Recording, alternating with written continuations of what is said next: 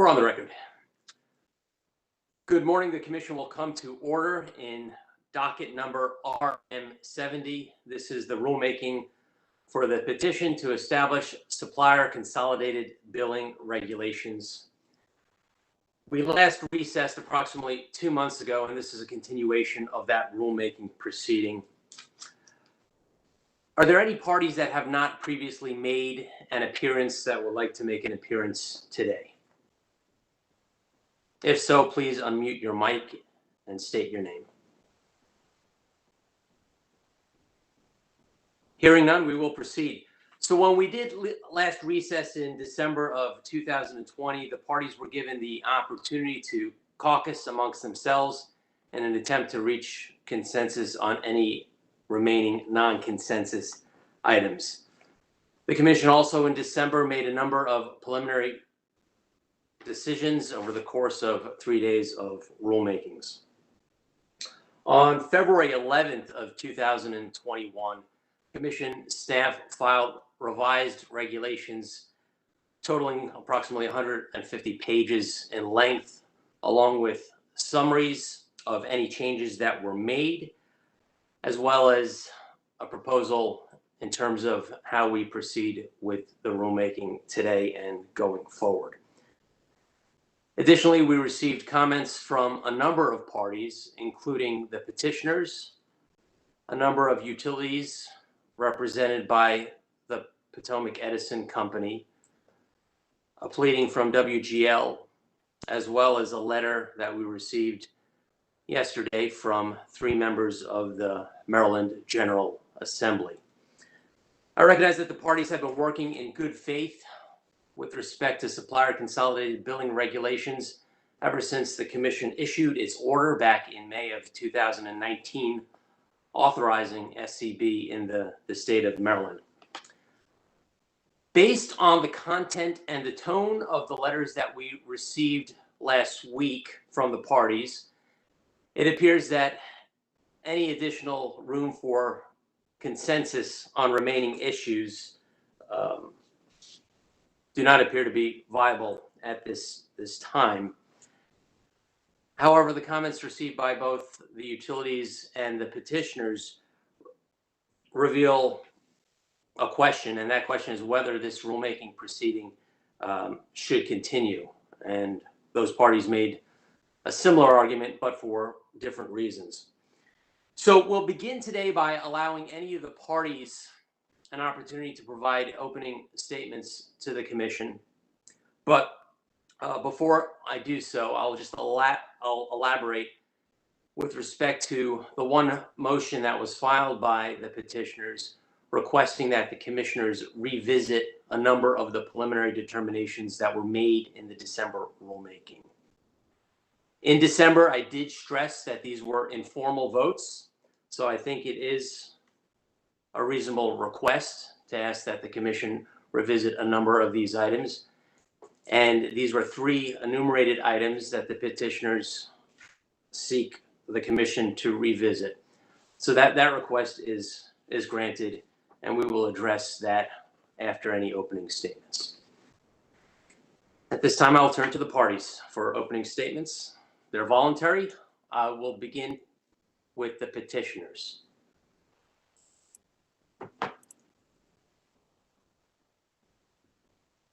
Good morning. Can everyone see and hear me? Good morning, Mr. Thank you. Green. Yes, you can. Brian Green for the petitioners. Thank you. It's nice to be here this morning. So we did file the comments last Wednesday, and we're very keen on, at the conclusion of the December hearing, where a number of commissioners indicated their willingness to revisit certain items that they had given informal guidance on. And so we continue to stress the 3 biggest items that we think will lead to a successful SCB program as intended by the General Assembly. And those being the pro rata payment posting system, the ability to offer bundled products, and then also the bill view access for the utilities are wanting to look at the all the bills that the suppliers send to customers. And let me just touch very briefly on each of those, because there's a lot of other issues in the case. As Mr. Chairman, you indicated, there's a lot of non-consensus items. We feel we have made a lot of progress in coming to consensus on a lot of the remaining issues in the last 2 months. There are some open items. Honestly, though, they are not the types of issues that are still non-consensus that are as important as these three with respect to the potential success of the program.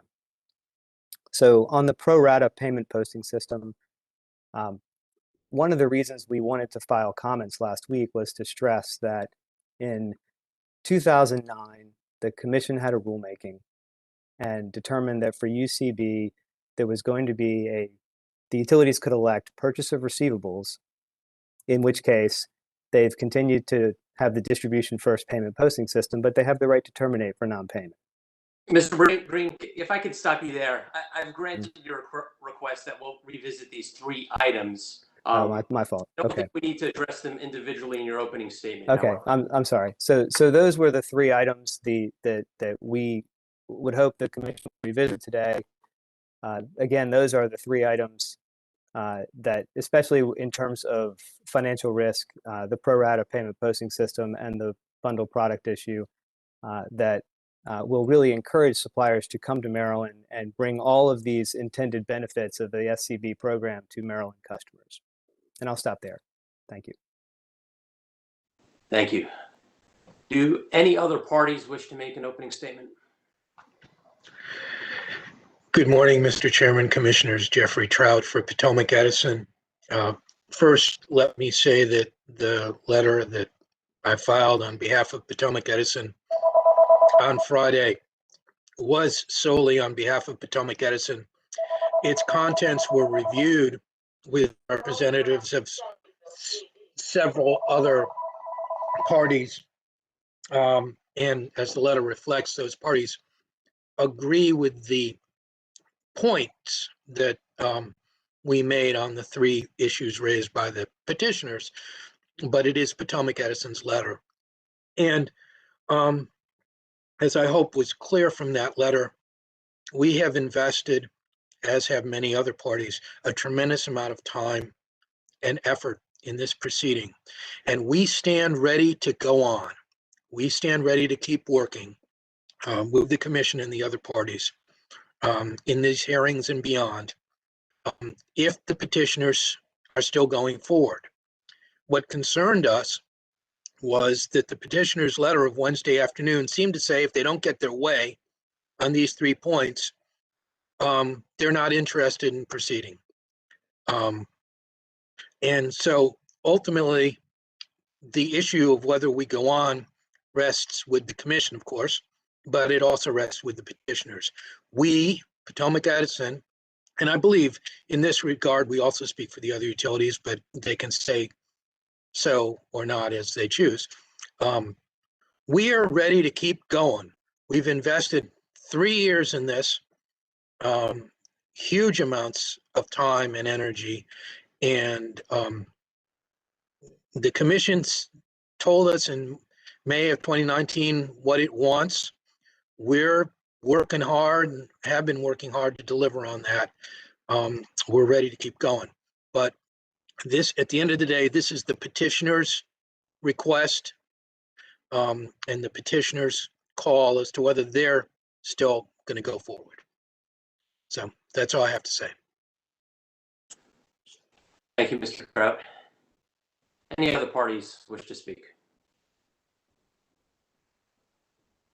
Okay. Thank you. At this time, I'll recognize if any of my colleagues would like to state anything before we begin with revisiting these issues as requested by the petitioners. Seeing none. All right, Mr. Green, we'll turn it back to you. In light of what Mr. Trout just stated, and Mr. Trout, thank you for correcting me. This is a Potomac Edison letter, not a joint utilities letter. It does appear that in your letter of February 17th, you described these 3 issues as deal breakers. That's my word, not yours. Obviously, staff has outlined at least a dozen more issues that we need to cover today. But I believe in your words, these are second tier issues, much less important than the 3 issues that you've outlined in your letter. So let me ask you that direct question first. Are these 3 items deal breakers? And if the commissioners don't provide favorable rulings on these 3, do we proceed with the rulemaking? Well, first, let me say that I don't believe that our letter voiced such a harsh ultimatum as what Mr. Trout seems to think it's that. I think we were willing to work forward. I can tell you that personally, I've invested thousands of hours, as my clients can attest to the billable hours, to make this program successful. And we're not walking away. We just want to get across to the commission that my 6 clients understand what makes a successful SCB program. They send out millions and millions of SCBs every month. And from a financial risk perspective, they know what they look for when they decide to enter new markets. And so I can't say if we don't get these 2 or these 3 issues, we're going to take our ball and go home, because this won't go live for another 2 years or more. But I'm looking at, are the rules encouraging suppliers to come to Maryland and participate in this program? And if all of the financial risk is stacked against the supplier from the beginning of the program to the end of the program, where the buybacks are capped to protect the utilities, to every step along the way where the utilities get paid first, and we're limited in the types of products we can offer, that's a problem. And that's the clear word I'm getting from my clients, is that when my contacts go to their leadership and their risk management folks and their executives, those are the questions that they're being asked. And so, again, I can't say we're not participating or we're going to go home. I'm just trying to build the most successful program possible. And similar to what happened in 2009, when the commission acknowledged that there was an uneven playing field, that's what we're trying to avoid here. So I hope that answers your question. I'm happy to try again if that doesn't. Mr. Green, I think I see where Mr. Trout viewed your letter as an ultimatum, because you do state that with the preliminary rulings, few, if any, suppliers will participate in the program. Obviously, the last thing the commission would want to do is to promulgate regulations that will never be utilized by any supplier. That would be a waste of all parties, as well as the commission's resources. Obviously, you stated back in your September pleadings, I think it was on the first page, you made the case that your suppliers are very sophisticated. They issue millions of bills every month. It sounds like they issue probably more bills than all of the Maryland utilities combined. So this is a business that they are very familiar with in the state of Texas. Obviously, I think it's just Texas and Georgia with gas that provide SCB. So this is, on one hand, a relatively new concept, but on the other hand, it's been operating in those 2 states at least for quite a long time. We're going to address the 3 issues that you mentioned: payment priority, bundling, and bill view access. But I'll pause there and turn to my colleagues and see if they have any questions. Commissioner O'Donnell. Thank you, Mr. Chairman. Mr. Green, I wanted to ask you, you spoke about the sophistication level of your 6 clients and the time and effort that you put in on their behalf here, but kind of touched on this with you in our last session. Do you acknowledge that these rules are not just for your 6 clients, but are for all competitive suppliers and will affect all Maryland customers in this market? And that our job is to decide these matters in the public interest, not necessarily only considering your 6 clients. Do you acknowledge that? Absolutely, absolutely. And one of the things to point out is that, in the eligibility requirements for suppliers to be licensed to provide SCB, they have to show, and we'll get to that at some point this week, right? That they have experience in sending bills and operating call centers and so on and so forth. But yes, they would apply across the board to any supplier that came in, and they're not all my clients. So yes. And not all of them have the experience level or the sophistication or the resources and infrastructure that your clients have. You acknowledge that? Yes. Yes. Yeah, that's fair. I wanted to make that clear because I think a lot of people think that as the petitioners, we're making this rulemaking on their behalf, and we're not. We're actually making this rulemaking on behalf of all competitive suppliers, however many of them there are in this state, and they're not all operating at the same level of sophistication and or efficacy that some are. Right. Thank And you. I would also point out that there are other suppliers besides my clients that have been participating in this rulemaking. So, but I see where you're going. Thank you, Mr. Chairman. Thank you. So, Mr. Green, as I Mr. noted, Chairman, sorry, Mr. Herman. thank you. Mr. Green, I guess I'm looking at your letter in a slightly different place than the chairman was, and it says at the second to last paragraph, if the guidance isn't changed, the informal guidance that we issued last time isn't changed, petitioners do not believe the program will be successful. Utilities will have invested millions of dollars in a program that benefits few, if any, Marylanders. So that sounds to me pretty severe. And if this is, I'm questioning, why should we continue if we determine those same, if we don't change our minds, if we say, okay, we now voted and that's on those 3 items, we've said what we're going to say. Why should we do this? I mean, because you're the petitioners asking for this and you're saying that you don't think it will be successful, which sounds to me like, a pretty clear threat that you're not going to come in and do this. Or is that just hyperbole in your letter? Because I'm really troubled by having the utilities spend all this money. I mean, I've already spent money and time, but to spend all this money if you all don't want to play ball.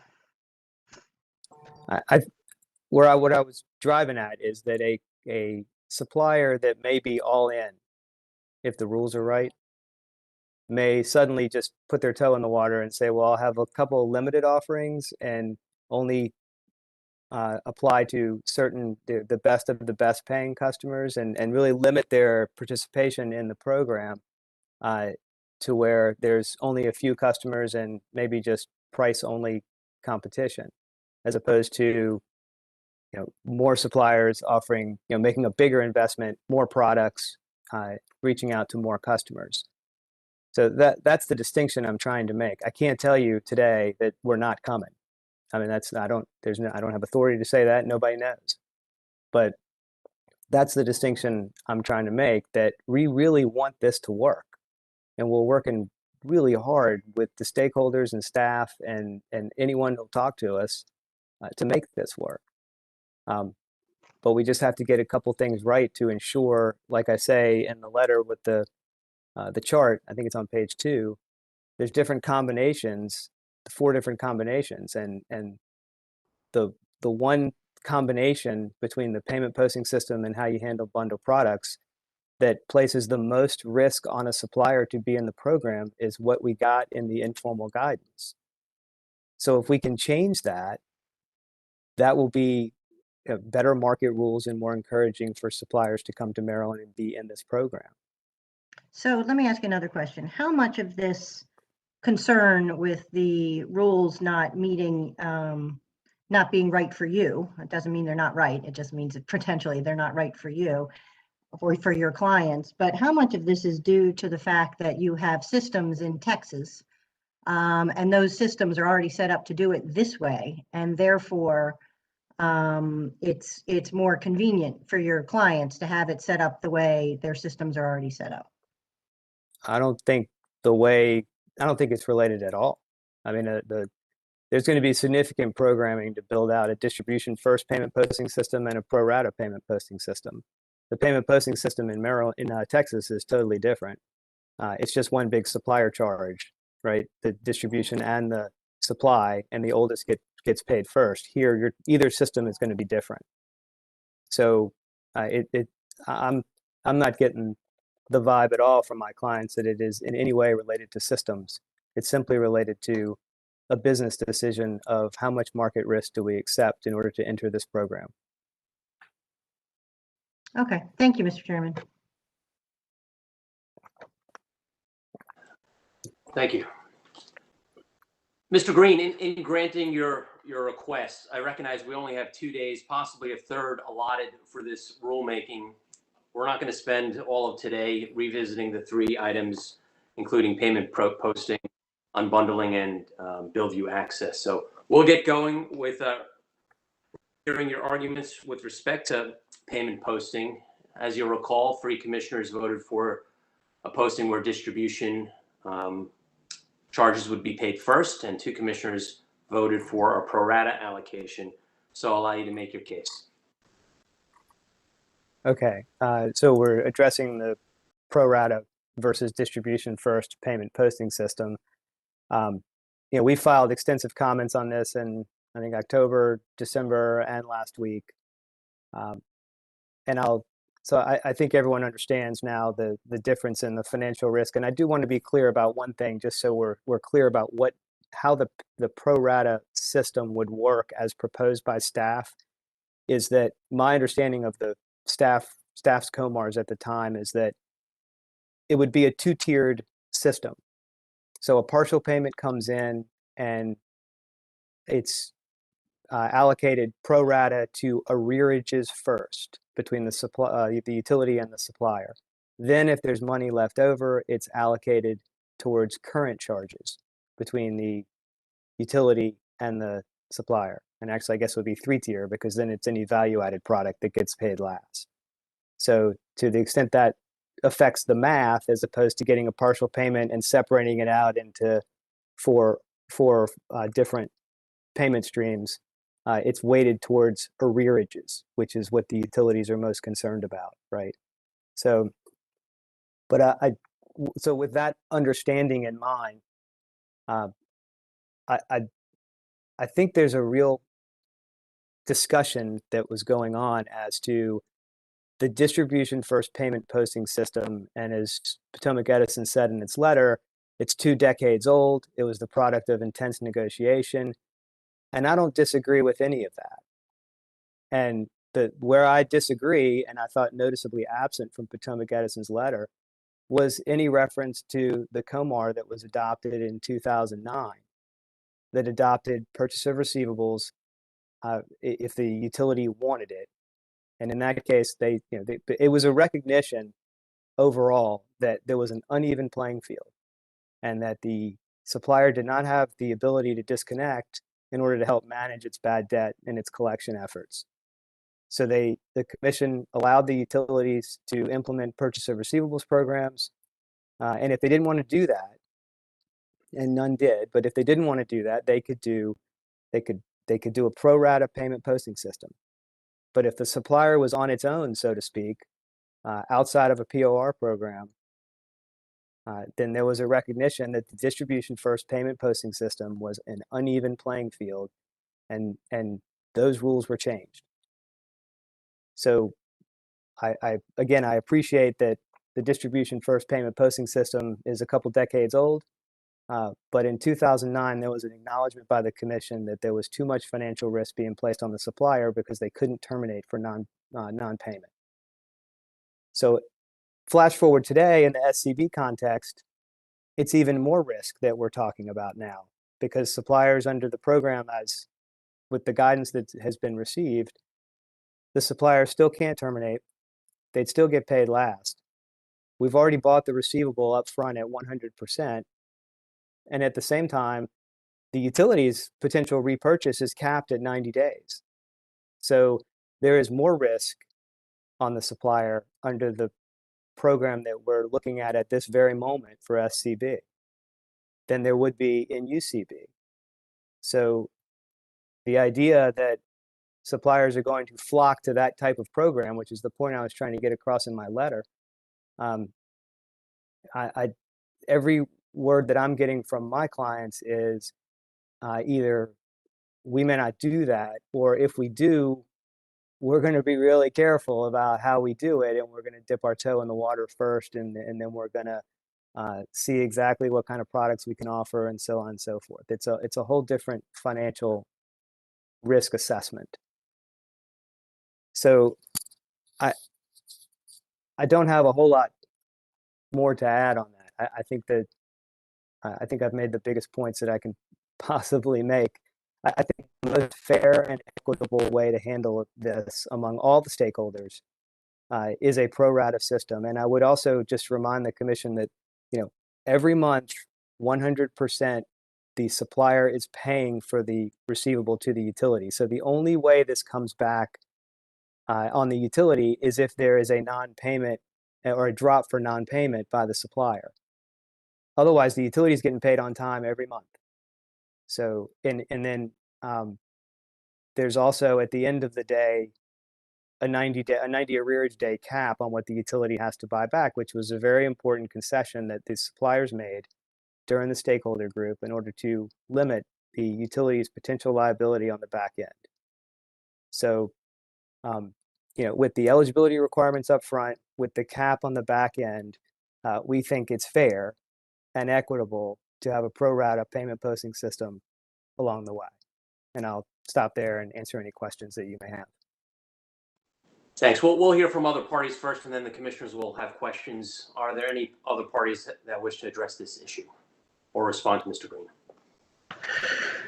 Yes, Mr. Chairman, if I could speak briefly.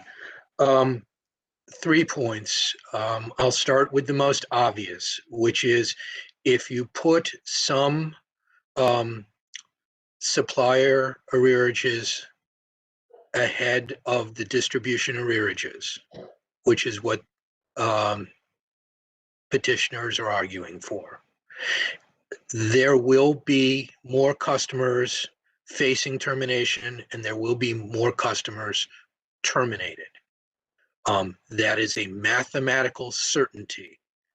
We walked through the math in our filing in October, and no one has contradicted that since. So the math remains the math. The impact on customers remains the impact on customers. And so the decision that rests with you then, I guess, is how to balance the benefit to the suppliers, which presumably will in some way benefit customers too, against the harm to customers with increased distribution arrearages and increased chances of being terminated. My second point is something that Mr. Green just adverted to. He argued eloquently about there being an uneven playing field. Well, I feel the same way, and I have for as long as there has been choice, especially choice with respect to POR, and that the playing field is uneven in that the suppliers can drop customers at will. That's how they protect their financial interests. They do not have any of the regulations around notice, termination, restrictions on types and timing of terminations that the utilities do. It's a very long and complicated and incredibly heavily regulated process for us to terminate a non-paying customer. The suppliers, it's entirely a matter of contract between them and the customers that they choose to take on. So they control their risk, of course, by choosing which customers to take on. But then once they have the customers, they control, based on contract terms they have written, when and how they'll drop those customers. And Mr. Green just said the only way that the utility and therefore its ratepayers will be hurt is if the supplier drops the customer back to the utility because the supplier isn't getting paid. Well, yes, exactly. That's the whole point. We will get hurt because they can and do control what customers they're going to serve. So it is an uneven playing field. And but I respectfully submit it's uneven in favor of the suppliers already, and this would make it even more uneven, even more a case of the utility customers subsidizing the retail suppliers' business. And finally, with respect to 2009, I generally don't speak on that issue because I generally think it's irrelevant, because the commission created this choice in 2009 and everybody has stuck with POR. Nobody wants to go down this pro rata route. Until now, the retail suppliers see it as a way of improving their position in SCB. If we're going to go down that route of putting supplier dollars on a par with distribution dollars and increasing the arrears that customers risk termination for, are we also going to get rid of purchase of receivables for retail suppliers? I don't hear anybody proposing that outside the four corners of SCB. That would be that would be how you would go back in your time machine to 2009, would be to get rid of purchase of receivables. But the suppliers want their cake and eat it too here. They want a greater share of the short payments, but they also want anybody who they drop off of SCB for us to continue to purchase 100% of the receivables. Again, I think that's blatantly unfair. I think all of this is going to be harmful to customers. Why do I care that it's harmful to customers? Because when the customers are unhappy, that's going to redound to the disadvantage of the utility and to the disadvantage of the regulatory environment. So for all of those reasons, it's a bad idea. And that it's what they do in Texas, I don't think is a persuasive argument at all, because in Texas, the entire market, the entire industry, the entire service to customers is controlled entirely by the retail suppliers. And oh, by the way, we can see how well that's working out.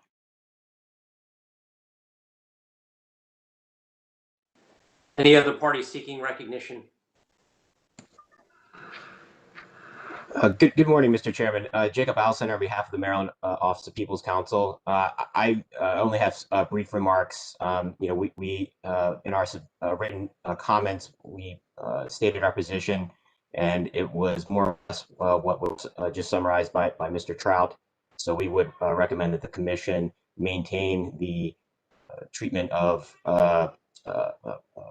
payment posting that was discussed informally at the rulemaking that we had last year. Thank you, Mr. Auslander.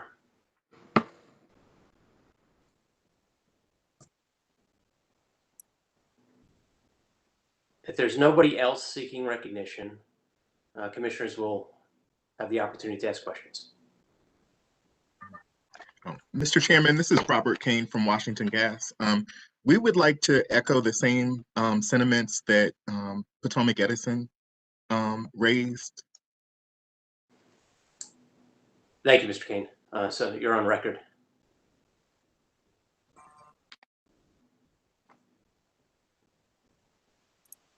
All right, seeing no questions from the commissioners, we'll in a moment proceed to a vote, but this one will be less informal and it'll be formal, and we'll decide this issue and move on.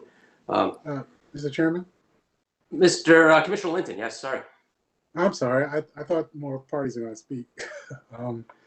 I had a question. I initially wanted to direct it to staff, but we didn't hear a comment from them, so I won't ask them to answer it. I'll ask instead if Mr. Trout and Mr. Green could answer it. I want to make sure that I'm understanding how the parties are interpreting what the difference between distribution and pro rata. And just so let me state what I think I'm hearing everyone say. That the distribution first model means that you're paying the oldest or the current distribution charges from the utility, and then of course any charges from the supplier. And the current charge from the utility always is the one that's paid first, so that the next month is the same cycle. So it's not a question of the oldest paid first, but it's a question of the distribution money from the utility, regardless of the age of it, being paid first. Am I hearing that that's the approach that you're looking at, is distribution paid first? That it doesn't matter whether it's older or newer, it's just always paid first? I think Mr. Green and I are on the exact same page with respect to this issue. And Mr. Green summarized it in his earlier remarks. It's a three-tier system. Just as it is now, you have arrears, then you have current, and then you have value-added charges. So right now, all distribution arrears get paid first, then all supply arrears. And then the third thing that gets paid is all distribution current. The fourth thing that gets paid is supply current. And then if there's money left over and there are value-added charges, they get paid last. And the proposal that the petitioners are advocating for would keep the three tiers, but within each tier, instead of doing distribution, then supply, you would do it pro rata as you went along. And again, I apologize for touting my own brilliant writing, but I laid out an example of that in October, of how the dollars would get allocated depending on how much the customer paid. And so it's not the tiers that would change, and there still is very much a time element to it, but it's that within each tier you would prorate. So if a customer only paid $1 and they had arrears, distribution and supply arrears, 50 cents of that dollar would go to the distribution arrears and 50 cents would go to the supply arrears, and nothing would go to any current and nothing would go to any value added if there was value added on the bill. And that would include current distribution. Correct. If a customer has arrears and also, and of course they would have current charges, and they didn't pay enough to cover all of the arrears, only the arrears would get paid. And the issue is, do you pay all of the distribution arrears before you pay any of the supply arrears, or do you whack up the money 50-50, or excuse me, pro rata? Do you whack up the money pro rata within that first tier, that first level of old arrearages charges? That's the debate. And Brian, if I've got any of that wrong, please correct me. No, I think you have that right. The difference is the point to make about distribution first is that no matter, you could have a supply arrearage that might be 3 months and then 4 months and then 5 months old, but a 1 month old utility arrearage will jump to the first in line to get paid on a partial payment. Okay, Right, that's true. That's fair. Okay, Sure. so that's part of where we see the disconnect, right? So that if you're only looking at arrearages and a partial payment comes in, we believe it's more fair to prorate between the two, and then if there's money left over, go to the current. And obviously the utilities think differently. And, well, our point is that the way a supplier would deal with that situation is that they drop the customer. If they're not getting paid, they drop the customer because they can. They have the ability to do that, and then the customer drops back, and then we have to buy the receivables, and yeah.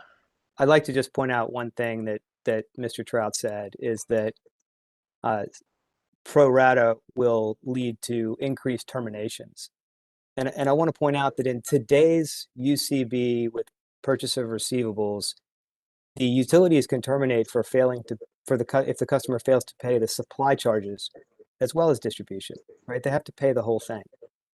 That wouldn't happen in the SCB context, because the supply, the utility would repurchase the utility portion, but the supplier is going to be on the hook financially for the supply charges. And they cannot disconnect for failing to pay the supply charges. So the representation that a pro rata system is going to lead to more service terminations is unsupported.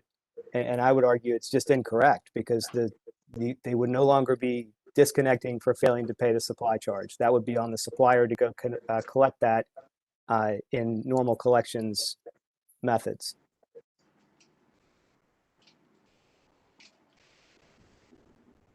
Okay. Thank you very much. I think that covered it for me. Thank you, Mr. Chairman. Thank you, Mr. Chairman. Mr. Green, just kind of curious about the Texas model. Who has, do you know who has disconnection authority in the ERCOT system? The suppliers have disconnect authority in ERCOT. And when they buy the receivable, the receivable is then all, they own it, right? So it's just one lump amount. And so when partial payments come in, they apply to the oldest first, and then once it's all paid, then to value-added products. So, but the supplier can disconnect, and that's why you only have one big lump. You don't really have to worry about payment posting, right? Because it's one big lump receivable, because the supplier can disconnect for non-payment. Yeah, I'm just hearing a lot about the spot market electricity bills in the state of Texas these days, and that's very concerning to me. So, yeah, and let me just add, if it's helpful, let me add that Mr. Trout made a comment about the Texas model, and the Texas problems that we're seeing today are horrific, no doubt, but it's largely the product of a much different wholesale market than what we have here. And the retail customers in Texas, to the extent they have a fixed price contract with their supplier, they're receiving that fixed price, and they're shielded from all the wholesale pricing chaos. If they have a variable price, that's a different story. But that's what we saw here in 2014 with the polar vortex, and Maryland revisited and revised its COMARs for additional disclosures and to additional consumer protections for variable price contracts. So I share in that sentiment about the problems with Texas, but I just want to be clear that it's not the result of billing. It's the result of a wholesale market structure, and the people who are suffering the most from that are the retail customers who are on retail prices that are tied to those wholesale prices. Understood. But we also have to acknowledge that one or more suppliers have been behind the scenes pushing legislation in the Maryland General Assembly this year that would give us exactly the Texas model. Exactly. And that's very concerning to me.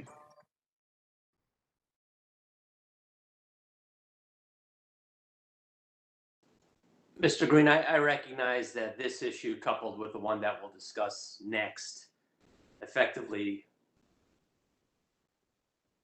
determines whether or not your parties, your petitioners, your clients will incur too much risk.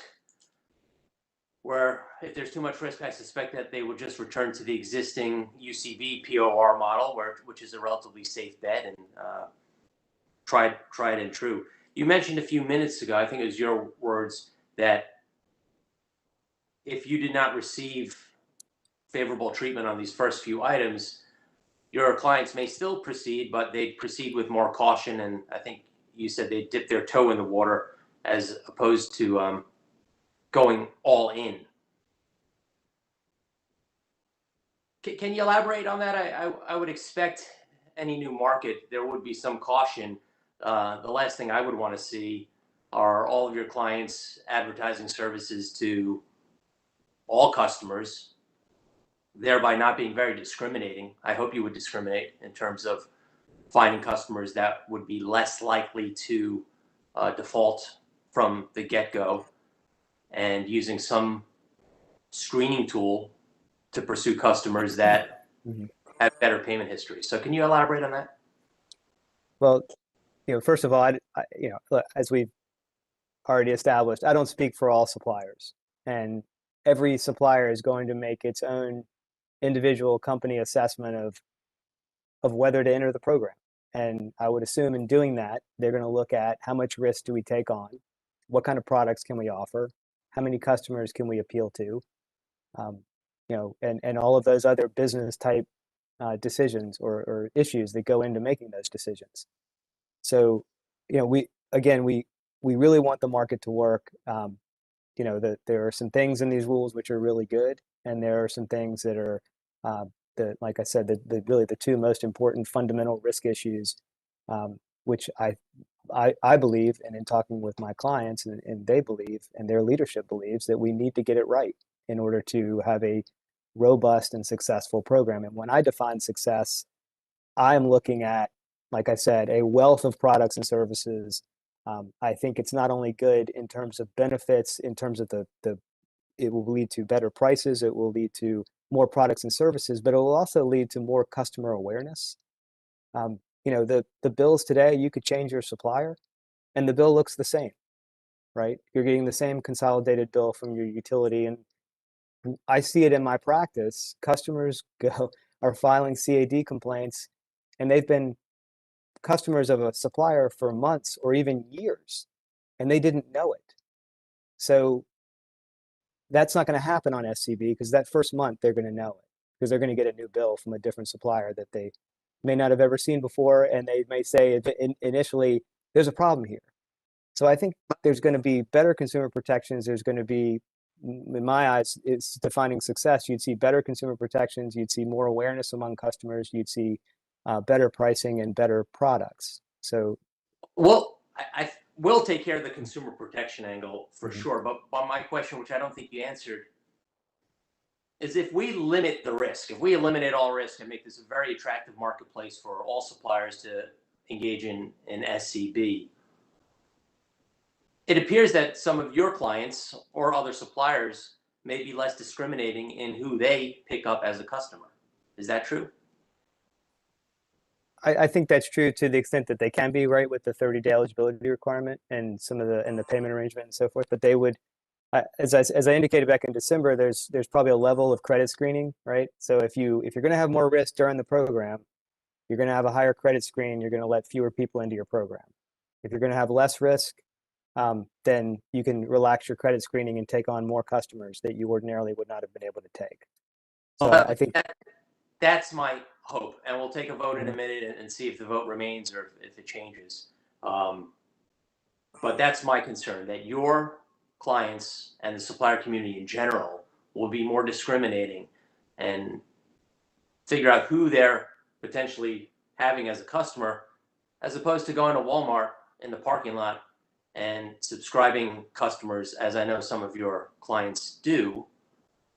And next thing you know, the customer, or maybe a member of the customer's family, has signed up, and you know nothing, literally nothing about the customer except their customer choice ID number. Any further questions from commissioners before we vote? Okay, we'll take a vote now. Yet again, we'll begin with Commissioner Herman on the question of whether distribution arrearages get paid first, or if it's a pro rata system in terms of payment posting. Thank you, Mr. Chairman. I would note, Mr. Green, I find it very troubling that you believe customers sign up with suppliers and don't know that they have a supplier. And to me, that seems to me to be a supplier issue, and a really troubling one, because it sounds like potentially slamming. If you didn't know you switched, I find that very troubling. But yes? I might have cut off Commissioner O'Donnell. I see that he wanted to possibly, oh, sorry, no, his mic was just open. Please okay. proceed. Sure. And my vote has not changed. I believe we should pay distribution first. And as the discussion with Mr. Trout and Mr. Green, it's not all utility first. It's utility arrears first, then supplier arrears. It's not all distribution first. So let's be clear with that. but I will vote for that. And for one, it only applies to partial payments. So I don't think that's not a majority of customers. And two, that the supplier has the ability to do credit screening and should be doing credit screening just like any other competitive business. So I remain convinced that we should stick with the distribution first. Commissioner Linton. Mr. Chairman, I initially voted in favor of the distribution first model. But after reading this material a little more and having a brief conversation this morning, I'm actually thinking that I need to switch my vote to pro rata, only because at some point, I think we decided a while ago when the General Assembly did as well that SCB is a solution that we wanted in Maryland. And my concern is that under the distribution model, as I'm hearing it described, it's going to allow arrears to continue to build on behalf of supplier charges without necessarily resolving all of the distribution charges. And that is an issue that from a financial perspective can harm not only the supplier, but the commodity portion of it is not going to get purchased by the utility. So there's actually when that customer goes back to the utility, when the supplier drops them, there's a double loss there that doesn't happen if they were on POR. So I'm switching mine to pro rata from distribution. Commissioner O'Donnell. Thank you, Mr. Chairman. I am not changing my position on this. I will just say that I don't find the proposal necessarily to be in the public interest, and not for the reasons Mr. Green states, because he states his case very well, but knowing that we have to decide in the public interest, not just based on Mr. Green's clients, but based on all of the suppliers, the broad spectrum of suppliers in the state of Maryland, and how this may play out and affect customers. And if it tends towards increasing the number of disconnections for arrearages, I'm not supporting that, and I don't find that to be in the public interest. And if we learned anything out of this pandemic, it's that. So I'm not changing my position. I'm going to vote for the distributions proposal. Commissioner Richard. Thank you, Mr. Chairman. I'm not going to be changing my position either. I believe that as we charged the staff to come up with and the work group to identify a fair and equitable payment posting solution, I think the one that was proposed by staff and the suppliers is such a solution. I think I would note that the letter from Senators Feldman and Hershey and Delegate Brooks weigh heavily on me. I think it is time, far past time, that we implement the Section 505 on transition to electric restructuring and gas, and the 511 on competitive billing and metering. So I think it's time we do something. I think the point's made that if we come up with a regulation that the largest and most reputable companies, they're saying that they would have a hard time coming to Maryland. I don't think that we would have actually achieved that. But I think for the reasons I think Senator Linton, Commissioner Linton, stated, and also I think the staff did a good job coming up with a good equitable solution. So anyway, I stay where I am, supporting pro rata.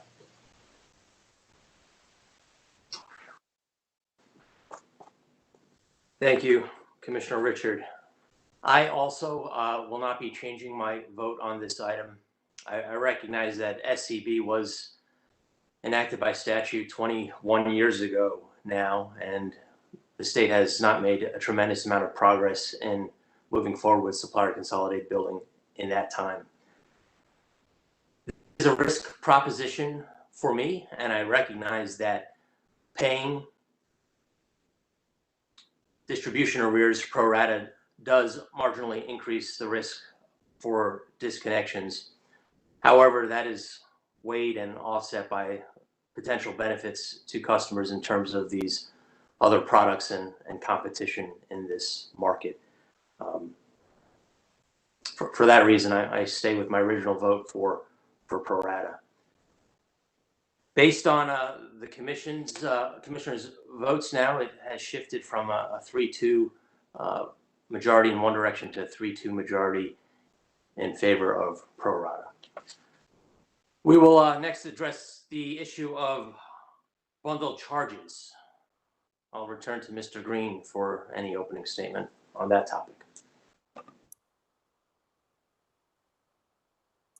Thank you, Your Honor.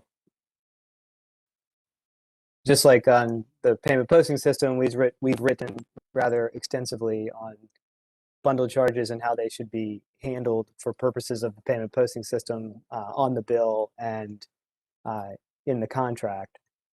Our view is that as long as the customer is fully aware of what they are getting up front, that we shouldn't have to break out the actual cost.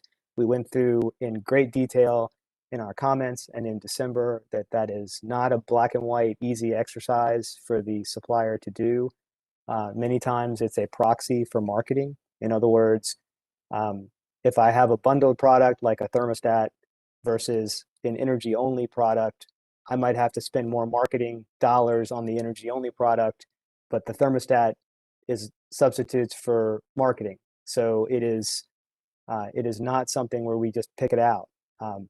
And that cost may be different from supplier to supplier, and every supplier obviously is very different in terms of overhead, in terms of how they acquired that product, in terms of what they price it. If they price it at all in their product, they may just give it away. And when you add all of that up, and I'm trying to be brief here without repeating everything that I've said and written in the past, we feel like that to truly allow for the market to flourish and for all of these products to come in that the customers like, they want these products and they're generally offered at a discount, that the proper way to do it is just allow the supplier charge to be the supplier charge. Now, if there is a product that is sold separately, that the customer doesn't have to buy in order to get the energy product, that would be the value add product that is broken out on the bill and is paid last. And then the final two things I want to mention is that one of our fears in this is that if we go forward and require this unbundling for payment posting and for, I know the guidance in the December was not on the bill, which we appreciated. And we didn't really address, it was unclear from the working group's perspective whether staff's proposal that we have to unbundle in the contract. That guidance was unclear, so that we'll probably get to that. But I lost my train of thought. But the one of the issues is that the road that we're going down is that at some point there will be a proceeding or multiple proceedings at the commission where commission resources have to be dedicated to did the supplier unbundle a product, and what was the cost of that, and how do we calculate that cost, and did the supplier calculate it accurately? And we're getting into issues of potential legal issues involving price regulation, and then we're getting into what is the standard used to determine whether you've priced that accurately versus all of the other things that you include in your commodity cost. It walks the commission right down a path where they don't need to be. And I feel like we are, with staff's bundling proposal, we're trying to solve a problem that and come up with solutions where we don't know what the problem is. And when we look at other markets, we don't see increased prices. We haven't seen increased terminations because of any bundles. And definitely what we haven't seen is really high priced products baked into the commodity charge. And in December, there was a lot of talk about mini fridges and appliances. And every time I said, we don't offer those because we have a risk of not getting paid on those as well, I feel like that more people talked about mini fridges and appliances, the more I said that's not what we do, and that's a big financial risk to the supplier as well. So for all of those reasons, and there's plenty more, but I want to keep it brief, and I don't want to retread all the old ground. But this is a really important issue. It's not just the ability to offer these products, but it's also the resources dedicated by all stakeholders on the back end to figure out, did they do this properly? And is that really where we want to be? And I'll give you an example. If you look on the Maryland Electric Choice website right now, the prices are generally between 5.9 and 10 cents for a 1-year fixed price contract, right? So some of those have other things in them, airline miles, cashback, reward dollars, things like that.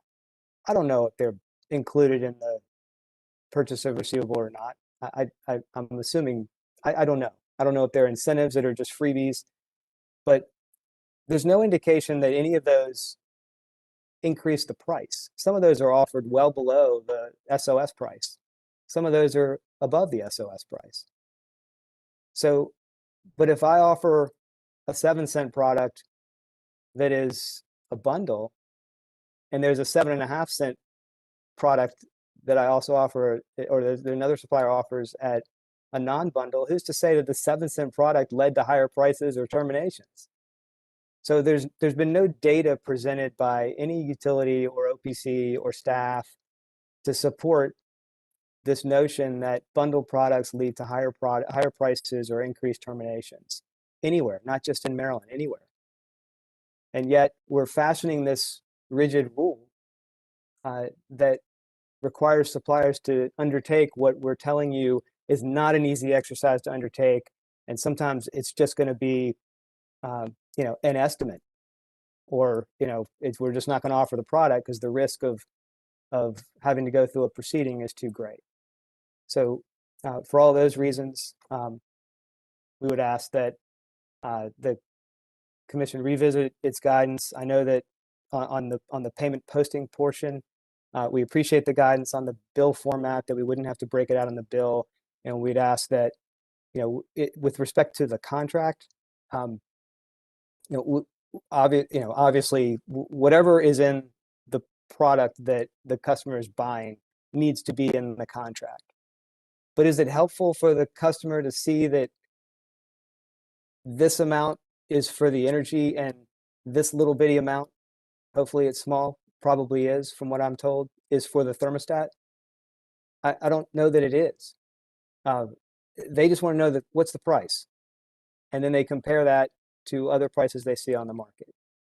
So, we have no problem with making all those disclosures, and they're required today. I think we would bolster that in the SCB context, but we'd ask that the staff proposal was that we break out the percentage or the portion of which would be paid first under the payment posting system. I don't know that we need that anymore if we're going to have pro rata, but at the same time, we don't think it's necessary. So thank you very much. Other parties, responses or statements on this issue? Yes, Mr. Chairman, 3 points. The first is that this goes to an even more fundamental issue than the one we were just discussing, because before there was retail choice, the rule in Maryland has been clear and specific. You can't terminate service to a customer for value-added products. And that was back when all there were utilities. That was the rule. So when we went to choice, we had to figure out how to incorporate that rule into the choice environment. The way it got incorporated in was value-added products last. And so that's been the rule, and we've all lived by that rule for the last 20 years. Whether it's a utility that's selling the value-added product or a supplier that's selling the value-added product, the customer can't get terminated for it because it gets paid last. And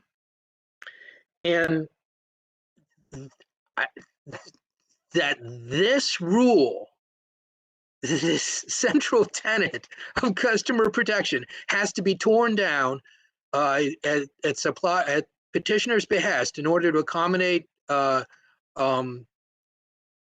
their desire to do SCB a particular way just frankly boggles my mind.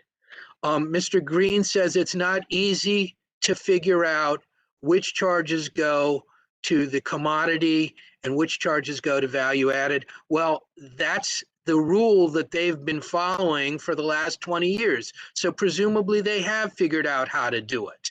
I just, you know, to say it's not easy or it can't be done is to say that the suppliers haven't been following the rules for the last 20 years. And I don't think that's the case. And I certainly don't think that that's what Mr. Green is trying to say. The last point is that we, at least Potomac Edison, is not arguing about bundling versus unbundling. They can bundle till the cows come. What they need to do is what they've supposedly been doing for the last 20 years, which is on the books in the back office, segregate out the charges for the value added from the charges from the commodity and put the value added stuff at the end and not lump it in with the supply charges that either the utilities have to purchase under POR or that now, per the vote you just had, dollars for these value-added products are going to get paid ahead of potentially some distribution arrearage charges. So it's gone from being last to first. This is the somersault that I talked about in the December brief. They've managed to somersault what's supposed to be from before the days that were retail choice, the last thing that got paid, and they've made it part of the first thing that gets paid. I just, you know, I'm sometimes accused of using colorful language, and I plead guilty to that.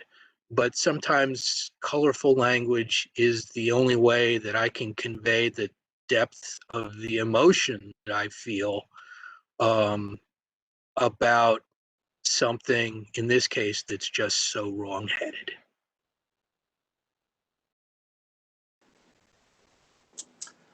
Other counsel?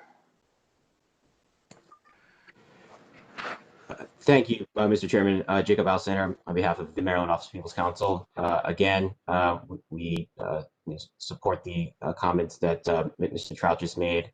As we pointed out in our previously filed comments, we believe that in order for customers to make an informed decision about the electricity and natural gas supply products that they purchase, they must be able to determine what that price is. And we believe that any path forward with supplier consolidated billing that would interfere with a customer's ability to make that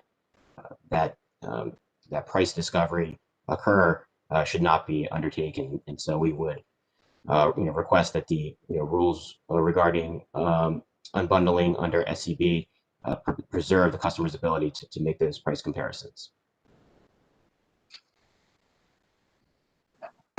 Any others? Mr. Chairman, Benjamin Baker on behalf of staff. With a pro rata payment posting system, this question of bundling versus unbundling does really rise in importance because now there is supplier charges that can get paid ahead of the utility distribution arrears. Mr. Green likes to indicate that we've brought no data to the table that show that terminations are going to increase, and I have no data to tell you if it's going to, but I think on the same direction, Mr. Green and his clients have not brought any data to prove that the Armageddon that some of us talk about is not going to happen. Does it make a lot of sense to recover expensive fixed products through a bundled charges? That sounds a little crazy, but I just don't know. So there's no guarantee we can give you there. I think the issue that staff has been struggling with for the last month and a half on this issue is after we got into this idea of bundling versus unbundling, we spent there in the comments we provided you on last Friday was this idea of how once we get into a litigation on this issue are we going to resolve it, and so that's something that we did struggle with, and we tried to define commodity, and it was a harrowing exercise to say the least. But I think there is a complication, this unbundling, that I just want to make sure the commission is aware of. And I don't, to Mr. Trout's point, supposedly that we have not been buying supplier commodity combined charges for the last 20 years, but then we keep hearing this is a really hard thing to do. It's an estimate. And so I just want to make sure that we are taking this, realizing going forward that we probably, without a definition of commodity, or even with a definition of commodity, we probably have some litigation risk that this is going to end up getting resolved later down the line if we continue to argue for unbundling. But I do think unbundling is an appropriate measure, especially considering that we just approved a pro rata payment posting system. Thank you, Mr. Chairman. Thank you, Mr. Baker. Mr. Chairman, I'd also like to point out, I think that Mr. Green talked about the commission regulating the price of commodity. But in fact, what we're trying to achieve here is making sure that only the commodity is included in this payment posting plan and not other things. And that's really basic, I think, to the Competition Act. Thank you. Mr. Green, some questions for you, and then I suspect commissioners will have questions for all. You make the argument that any value-added product, and we were discussing windows, and you had a concern with that item. But let's go with your value-added example of a Happy Meal, right? A $1 hamburger. Any additional, I don't care if it's $1 or if it's $7,000 for windows, it increases the cost to the customer, and does it not put the customer in greater risk of a default situation if these charges are bundled? Easy question. Right. No, they certainly, the only way suppliers can recover their costs and overhead is through their prices they charge their customers. So, somehow, somewhere, it's going to be, if there's a cost, it's going to be included in a price, right? So if that price is higher, it doesn't mean that the price would have been, if the price is higher and all other things being equal because of the bundle, then I would agree with you, except that it's so hard to say that all other things are going to be equal, because absent the bundle, like I said earlier, the marketing costs might be higher. They may not be able to the price may still be the same. So every supplier is going to be different. And who's to say that the 7.5 cent, that half a cent or millage difference in the bundle led to the termination? Well, that's the straw that breaks the camel's back, whether it be a Happy Meal or $7,000 in window. As Mr. Baker just noted, since you received a more favorable ruling on the first item, this does raise the level of importance of bundling. And Mr. Trout mentioned a minute ago that your position is that it's very complicated to unbundle these items for purposes of payment posting. And it probably is.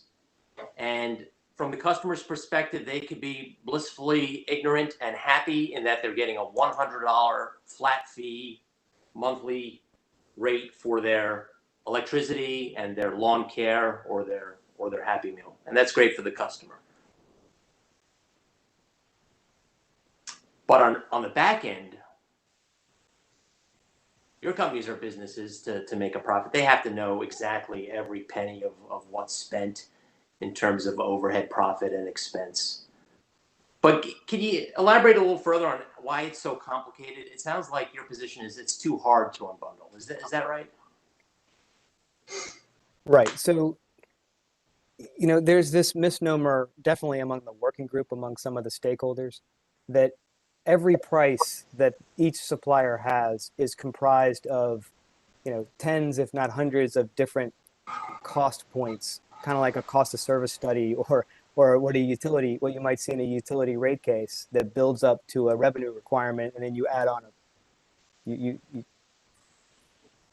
sorry, I was getting some feedback, and then you add on some profit margin, and that's not necessarily how it works. I'm told that we had one stakeholder in the working group say, well, how many employees were dedicated to formulating that specific product, and why you only put those, that's the cost, right? It's not the other hundreds of employees that you employ. And I said, well, now you're way into our pricing. But and then at the end of the day, right, I know for a fact that my clients will look at the websites and say, well, okay, there's a 6-cent price, but if I'm at 5.9, then I'll show up first when you go to sorted by lowest price. So that's pure competition and really has little to do with costs and so forth. So that price is set, and it had nothing to do with the bundle or anything like that. It's simply, we can drop our price and be first in line, or we can be the lowest one out there. Or if someone else has a similar product and we want to be lower than them. So there's a whole bunch of different elements that go into this, and it's not all the same on a supplier by supplier basis. I recognize that. I'm less interested in marketing and making sure that your particular supplier's price is lower in priority than others. But I would remind the suppliers, I'd remind the petitioners that in our May 2019 order, we stated that we would have very rigorous regulations where suppliers would have to demonstrate that they had the competence to work through very complex billing requirements. Those are the exact words in the May 2019 order. If somehow you're stating, and you may not be, but if you are stating that suppliers, whether your clients or others, are not up to the challenge of working through the complexities of billing to the point where they can't unbundle, that would be that'd be concerning, and they wouldn't be allowed to participate in the Maryland SCB market. That wasn't a question, that was just a statement. Commissioners. Seeing no commissioners seeking recognition, at this time, we will take a vote on whether to allow bundling or. I'm sorry, Mr. Chairman. Oh, sorry, Commissioner Linton. No, I'm sorry. No, I thought somebody else would get in first, so I was moving slower than normal. I had a question for the suppliers of Mr. Green. Oh, you are. So as part of your clients' efforts to offer a bundled product, I guess one of my questions has to do with what happens if. So let's say you're offering a bundled product to a customer, and the customer has partial payment, but they have questions about application of the money to the bill itself. And you're gonna have everything on there: the distribution portion from the utility, whatever is in your bundle, and the customer makes a partial payment.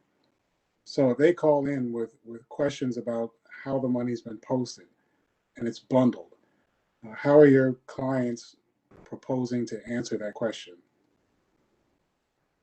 I think they would likely, the customer service representative would point them to or explain to them the pro rata system for utility arrearages and supplier arrearages, and how that payment was allocated as between the two, depending on the amount of payment and the amount owed, and just walk them right through the different tiers that we talked about earlier. And then, the customer hopefully knows, right, that they have this other product and that's included in the KWH price. Now, just to be clear, if there is a product offered separately that the customer agreed to, that they didn't have to buy in order to get the energy product, that is a value-added product that would be paid last, and everyone agrees on that. So I just wanted to make sure. I think Mr. Trout said something earlier that might have indicated otherwise, but I think if anyone calls a customer service rep for a supplier, they're going to walk them through and tell them exactly how the payment was applied. I hope that answers your question. So yeah, we're walking down that road. So if, for example, a customer has, the supplier is offering several different products as part of the bundle. So there's Netflix, the infamous Happy Meal, um, insurance for a drop line from the house to the pole, uh, maybe a thermostat, a Nest thermostat. All of this is part of, these are add-on commodities that are part of the bundle. And the customer makes a payment, but it's a partial payment. Are your clients envisioning a model where the customer can say, "Hey, look, I don't want to miss my Netflix this month. Make sure you pay that part of the bundle"? Is that something the customer has the option to do, or is it going to apply directly to everything that's on there, regardless of the customer's preference? I think to do it on a customer by customer basis to allow them to direct a payment in a certain direction is probably not doable. We've talked about that in other contexts in the working group, and that, I think, for everybody created a programming nightmare. But so I think it would all be in that supplier arrearage charge, and the price is the price. So that's how it would shake out, I would think.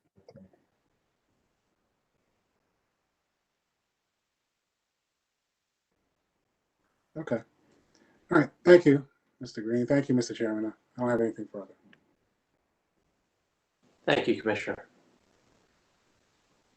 If there are no additional questions, then we will proceed to a vote on this issue, beginning with Commissioner Herman. Thank you, Mr. Chairman. My vote remains the same as last time, that suppliers, particularly now, given the prior ruling, must be able to break out the non-commodity charges, and that our prior order said that they, as you stated, they have to meet rigorous demands of complex billing requirements and the quality assurance and record keeping necessary to handle charges, utility charges that may contribute to potential disconnections. I think that disconnections are at issue here, and whether it's a $8 streaming charge or an $80 vacuum cleaner or anything else, I think that it's absolutely essential that these suppliers be required to do the unbundling. Commissioner Linton. Chairman, I was the 1 and 4-1 vote in favor of that went in favor of unbundling, but I voted for bundling. I'm still in that position. I think that the effort to try and unbundle and to keep track of the application of payments across all of the different categories would be difficult for a supplier for sure, but I'm more concerned about how difficult it would be for the commission in the event of a review. We would have to have a similar process internally to manage that. I also think it's that the more appropriate way to address it would be along the lines of what we did back in RM54, where we just made sure that customers were aware up front about what they were signing up for, so that they know what's part of the bundle when they enroll for with the supplier. And so if they're making a partial payment, they know up front that that partial payment has to be applied partially to the different components of the bundle, as opposed to it being a surprise on the back end. And since the utility is only receiving an event of a default, the utility distribution charges, I don't think we're necessarily increasing the potential risk for a service denial. Certainly in the POR, you'd be transferring the commodity and the distribution.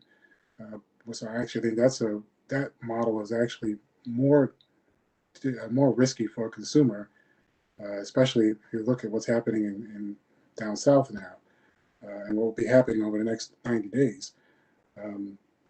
So I think that the bundling component, I mean, at the end of the day, this is what the suppliers are offering. They have every incentive to keep that bundle as low as possible so that they can not just enroll customers, but keep them. If there's too much in there, or if they make it too large, or if it's a surprise to consumers, they'll lose them, and that acquisition investment is lost. So I'll still be the one in favor of distribution. I'm sorry, in favor of bundle. I'm back on the other one. Commissioner O'Donnell. Mr. Chairman, for reasons similar to Commissioner Herman and to the persuasive argument by Mr. Trout that this is not too hard because it's required now to be done in the POR realm. I'm not buying it all of a sudden because we're considering this rulemaking that this is going to become excessively hard to figure out. That I am not persuaded by the supplier's argument here because it's required now to be done. I'm also persuaded by the Office of People's Counsel and their argument that consumers have the right to know what the component parts are and to make an appropriate evaluation of the value of that product that they're purchasing from a retailer. I know how difficult it is to do that because I have a bundled service at my residence, my own personal residence, and it's very hard to separate the three components of that telecommunications service to know what the value is of each one. I can't do it. It's impossible. And so for those reasons and the fact that I believe after the first decision was made today, this has a heightened level of importance to the consumer than it did before. I absolutely believe we should require the unbundling to occur, and that's my vote. Commissioner Richard. Yeah, after considering my vote from the last session and also some of the very persuasive arguments that Commissioner Linton has made, I think I would actually move over to more to that position. I think he's right. There are other competitive pressures that I think will act as a protection as far as the pricing. Also, I'm mindful that I don't necessarily want us to move away from make it worse than the status quo for suppliers that they have under UCB. So I think I would be supportive. However, I don't know that I would be flexible on that. I do have the same concerns that Commissioner O'Donnell made just discussed, and if there could be a compromise in maybe some limiting factors around definition, and making sure that there are some reasonable constraints. Or I was intrigued by the staff suggestion on subjecting it to some sort of an index. So anyway, since there's one vote remaining out there, I'm open to be flexible on that if that might be persuasive to the next vote. So anyway, thank you, Mr. Chairman. Thank you. This is a consumer protection issue for me, particularly in light of the change in the last vote. I do agree with Commissioner Herman and Commissioner O'Donnell's position here. The last thing I would want our supplier customers terminated for cause because they have these other non-commodity, non-utility, non-energy or gas items bundled together. So my position remains the same. My vote remains the same that unbundling is required on the back end. That vote went from previously was 4-1. Now it's 3-2 in favor of unbundling. At this time, we'll take a short 10-minute break. We will reconvene at 11:40 a.m.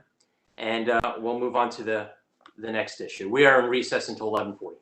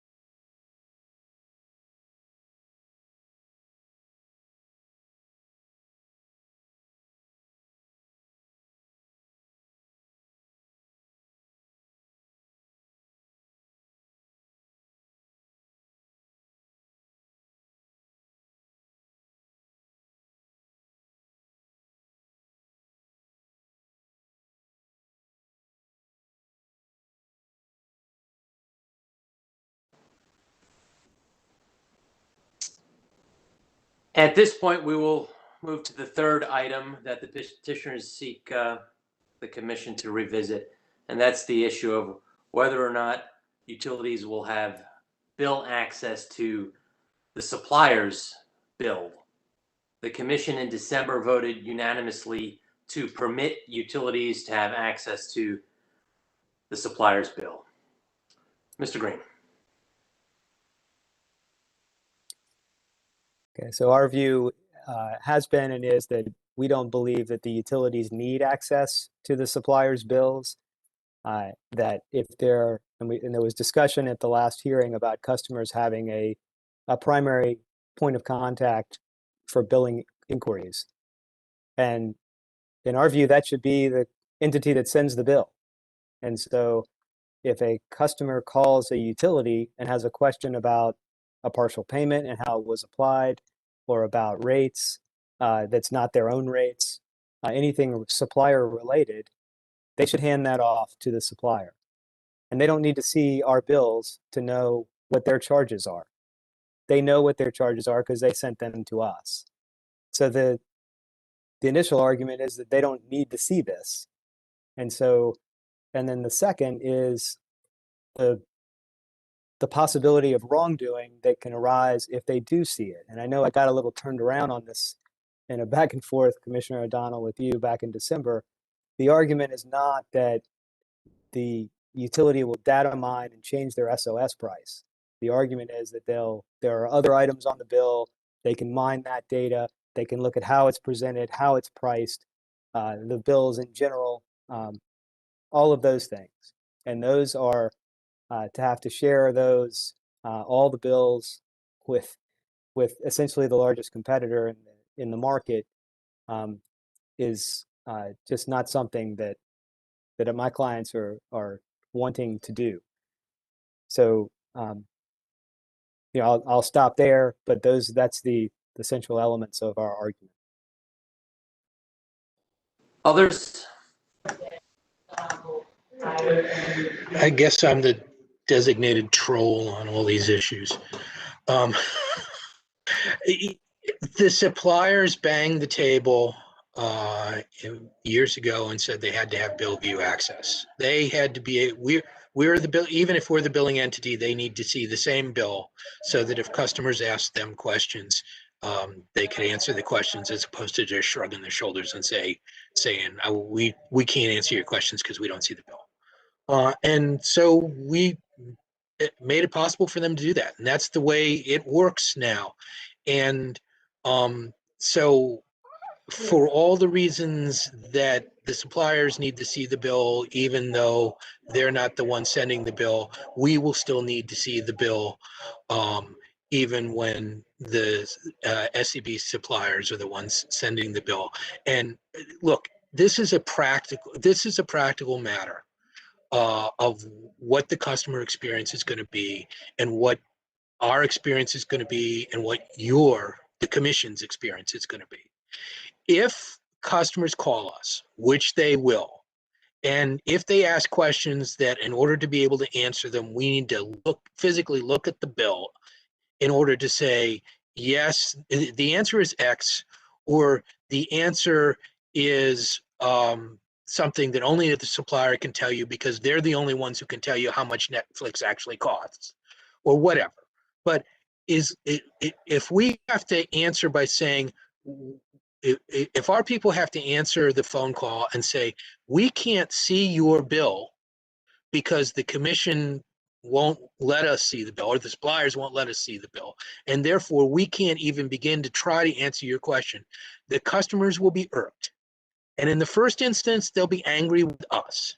And that's why we, the utilities, care about it. And in the second instance, they will take that anger and they will translate it to complaints to you. So you and CAD will be the ultimate receivers of the customer's unhappiness with this arrangement. So the suppliers are asking you to treat them differently from with respect to their bills than how they wanted to be treated with respect to our bills.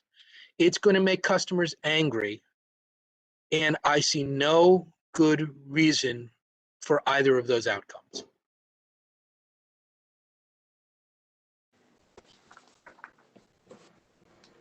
Mr. Chairman, this is Robert Kane from WGL. We're going to repeat the same sentiments that Mr. Trout raised. We need to have access to the bill to provide support in regards to the distribution charges.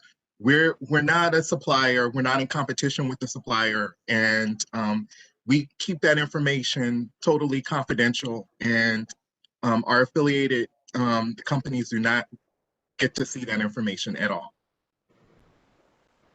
Thank you, Mr. Auslinger. Thank you, Mr. Chairman. OPC would just like to repeat their support for the utilities position on this issue. We do believe that customers are likely to call the utility with questions about the bill, and the ability of the utility to answer those questions will depend in large part on whether or not the utility's call center representative is looking at the same document that the customer will be looking at when they're speaking to the utility rep on the telephone. We also believe that because this is a consolidated bill, just because the supplier consolidated biller is the entity that is sending the bill, that does not, that does not eliminate the fact that this is a utility bill too. So the utility should have the ability to confirm that the charges that they are transmitting to the supplier consolidated bill are being accurately displayed on the bill. And we do not understand the counter arguments put forward by the petitioners, and we believe that there would be consumer harm if the utilities are not granted bill view access as they've requested. Thank you. I have a question for Mr. Green. Is the supplier bill considered a privileged document? No, in and of itself, I think I answered that from Commissioner Herman in December. So if a customer wants to take a photograph of their bill and post it on Instagram or Facebook, they may do so? Absolutely. And I think they do. So. Thank you. That's the only question I have.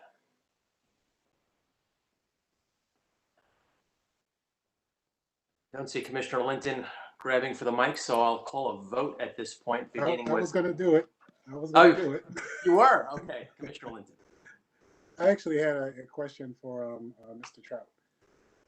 I'm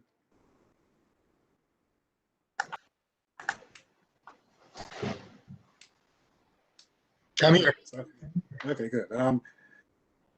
Earlier, the last time we had this hearing, I, of course, was in support of utility companies having access to the supplier bill. The one concern that I did raise is that there'd be the possibility of a customer, since we recently had some tennis championships, going between both supplier and utility with the same question, trying to get a different answer. So the suggestion I had made at the time was that there is a clear distinction about who is responsible for answering first, either supplier or utility. And clearly I thought, as part of my vote, I thought that the supplier should be the first party to answer, so that if the customer calls and says, utility, I have questions about my supplier bill, the utility would say, you need to call the supplier.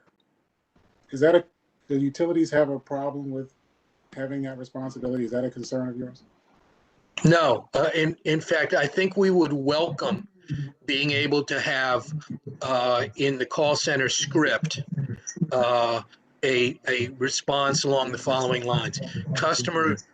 SCB customer calls us and says they have a question about their bill, and call center rep, have you talked to your supplier yet who actually sent you the bill? Customer, no, they're just the supplier. You're my utility, so I called you first.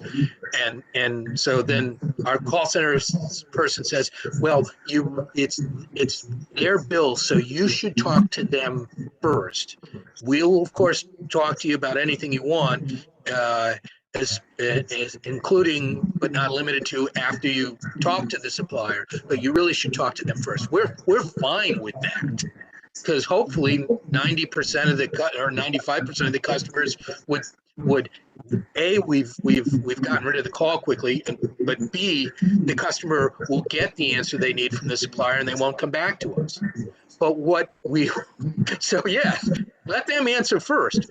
But what I don't want, and what our call center people really don't want, like have their hair is on fire, they don't want, is a situation where the customer comes to them and says, look, I can't get a straight answer from the supplier. Tell me what X means.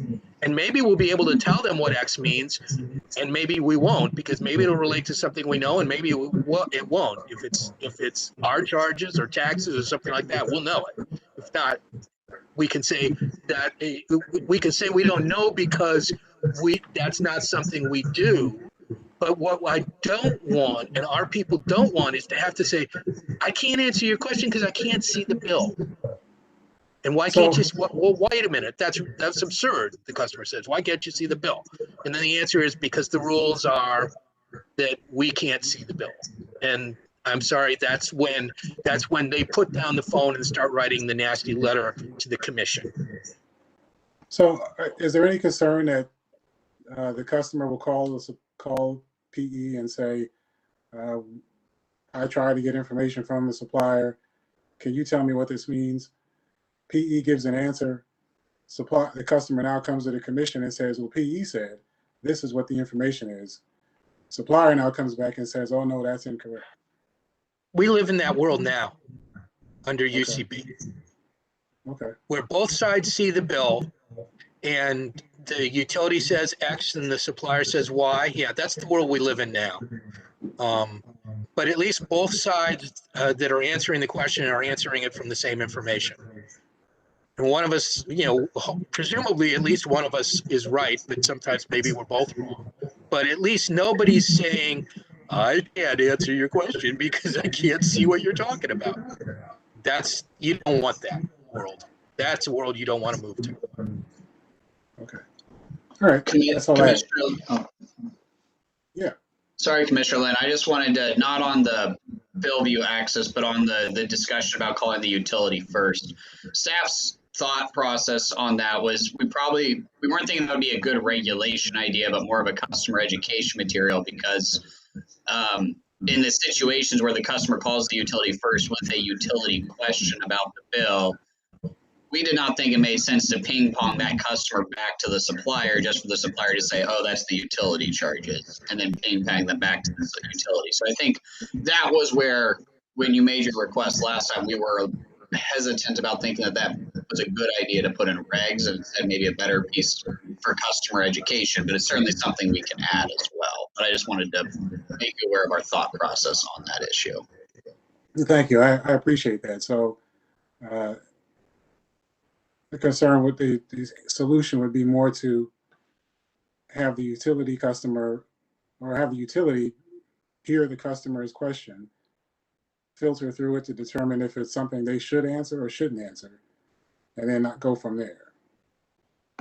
Yes, that's what I think would be the most advantageous to customer service, especially in situations where the utility is expected to answer questions about their charges. Okay. All right. Thank you, Mr. Baker. Thank you, Mr. Chairman. That's all I had.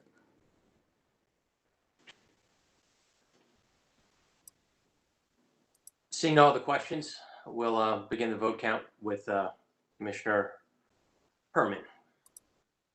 I concur the utility needs to see the bill. And I think that if Mr. Green's concerned that utilities will somehow abuse being able to see that bill, there are remedies for that. You can file complaints at the commission. I don't think that's likely to happen, but in the unlikely event that it does, there are remedies for that. Thank you. Commissioner Linton. Thank you, Mr. Chairman. I still hold to the same position from before. I think utilities should have access to the bill. In the event that, as Commissioner Herman mentioned, there is a issue or concern that someone else is looking at the bill who shouldn't see it, certainly a supplier can take some action at the commission. I think the same thing for consumers. If there's concern there about the accuracy of the bill, I'm not opposed to having it operate initially as a educate the consumer effort. I think in time we'll see how that would play itself out. If suppliers if we see utility companies having to respond more to supplier complaints, then maybe it's something we need to take another look at. But for now, I'm willing to give it a try in the model that Mr. Baker, by way of staff, has recommended. Commissioner O'Donnell. Thank you, Mr. Chairman. I just want to say here that I view this as a matter of equity for consumers. When we do enforcement actions in the most egregious cases against the supplier, one of the first things we often order is a return to default service. And that's key for me in this matter. Our utilities are the provider of last resort. They're the provider of default service. And oftentimes we force suppliers, even in this competitive environment, which I support, we force them back to the utility standard offer of service and back on the utility. And just for that reason alone, there are many others. I think we need to have the utilities have the same level of access to billing that the suppliers enjoy right now. So to me, that's important. I know these matters are very esoteric, and they're not well understood by a lot of people. Some people would say, well, we have a mandate for supplier consolidated billing. We've never implemented it. Right, but the details are important. These details are very, very esoteric, understood by a few, but certainly by all the people on this call and in these proceedings. And I think we have an obligation to say who's going to bat for the consumers in these matters instead of a turf battle between maybe potentially special interests. I think it's in the public interest that the utilities have the ability to see these bills. I know very often people don't even know they have been assigned to a supplier. And that's, Commissioner Herman alluded to that earlier. Oftentimes they'll find that out when they contact the utility. And we see those complaints come through in individual cases and complaints through our former Office of External Relations, now our CAD. But for all those reasons, and I respect my former colleagues in the General Assembly and their desire to have us move forward, but we have to get these details right. And this is one that I'm not persuaded that we need to preclude our utilities from seeing the information that we currently give to suppliers. I don't think that's the right way to go. So I would vote to give the utilities billing access. Richard. My position stays the same. I would grant the utility access to the bills, primarily for the customer experience at this point. Thank you. And I share that position as well and vote the same way as my colleagues. So that is a unanimous 5-0 vote in favor of granting utility access to the supplier bills. Mr. Baker, at this point, I will turn it over to you and we will begin today's events. Thank you, Mr. Chairman. We have 2 minutes before noon. So good morning, Mr. Chairman and Commissioners. Benjamin Baker on behalf of staff. First, I would like to thank the work group members for their time and effort over the last 2 months working through the guidance that we received in December and the other topics of non-consensus that we hadn't discussed that we did have a chance to work through. With your permission, Chairman, I recommend the Commission walk through the regulations from the beginning by chapter, starting with the operational COMARs 2053 and 2059. Once completed with the proposed operation regulations, I recommend we review the proposed licensing regulations in COMAR 2051 and 2054.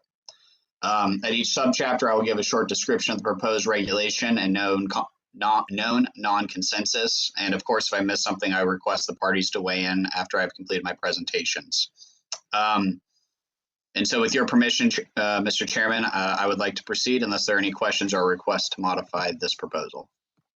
Thank you, Mr. Baker. So your proposal is that, are we doing a page turn starting at 2053? Yes, sir. Okay. And does that line up with your cover sheet with the tables or not? Looking at it, no, it does not. I can certainly take it by topic if you would prefer that we walk through these topics first. But I was planning on drawing your attention to each one of those topics as we hit them. Why don't we do that? why don't we stick with your original plan to do the page turn, but at the appropriate points, let us know where we are in your chart. Yes, thank you. We'll start with 2053, which are the electricity regulations. Okay. And this is a 60-page document. Okay, Mr. Baker, let's proceed. If commissioners have questions along the way, I suspect you want them to chime in. Yes, sir. Ms. Knoll, do you mind showing this? Thank you. All right. So the first red line change is on at the bottom of page 4 regarding the definition of CAD. We included a definition of CAD that just simply references the definition of CAD in another chapter to make it abundantly clear who the Consumer Affairs Division is. CAD has already been defined in another subtitle. Thank you. And for my colleagues, instead of calling a vote on what we're looking at, because there will be likely hundreds of votes in that case, I would simply state that if you have an issue or a question or do not like the regulation, speak up, vote no. Otherwise, Mr. Baker will proceed with the understanding that the commission is amenable to the red line. Thank you, Mr. Chairman. The other edit, there are 2 other edits to this chapter on page 6 and page 7. At the bottom of page 6, we have proposed edits to the third-party verification acknowledgements. That strikeout was our original proposal, but after talking with the work group to implement a OPC request, it has been moved down to I, if you don't mind scrolling down, Mrs. Knoll. These requirements basically are acknowledgements customers will make when getting a third-party verification, which basically indicates they know they're going to be billed by the supplier for both utility and supply charges, and the customer understands that they need to pay their previous bill provider for prior unpaid charges. So, Mr. Baker, I don't have a problem with this particular piece here, but I don't understand how then your compromise in the change in billing method allowed by contract, because you say that if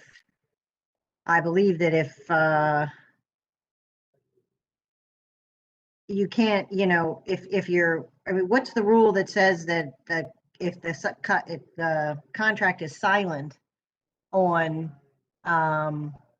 supplier consolidated billing, isn't there a compromise that if it's silent, you can send them notice and do this other stuff? But that's inconsistent with affirmative consent here.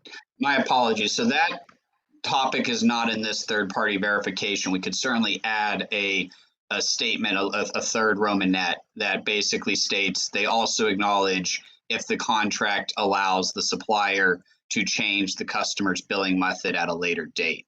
My understanding when we did discuss including, so this proposal, the compromise with OPC, was unrelated to that subject. Instead, that subject, this was just simply what OPC was asking was a customer's ability, the customer needed to acknowledge that they needed to pay their previous bill provider because they could still receive those previous bills from that previous Sure, provider. sure.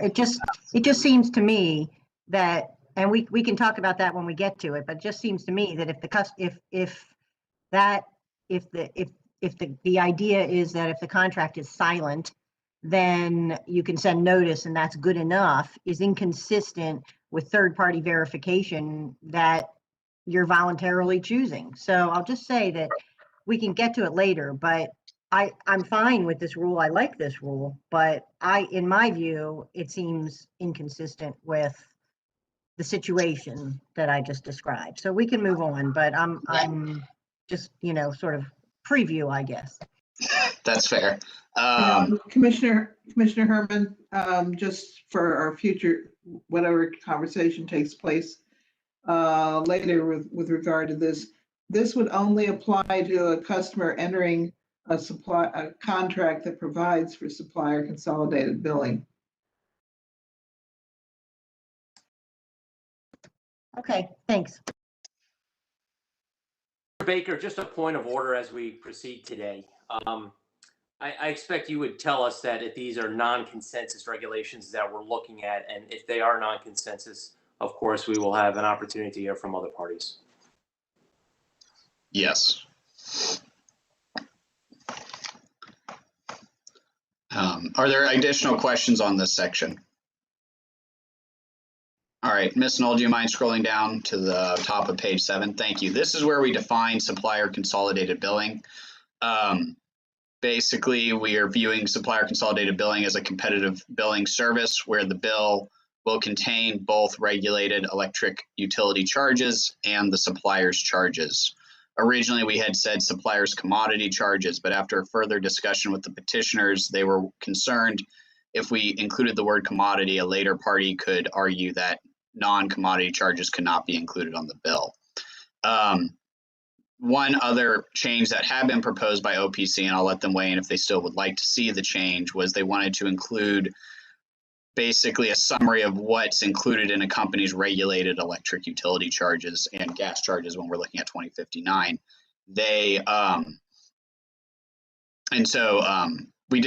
Staff did not include it here because we view the bill form regulations in 2053-09, those proposals, we believe those cover sufficiently what is basically the electric company's regulated charges. So I don't think we saw a need to include a summary, but I'll let OPC weigh in if they still would like to see that language. Mr. Chairman, I think that OPC is fine with the revisions on this point.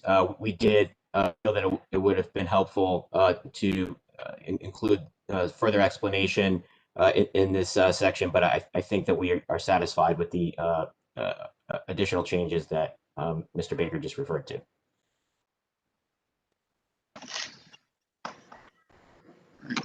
Thank you. Ms. Stoll, do you mind going to page 10? This will be 2053-03, so the pre-enrollment information. There is now no changes to this COMAR chapter. This is just to make the commissioners aware that we implemented your guidance from December that we will instead have eligibility requirements. And so in this chapter, we have struck the language that was proposed that would have provided the supplier with additional pre-enrollment information. In implementing the commission's guidance that we will have eligibility requirements for customers. Ms. Knoll, I believe it is page 12 and 13 is our next set of edits. This is COMAR 2053-04-02, which has to do with supplier enrollments and drops. The proposed regulation language in this chapter is supposed to implement the Commission's guidance regarding customer eligibility. The Commission ruled in December that we can enforce eligibility requirements, and the three that the Commission approved at that time were: 1, a customer with an arrearage older than 30 days could not enroll with SCB. 2, that the customer who's on a payment arrangement plan with the utility could not enroll in SCB. And finally, that customers who are on energy assistance were not eligible to participate in SCB. There is a second variation to the energy assistance COMAR that I will cover on page 13. But the one, I guess, caveat, and this is in G3, that staff has included is a time limit on the restriction for energy assistance customers so that we basically resolve the issue of energy assistance customers participating in SCB, and it does not continue into perpetuity. So this would give us time to basically run the markets, determine if there are issues, and then implement proposed solutions at a future date. And so that is what G1, 2, and 3 cover. Yeah, Mr. Chairman, I don't think, I think it should be open-ended because it could be sooner. I mean, frankly, if you already write this regulation, it says until January 2026. If you do it in January 2024, why do you have to have that? You could just say until, further decision by the commission. I don't think we need to put a date on it. So just strike the date so it begins with a customer. Yeah, I mean, you could do that, or you could do, you know, until, I don't, Mr. Baker, I just don't see why we have to set a date certain here. So however you all think it should go, I just don't think a date certain is a good idea. It should probably be if a customer.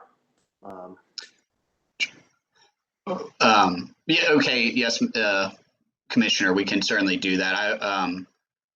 Until maybe we could state until the commission otherwise rules otherwise, a customer who has applied or is receiving, and then I can take that back with Annette tonight and come back with more appropriate language if that is the commission's desire.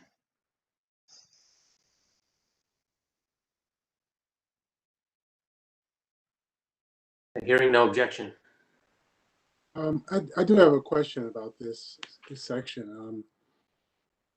Is there any concern about the effort to encourage the Office of Home Energy Programs to enroll as many customers impacted by the coronavirus for energy assistance, and how that could potentially impact, or even customers that get payment plans that last for 12 or 24 or even longer months? Has staff considered how those customers could be impacted by this regulation? So, if the customer's on a is this situations where the customer's on a payment arrangement, or is this situations where the customer's receiving energy assistance, or both? I'm sorry. It could potentially be one or the other. So the outcome of these proposed, and this is part of why staff opposed implementing a eligibility requirement, instead wanted to leave this up to the suppliers, is because really at this point, you're basically saying these customers, unless they rectify one of these three situations, they cannot participate in the SCB programs. And this is a big issue that we had with number 3, was that a customer on energy assistance who does not meet 1 or 2 is not really a bad paying customer. They're just a customer who is looking for assistance with their bills. Parties did not want to include them at this time because we were running into complications trying to figure out how the money moves back and forth and how you ensure that customers' energy protections continue if they return to the utility. But yes, I do think that because Appendix A of the filing we provided on February 12th, that lists out the criteria that the parties would like to see as basically their eligibility requirements for this when they actually implement it. And so those criteria basically give broad authority such that if the customer is receiving money, the customer has any sort of protection. If the customer has a possibility of getting it because they have a hold on their account, they're out. And so, or they can't apply. And so this is very broad. And so when SCB is implemented in 2 years, if it is, if anything from the coronavirus is still occurring, then such that the customer still has energy assistance on their account and they're receiving some sort of customer protection, it is possible that could preclude them from joining SCB. I think unfortunately, the coronavirus impacts are ongoing and are likely to last beyond the next 2 years. I mean, so thank you, Mr. Baker. Mr. Chairman, I don't necessarily have better language for this section. I do think that from a financial perspective, a number of residential customers are having challenges now, and they may not, in the past, may not have fallen into one of these 3 categories. Whether or not they were one of the supplier, I don't know, but I am a little concerned that we're taking that choice away from them, even though they may not have, there might be some opportunity or offer out there that could actually be of benefit to them.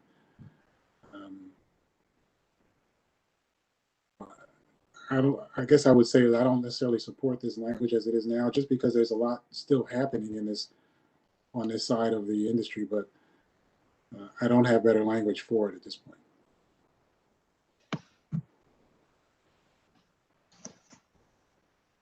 Commissioner Linton, this was not discussed with the parties, so this would be I mean, there is a possibility, and I don't see parties being favorable to this, but they could weigh in. A possibility is we could discuss the idea of having a customer override for one of these three or all of these three if the customer says, I know, but I do view the parties view these as protections for customers and for themselves. And any sort of optionality we build into the system is going to be more expensive. So I think, and this is part of why staff also wanted to put a time limit in COMAR on at least the energy assistance protections, because what am I thinking? Because basically we wanted to ensure this doesn't go on indefinitely. And so with a time, I mean, maybe putting a time limit in there is a bit too much of a ticking time bomb, but I do view it as, unless there is some sort of goal or time limit imposed on the parties, that these could go on indefinitely. Well, if how about then the language that you currently have there where it says until the commission has ruled otherwise, why don't we put that at the very beginning, so that it says until the commission has ruled otherwise, comma, a utility shall, and then you just go from there. And that way, at least it doesn't place it on the individual consumer, but it gives the commission the authority to say that these are not necessarily challenges anymore. Maybe suppliers have determined that they want to market to customers that have payment arrangements currently. I mean, I don't know. They may have a product that works for them. They have a product that works well for energy assistance customers. Maybe they offer, demand side management programs or training for how to manage your utility bills or something. I don't know, but there's a number of possibilities, and I just don't want to, in a regulation, limit what the market could develop without giving us some flexibility to say that the market's moved beyond where our regulations are. If I could interject for just a minute, Commissioner, Sure. There's nothing here that would prohibit such a customer from shopping or prohibit any supplier from marketing their innovative goods or services to those customers. All this does is impact the customer's eligibility to receive a particular billing option.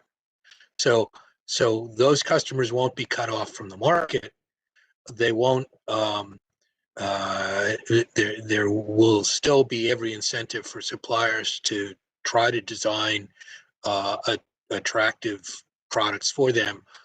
It's just that the complexities associated with with those particular customers don't get grafted onto the science project which SCB has already evolved into.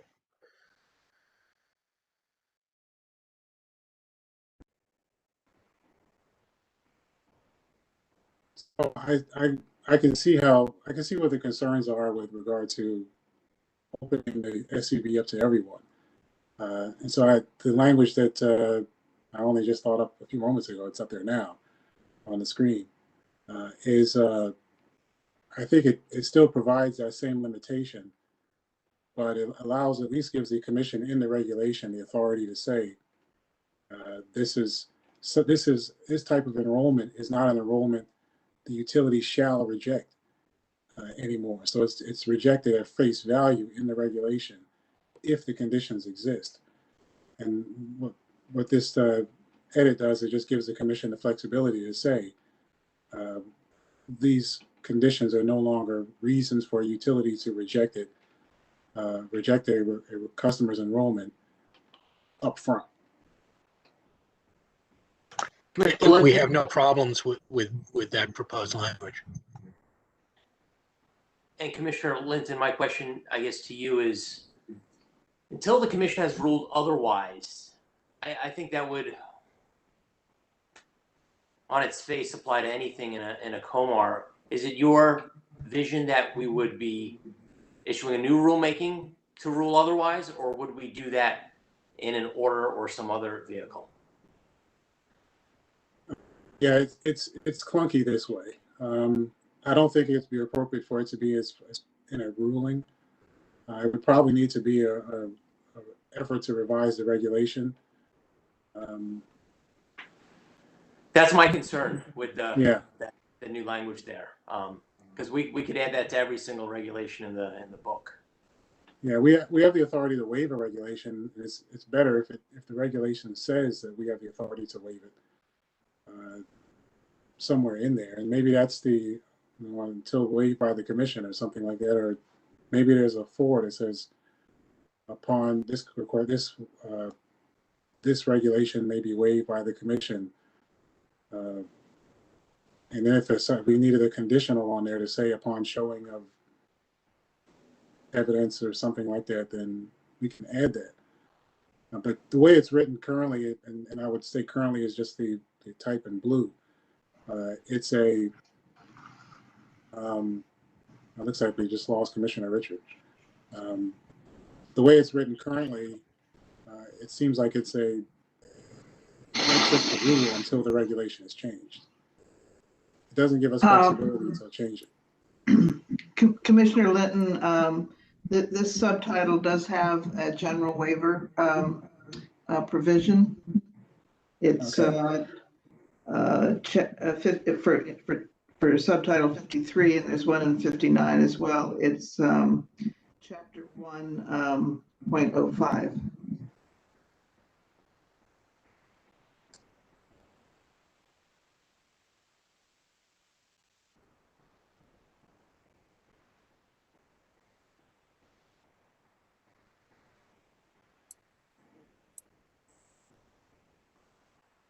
Mr. Chairman, I have a suggestion that I don't know if it's helpful or not, but I hope it is.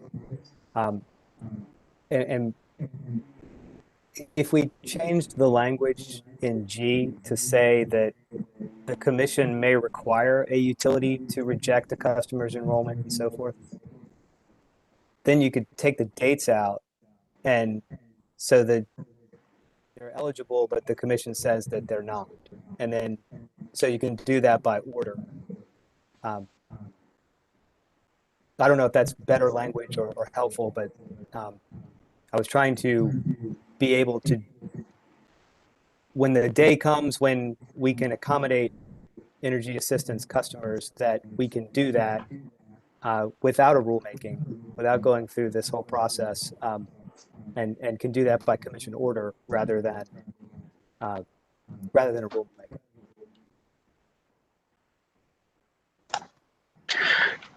I appreciate that, Mr. Green. I don't know if that meets the Delmarva requirements, because then we're doing by order what we should be doing by regulation. But perhaps staff, in order to move along, perhaps staff understanding can go through and try to find a solution, maybe talk with the parties this afternoon, evening, and see if, because it looks like it's already 12:30. I doubt we're going to finish today. So perhaps we can do that. So, Commissioner Herman, do you want this to apply to energy assistance only? I'm sorry, I don't know if that was at me or not. My thought is that it would give the commission flexibility to make the decision for the section for all of G. So it's not just, and again, it's only because I don't know what a supplier may offer. I mean, I know we have 6 that are before us now, but there are others out there that are also capable of offering services under this bill that might be willing to offer something else. With respect to Commissioner Herman's, with point about Delmarva, that's the Delmarva rule, that's very well taken. With respect to Mr. Green's proposed language, which is up on the screen now, just bear in mind that the way it is written says that the rule only goes into effect. I'm sorry, can people hear me? Yes. Oh, okay. the rule would only go into effect if the commission so required. So there would need to be if that went into the regs the way it's written now on the screen, the commission would have to rule to activate it. Otherwise, it wouldn't be a rule. So I would have concerns about that. If you wanna say that this is the rule for a certain period of time, or this is the rule until the commission rules otherwise, or this is the rule and the commission can waive it for good cause, any of those formulas work. But this is a new kind of formula, and I understand that Mr. Green was doing it on the fly, and hey, I've had problems doing that too.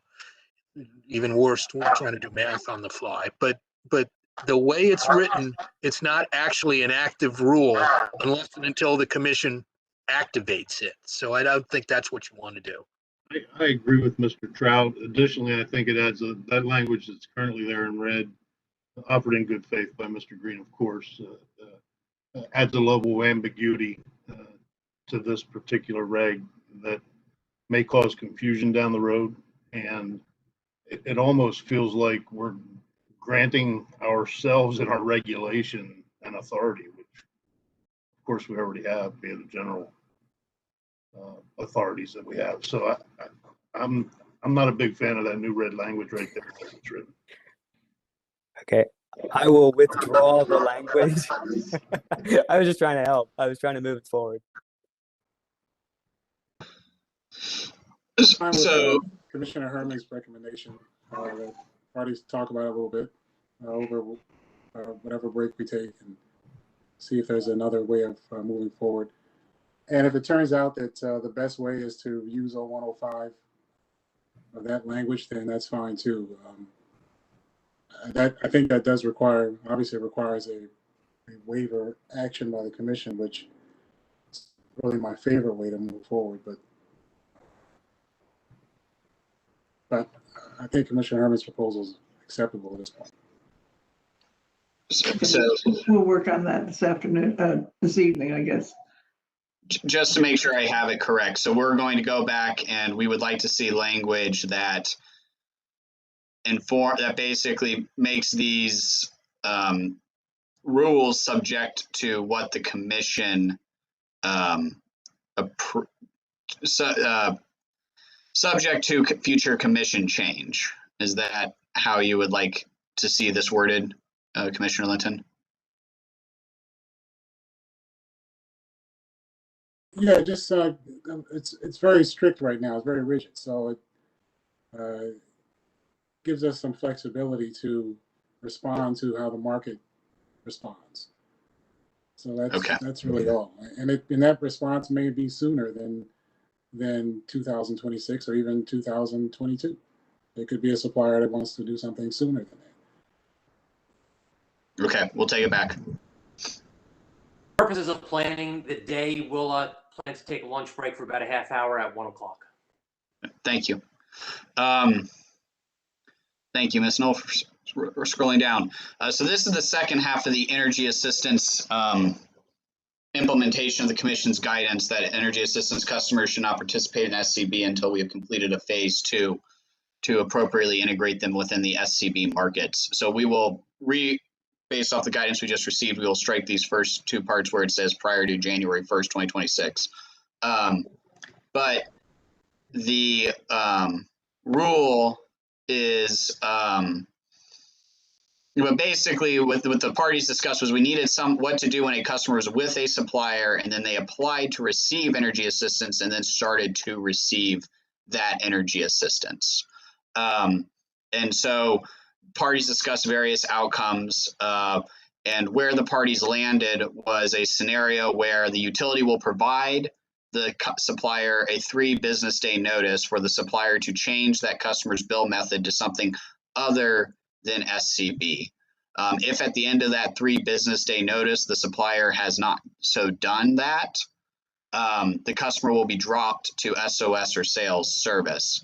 And then in H3, that rule is supposed to give the supplier, if the contract is, if it's in the contract or if the contract is silent, though we're going to discuss that issue here shortly, if about regarding contract being silent, that the supplier can change that customer's billing method before providing all the relevant notices, but they still, after the fact, would need to provide that customer with the relevant notices and all the customer protections that go along with changing that customer's bill method according to the contract, or if the contract is silent on the issue. And then having one of the parties reached out to me after we filed the regs, and they asked if we could, after in H3, where it says a supplier may change a customer's bill method adhering to COMAR 2053-0508 within 3 business days. We want to correlate that to the 3-day business notice. So within 3 days of receipt of the utilities notice. And I believe basically we're just trying to make sure that 3-day business notice is tied to the notice in H1.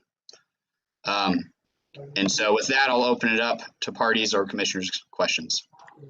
So, Mr. Baker, in 2, why are they going back to SOS? Why aren't they just going back to utility consolidated billing?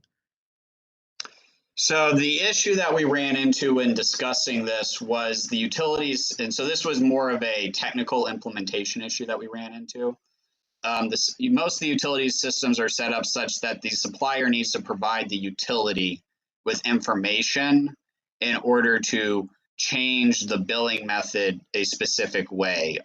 So I guess in UCB, there's certain information the utility, for some of the utilities, the supplier needs to provide, such as if the customer on UCB will be rate ready or bill ready. We also, apparently, I will let them weigh in if they need additional information to go into a dual billing scenario.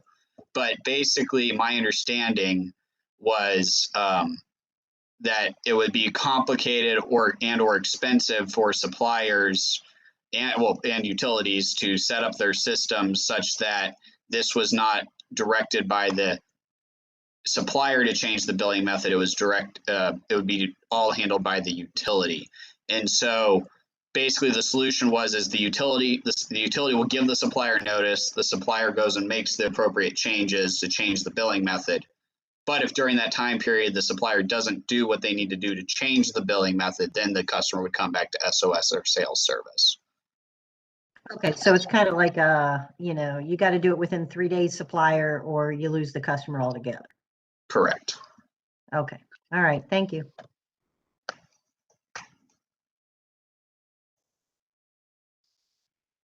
So I guess I have the same, maybe more of a philosophical point, but I have the same concern here, and I understand the parties had some challenges working through these issues, but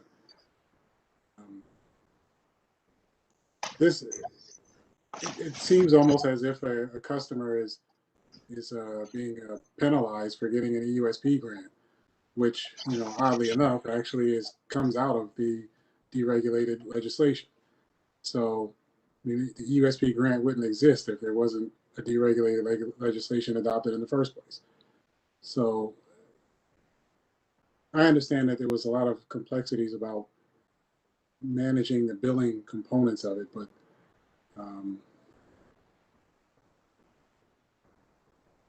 that's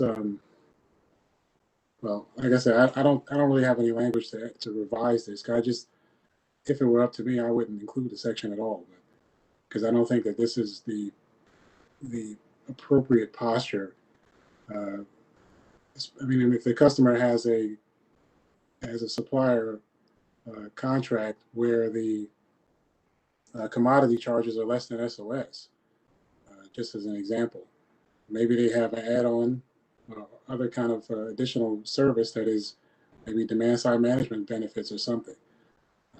I know we don't see those types of products now, but if they existed, or if there was another supplier that's not active here in this hearing today that wanted to offer them, we've effectively said to that customer, because you needed assistance, you can't have it.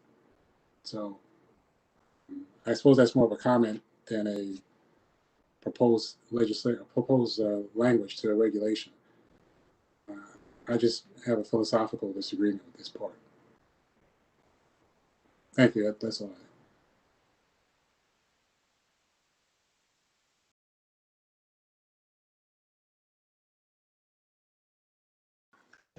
Okay, thank you. Are we, just to validate, are we okay with this section as worded now? subject to Commissioner Linton's opposal. With the exception of Commissioner Linton, I don't hear any opposition. Okay, thank you. Let's see. The next set of serious red line revisions are on page 16 and 17. This has to deal with a supplier becoming ineligible to provide SCB. This correlates very closely with supplier defaults, which is why it's included in the supplier default section in 2053-05. Basically today, the utility will, sorry, let me pull up my notes, my apologies. So suppliers under SCB will still face default for all the reasons a supplier can default today under UCB or dual billing, which includes not meeting financial requirements at PJM or having their license suspended or revoked. That supplier will be permitted to bill a customer for charges before the date of default, but after the date of default, depending on the nature of that default, the commission, and if the commission directs depending on the commission's direction, the customer may or may not be returned to SOS or sales service, and the supplier will need commission authorization to bill the customers. And so that is the just in situations of default. Then there is a third pillar that the work group had to work through, which is what do we do in situations where the supplier is not paying the utility in a timely manner for their purchase of receivables. So maybe the supplier we don't have a license complaint, and the supplier is still in financial good standing with the with PJM, but for some reason they're not making their payments to the utility for purchase of receivables. And so the proposal in the current regulations is that if the supplier has a payment outstanding for 30 days, the utility may consider that supplier ineligible to provide SCB. At that point, the supplier may bill their customer for only commodity charges if their system allows for it. Otherwise, the customers are returned to SOS or sales service. There was a Washington Gas has provided additional language that they would like to see added to, I believe it is E3 or 4 of this regulation, if you don't mind scrolling down to page 17, Mrs. Knoll, so 4. That would codify my last statement, that a supplier would have to have their system set up to provide dual billing for only commodity. And if the supplier is unable to provide that commodity, the customer would be returned to SOS, or that type of billing method, the customer would be returned to sales service or SOS. As I've stated, that is basically the process that we have worked out. And I view this language that says a supplier may continue to provide the bill as basically implying that that supplier will need to have the technical capabilities. But if the commission wants that to be laid out in regulations, we could certainly add Washington Gas's language.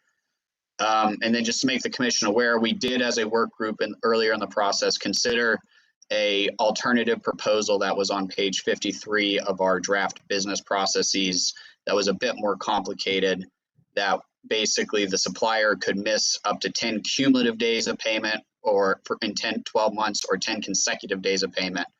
But we believe that this 30-day proposal is less subjective and easier to implement. And then just a final point, it's not in the regulations, but this would go in tariffs, is a utility will hold a bond with the supplier for SCB for any scenario, whether it be default or because of this ineligibility, in case the supplier owes the utility money. So with that, I'm available for questions, and also if Washington Gas would like to make their point about including the additional language. Thank you.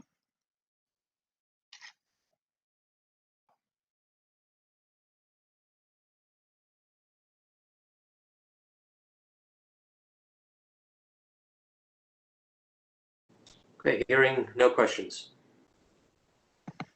Thank you. Ms. Knoll, please scroll down. Should be 07 is our next set of language. So this is a subchapter that is very similar to our subchapter for utility consolidated billing. Mr. Chairman? I apologize, Mr. Chairman. This is Matthew Seeger speaking for the Joint Exelon Utilities. If I was trying to get off mute, my apologies. Just concerning the language that we were just looking at concerning E4, I just wanted to let you know that the Exxon Utilities support Washington Gas's proposed language with the one exception, if I'm looking at Washington Gas's filing, is that we would suggest that it would say a supplier may continue to provide a dual bill solely, just to make it clear in terms of the billing. But we do agree that it is a good idea to specify that the supplier has to have that capability and to state otherwise what happens if they do not. So thank you very much.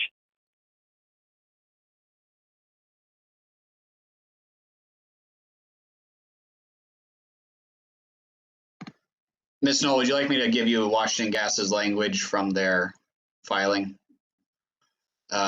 So after ineligibility at the very end of this section, they wanted before that period for it to state if the supplier offers that bill method through the utility, which I believe this is where Mr. Seegers is asking that to be changed to offers dual billing. Otherwise, the utility will drop the customer from the supplier and return the customer to the utility. And that is the procedure that we as a work group discussed and came to. It's just we did not codify this last half in regs. Honor, if I may, so we've had some offline conversations with two of the utilities in the last couple of days about this particular provision, and as I understand it, the concern is that there may be a supplier consolidated biller that's not set up in the utility system to do dual billing. And I don't know what the different testing is or anything like that, but it seems to me that one alternative is to simply, when we get later to the licensing section, the qualifications for SCB, to require that the SCB biller also be set up to do dual billing. So therefore, if you run into this issue, and hopefully we never will, but when that transition is made, it's not a. I think it might eliminate confusion as between the supplier and the utility if the supplier is already set up to do dual billing. So that is an alternative proposal that I think that at least Potomac Edison and Washington Gas were okay with, but I'll let them speak for themselves. Hi, this is Robert Kane from Washington Gas. We're okay with either the supplier's version or PEPCO's version. Mr. Kane, do you like what you see on the screen? Actually, yes. As does PE. This is staff, just one point. It says will be returned to utility consolidated billing. That implies that the supplier will keep the contract, and my understanding was parties were not in favor of that. So I thought it was SOS or sales service, but I will allow the parties to weigh in if that's what they were. If at UCB, with staff would not oppose that customer going to a UCB, but that was a point of order or issue when we were discussing it.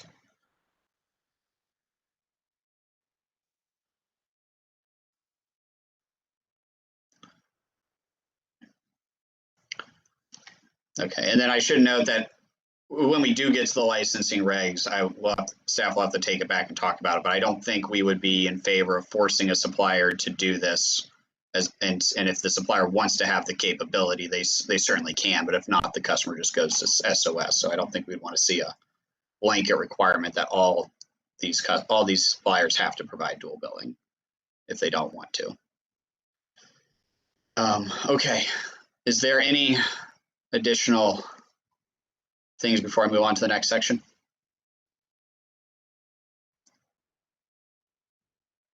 All right, thank you. All right, so this section in 07 is basically supposed to mirror closely what we have today for utility consolidated billing in COMAR. So this is just basically talking from a high level, the regulations related to basically around supplier consolidated billing.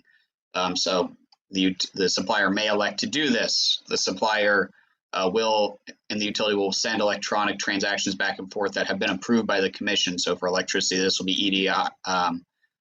For gas will be XML. And C, that is language that staff has come to support. We originally were not supportive of including this idea in regulations and instead leaving it open-ended for the future.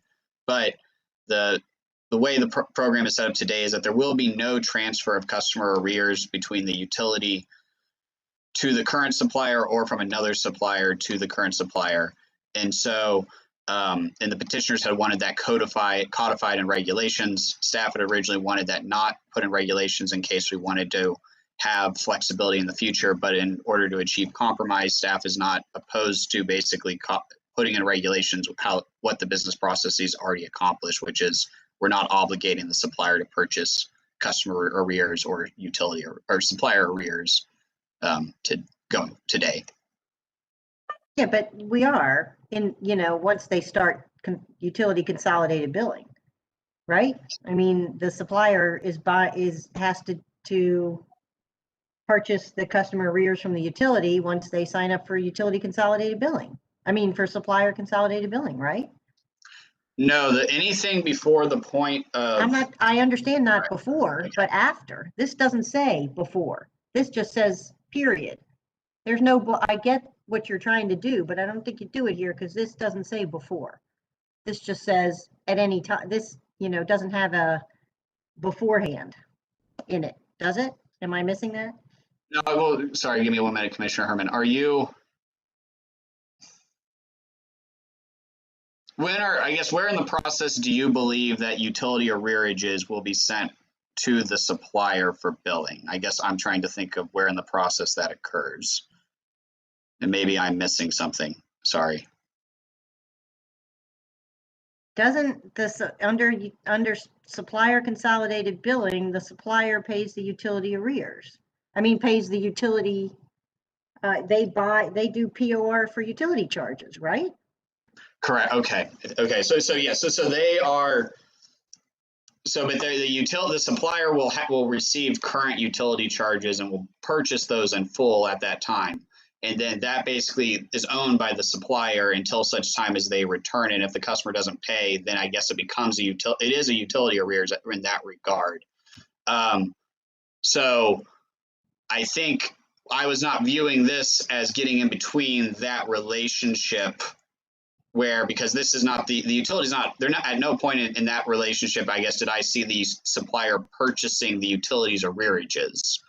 They were purchasing the current charges, and then the supplier basically by default of the customer not paying them, then they became arrears, but the supplier now holds them. If we're worried that this gets in the way of that relationship, then I would not want this kind of language in COMAR. And so, but I did not view, or we could say before, if that fixes the concern. But I think when I was thinking about it, I was not thinking that this got in the way of that purchase of the utility's actual charges or interfered with the arrearages on the back end when the supplier returns it. But if there's that concern, I'd rather not include this kind of language if we think that it can get interpreted that such a way. Yeah, I mean, it confused me. Perhaps it's not confusing anybody else, but it did confuse me a little bit. I have a question here. This may be a fundamental question, but I'm going to ask it anyway. In set 07A, upon receiving commission authorization, how does staff envision that occurs? The licensing process. So once the supplier is licensed, they may elect to use supplier consolidated billing. So we could change that to licensing. Right, but the licensing, vast majority of these suppliers are already licensed, right? They come in for a license modification. What is that? Okay, yes. So it'll be two ways. They'll either show up and they'll basically make an application that says, I want to modify my license to provide supplier consolidated billing. And if you don't have, and if you're a new supplier, then you are applying for a license to provide supplier consolidated billing. And you will be able, and your license could allow for you to provide both supplier consolidated billing and utility consolidated billing. but you have to be licensed to provide both. And so in the licensing regulations, we have additional requirements for those who want to provide SCB. Okay, that's really was my next question, so I'll wait till we get there. Thank you. Thank you.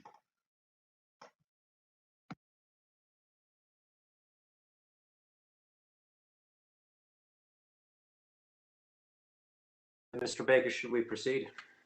I can. I just wanted to check if none of the commissioners had additional issues with 7C. Okay.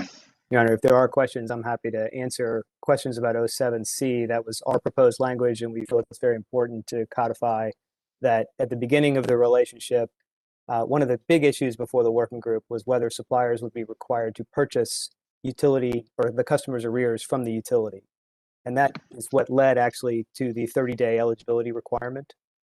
That was a compromise. And so we don't feel like at any point we're purchasing arrears. We're purchasing in the receivables current charges.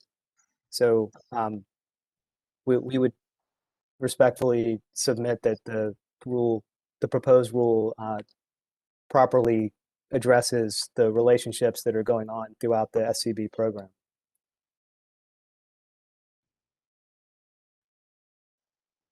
Sorry, Mr. Green, I didn't understand what you were saying. Are you objecting or supporting this? I am supporting 07C. It was our proposed language, and I was trying to respond to Commissioner Herman's concerns. Okay, great. Thank you for clarifying. Mr. Baker, let's proceed. Thank you. Ms. Knoll, please go down to the Billview access regulations.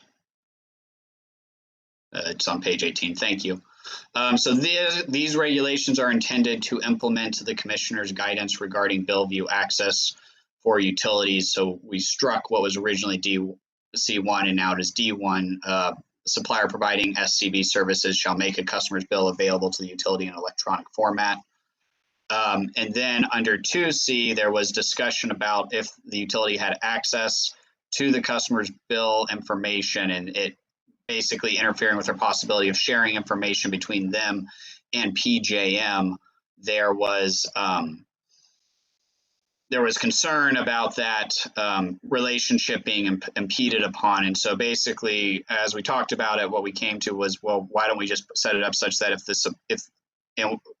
the utility thinks they need to be able to send that information to a specific entity, we can write it into their tariffs that basically say, I'm going to be allowed to send the bill to these people, and the commission can basically authorize it. One edit, I actually put in here twice may not. So in 2C, that second may not should be struck. So my apologies for that.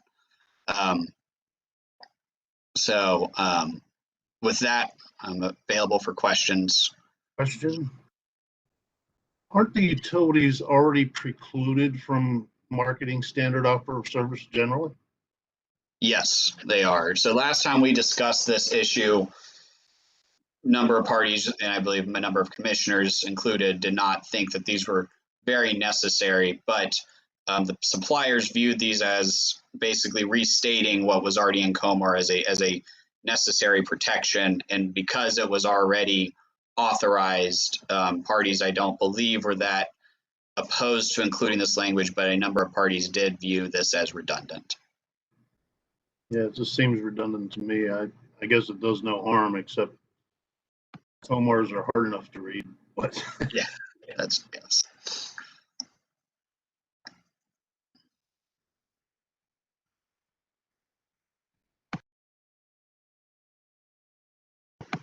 All right, Mr. Chairman, may I proceed? Proceed to the next regulation number 8, and then we'll take a recess after we get done with 8. Okay, thank you. All right, so this is supplier changing a customer's billing method.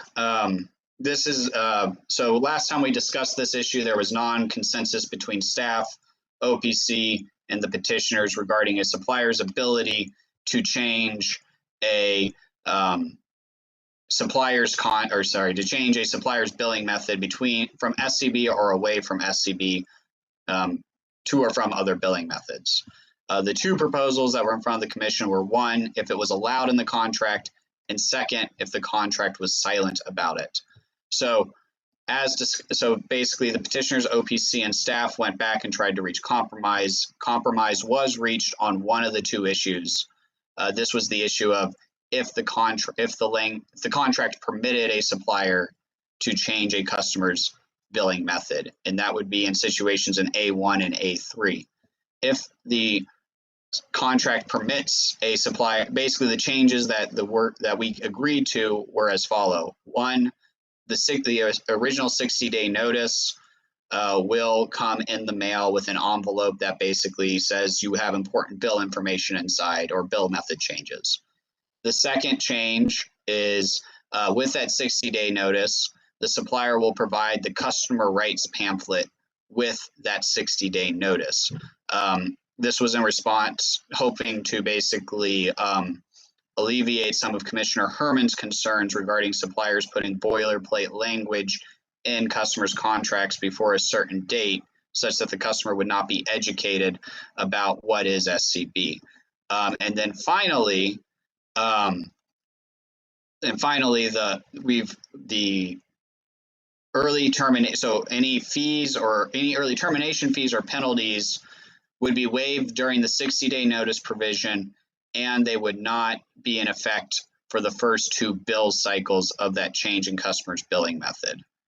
And so with that part, the 3 parties came to agreement on that, and staff thinks that does address we're hoping this would address Commissioner Herman's concerns without requiring us to write into COMAR a basically time limit on when a contract can become active for this, because we'll be providing the customer additional customer education material at the time of notice, and the customer will basically be held harmless for effectively 4 bill cycles while making their decision. So, but at least 2 bill cycles after the change in bill method has occurred.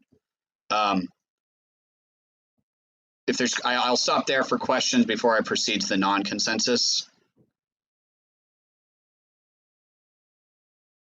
Okay, the non-consensus is regarding if the contract is silent.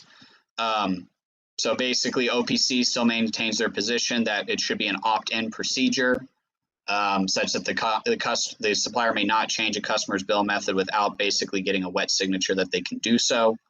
And then the petitioners, I'll let Brian Greenway on this, but I believe Mr. Greenway, and I believe his clients were willing to come to staff's original position that a supplier can that a supplier can change a customer's bill method if the contract is silent, but that customer will be held harmless if they choose to ever get out of that contract at a later date. And so with that, staff does still support that hold harmless provision in terms of the opt-out procedure. But if the commission does, because last time at the last vote, it was 2-3, I believe, in favor of, it was 3-2 in favor of an opt-out procedure, and we can certainly modify these regulations as such if that is where the commission would like to go. Thank you, and we're available for questions. Thank you, Mr. Baker. Just to be clear, the opt-out position is OPC's position? Opt-in is OPC's position. Opt-out is petitioner and staff. And for the benefit of the commissioners, this is the first full box on page 3 of staff's yes. contents there. This is on both pages. Sorry, give me 1 minute. It shows in 2. So the compromise is on page 2, page 3 at the top. The non-consensus, or sorry, is on page 2 at the top, and then at the bottom of page, at the top of page 3 is where the non-consensus is discussed. With respect to the non-consensus, the first full box on the top of page 3 stating with the title "Changing a Customer's Bill Method If Contract is Silent." I am prepared to vote on that item if, oh, there we go. Thank you, Ms. Knoll. So we have OPCs towards the top, and then we have staffs and the petitioners towards the bottom.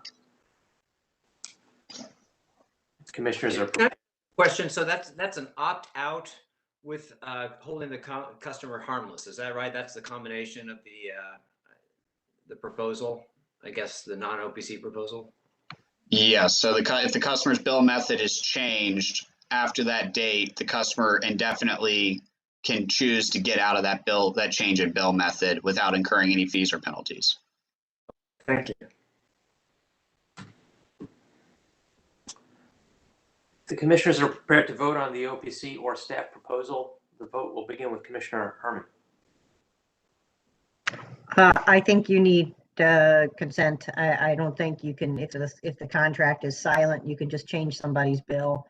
I envision, people getting bills from somebody they don't recognize, ripping them up, throwing them away without carefully looking at them, and then going three months without paying a bill, and then all of a sudden, they've got big arrearages. Where's my bill? So on and so forth. So I continue to believe that it needs to be in the contract, or if you're going to change it, then you need consent. Commissioner Linton.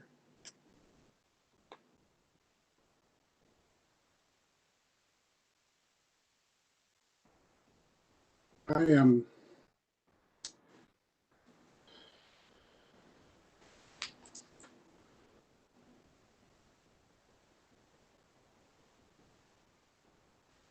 I'm struggling with it because I'm trying to envision a scenario where the contract will be silent, because I don't think it will be. But in the event that it would be, it would make sense for the contract to be interpreted against the drafter, which would be the supplier.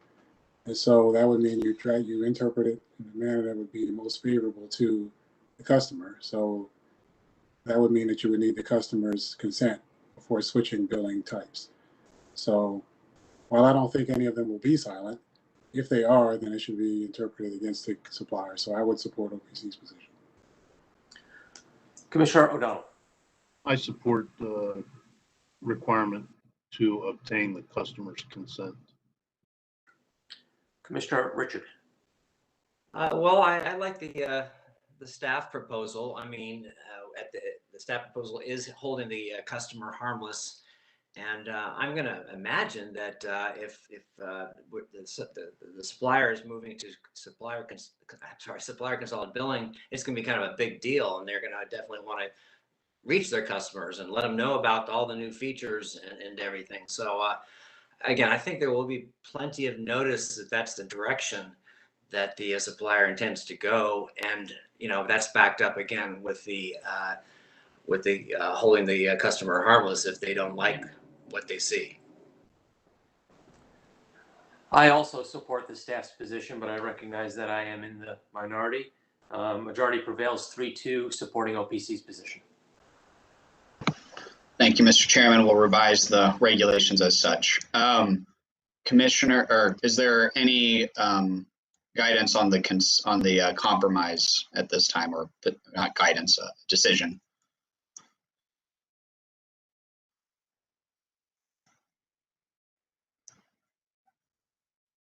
Mr. Baker, I'm looking at the top of your page 2, which states a compromise was reached that customers whose contracts allow for a change in billing method will receive a notice by mail, will be provided additional customer education material, and early termination fees are waived for the first 2 billing cycles after a change in billing method.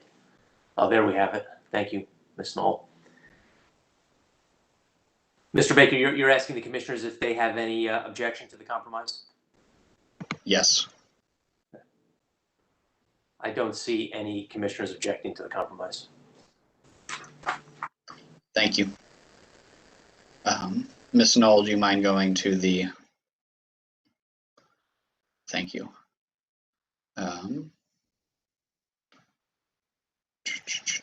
So I'll revise this to, I believe, I'll talk with the parties really quick about their preferred method of revision. It's either going to be striking 2 provisions or adding in a statement.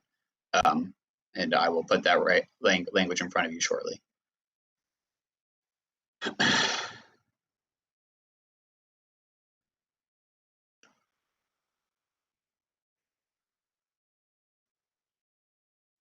All right, Mr. Chairman, would you like to take a break for lunch at this point? Let's do that. I see Regulation 8 is relatively lengthy. We may spend more time on it. So let us recess now. We'll take a 30-minute lunch break, returning at 1:35 p.m. this afternoon. We're in recess.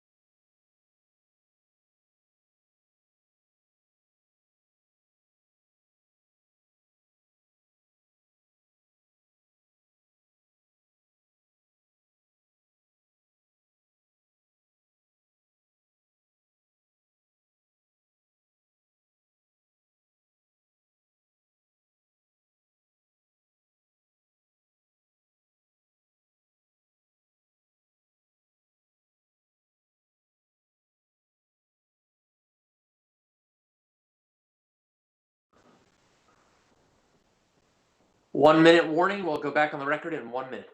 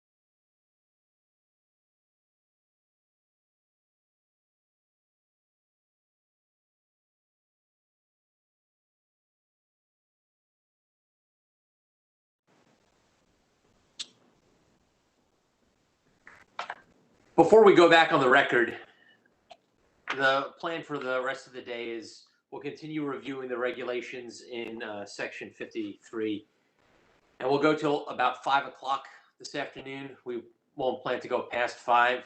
We'll also take one additional break in about 90 minutes from now. Do the parties have any questions before we go back on the record?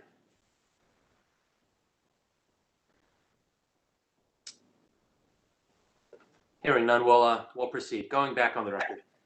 We're on the record, Your Honor. Mr. Baker. Thank you, Mr. Chairman. Ms. Knoll, do you mind pulling up the regulations?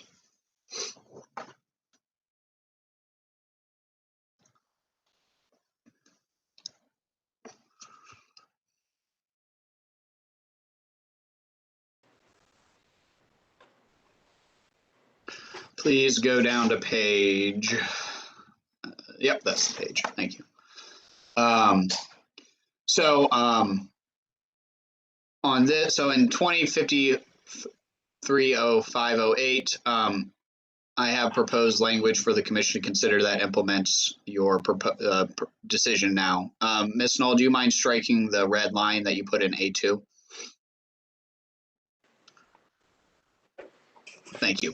So if we go down to I on page 20.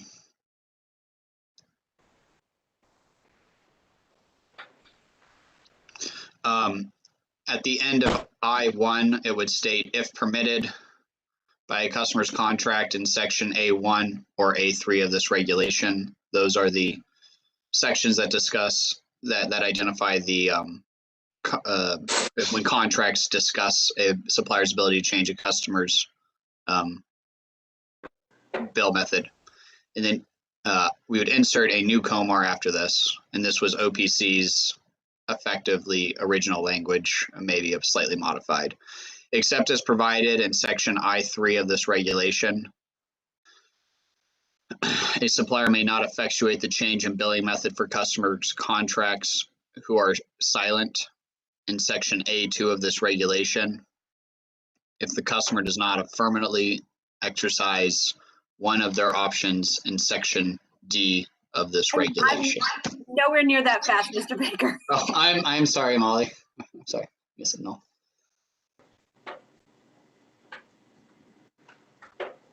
Impressed at first. I'm like, can she keep up with you?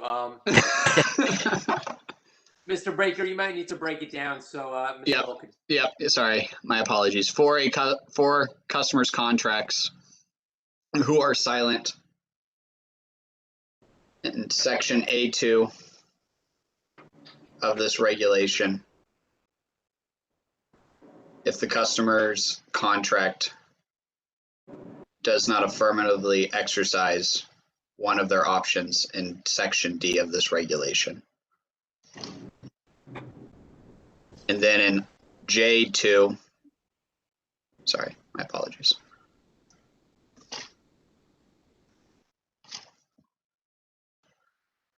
And then J2, strike after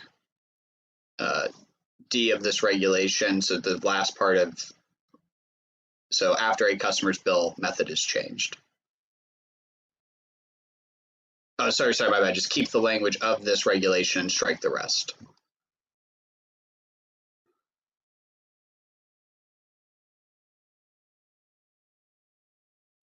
I'm sorry, can you say that again? Strike after a customer's billing method is changed.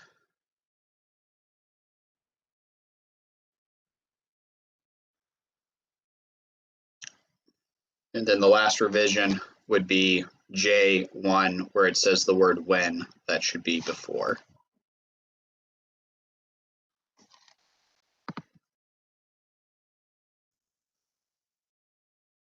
All right. With that, I believe this section is ready for commission review.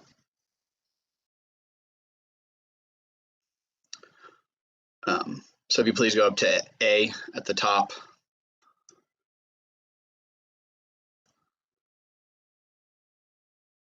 So the first main revision from this was last placed in front of the commission is that we make it specifically clear what circumstances these regulations apply to the customers. And so this is situations where the contract allows it, situations where the contract is silent, but we are effectively requiring affirmative consent. And then in A3, contract.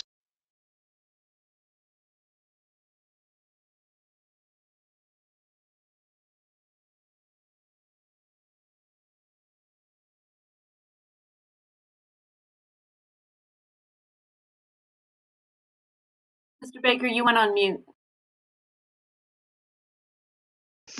I apologize. A1, 2, and 3 effectively indicate the situations this applies to. If it's in the contract or if the contract allows a change of billing method during an assignment or transfer of contract, or in situations where the contract does not specify, but in those situations, as we just revised, they will require affirmative consent. B of this regulation basically was revised just to indicate that compromise, whereby the first notice is by mail and the second notice can come by mail or email. C of this regulation basically is indicating what's going to be on the outside of the envelope or in the subject line of the email. D of this regulation is basically the customer's choice, the minimum choices the supplier will provide to the customer in those notices. E of this regulation indicates all the information that will be provided in all notices. These revisions follow the Commission's guidance, and the E7, that guidance was received last time as the supplier does not need to discuss customer termination if they don't pay previous charges. F was added from the last time we reviewed these regulations to codify that the notice will include the customer rights pamphlet, the first notice, that education material.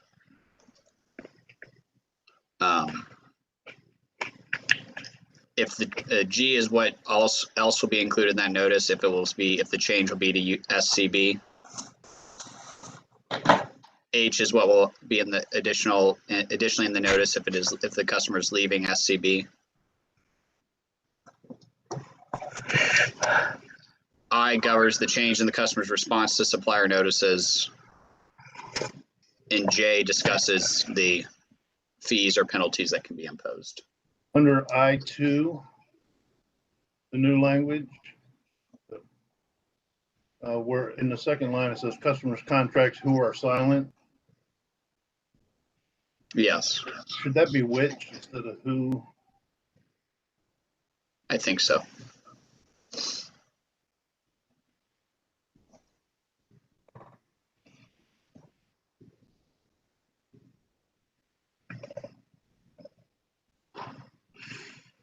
Mr. Baker, this just doesn't make any sense to me. Customer contracts which are silent in section A2. What is how is a contract silent in section A2? This is, we could remove the reference to section A2, just in, we state in A2 of this regulation that this COMAR applies to when the supplier tries to change the customer's bill method and the contract is silent. So it's trying to make reference back to that COMAR. Okay, I think Molly fixed that. Okay, thank you. That helped.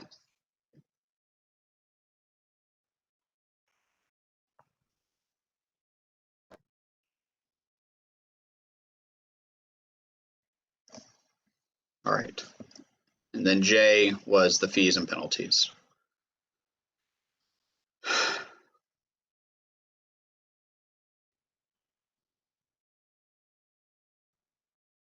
Thank you, Mr. Chairman, and your patience on this reg. We can move to the next section if the commissioners are ready. It's like we're ready. All right, thank you. The next section deals with customers. So the next section come to 2 points of non-consensus that were listed in the summary that was provided on February 12th. This has to do with budget billing at time of switch, which is the middle of B of page 3. And the next section will deal with the utility's ability to provide a budget bill, which is right underneath that on page 3.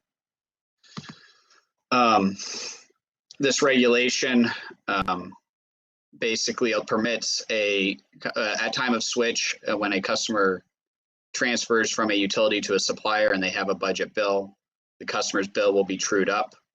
Staff's position is that that customer's bill, if that true up is larger than $100, the utility shall directly bill that customer that deficit over 3 equal monthly payments. And staff believes that is a customer protection to prevent rate shock and basically better customer experience instead of seeing a massive bill at switch to another bill provider.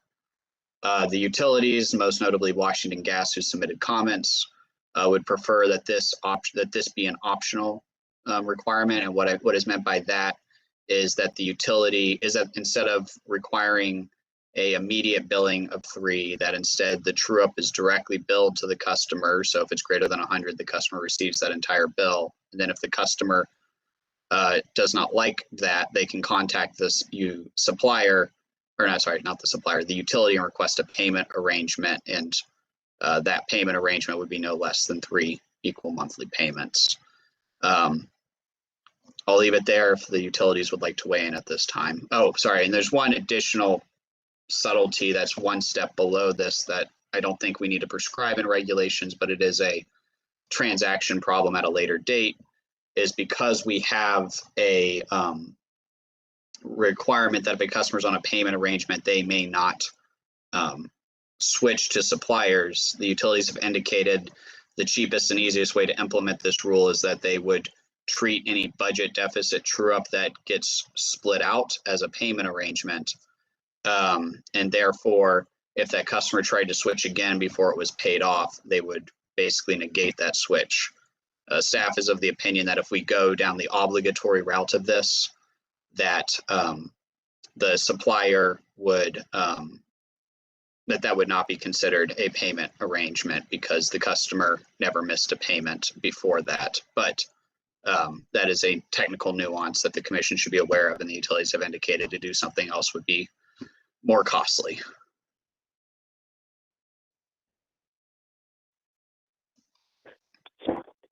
Okay, so the question is whether or not it's any balance above 100 is automatically put on a plan, or if the customer has to proactively request a plan. Is that correct, Mr. Baker? Correct. That is the issue at hand.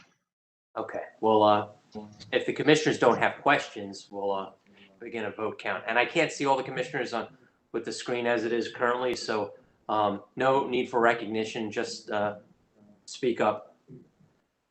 If Commissioner Linton. All right.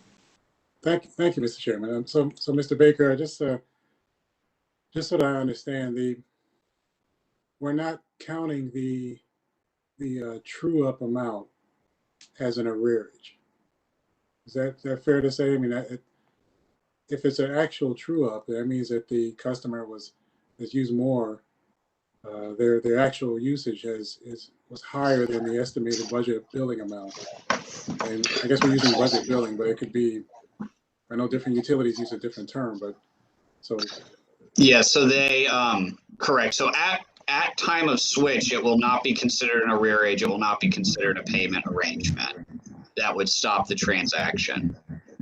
The issue that the utilities have raised, the secondary issue, is that in their system, at least how it's currently set up, it would be easiest for them to treat that that if we force them to split it out over 3 months, to treat that in their billing system as a payment arrangement, so that if the customer tried to switch again during those 3 months, it would basically come back as a rejection. As I was saying, that is a technical detail, but something that was a point of contention in the work group. So then that means that the customer would have, I mean, we'll just use $100 as well. We use $120, so it'll be a $40 bill that'll get split up over 3 months at the time of a potential enrollment. And the customer wouldn't have known it existed because it was going to be a true up as part of budget billing. Correct. They would not know that they might not know what's coming at true up, and this is part of why staff was of the opinion that it made more sense to spread it out if it was going to be large than bill it all at once, just because they switched to a new bill provider. Because they're now going to be receiving a bill from a different person in their entirety versus how these trips are handled today. Effectively, the utility continues that billing relationship with the customer. So so as a preliminary matter, then the requested switch does not go forward. It does. So this is only. Sorry. I'm sorry. So that's okay. So the customer will receive the 3 bills remaining from the utility for the $40 in my example earlier, and they will receive the monthly bill starting, I guess, in the next month from the supplier. Yes.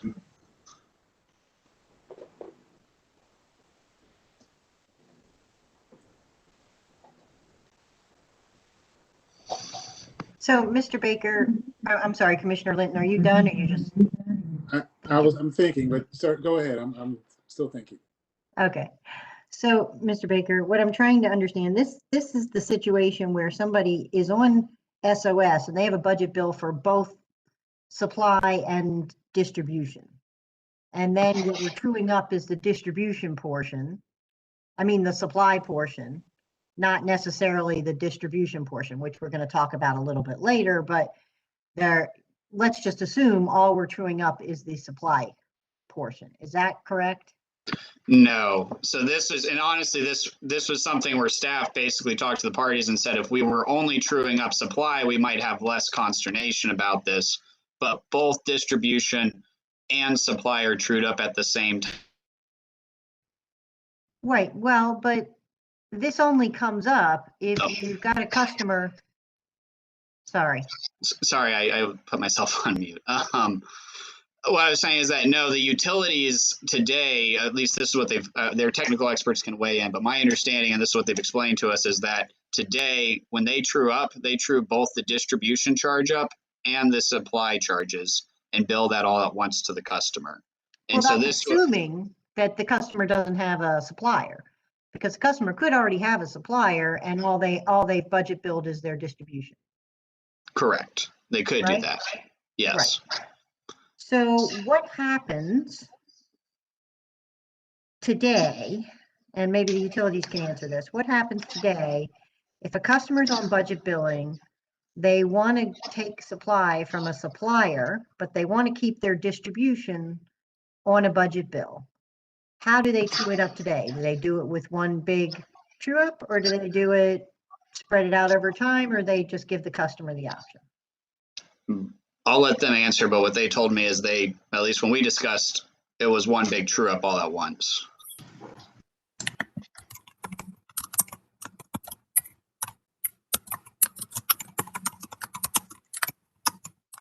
Miss Danielle Wright. Yes, I'm here. Hi, if you could please mute your microphone, we hear you. I'm sorry.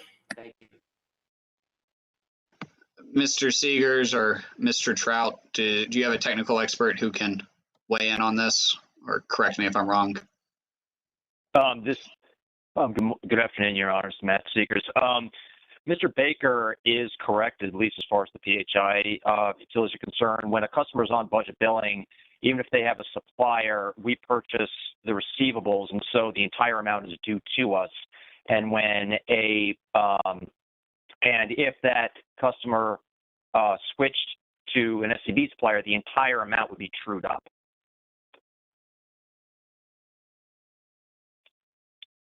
Okay, and Mr. Baker, the whole reason you want this divvied up is that the customer's going to have a better experience, but as Commissioner Linton just talked about, the customer's better experience is now getting 2 bills, which is what they didn't really want. So how is that a better experience? I mean, if they use that much electricity and now they're coming off of a utility consolidated bill, you know, that's all part of the discussion and communication and marketing by suppliers, isn't it?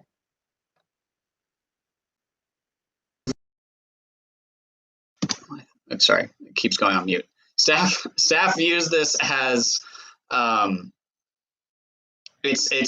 customer one. It's dubious. We're dubious that the customer is going to know they have this big of a true up coming, probably after the winter months. And then on top of that, the customer is going to get 2 bills at switch no matter what. They're going to get a bill for all their charges before switch, and then they're going to get a bill from the supplier for all their charges after switch. So they're going to get at least 1 round of bills. They're going to get 2 bills at least the month of switch from 2 different people. And so the utilities are so the question is we're viewing that first bill, that last bill from the utility would be a better customer experience for it not to be an extremely large true up at switch.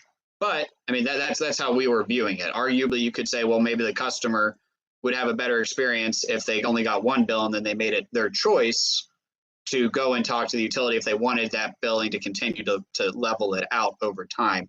But staff thought it would be a better customer experience if we just immediately force the situation. But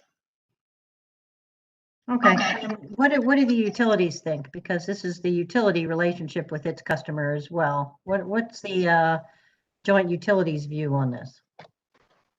Commissioner Herman, Matt Seegers again. Speaking for the Exelon Utilities, we agree with Washington Gas that it should not be an automatic installment plan. It should be left up to the customer, just because we believe that is, by the customer making a choice in terms of whether or not they want to be trued up all at once or to have that amount spread out over 3 months, that will in fact enhance the customer experience. Moreover, as Mr. Baker indicated, if the customer does elect to have it spread out over 3 months, then they may be able to switch to make the initial switch to an SCB supplier, but they would indeed be precluded from making another switch. And the customer understanding that and making the choice is what we think will enhance the customer experience.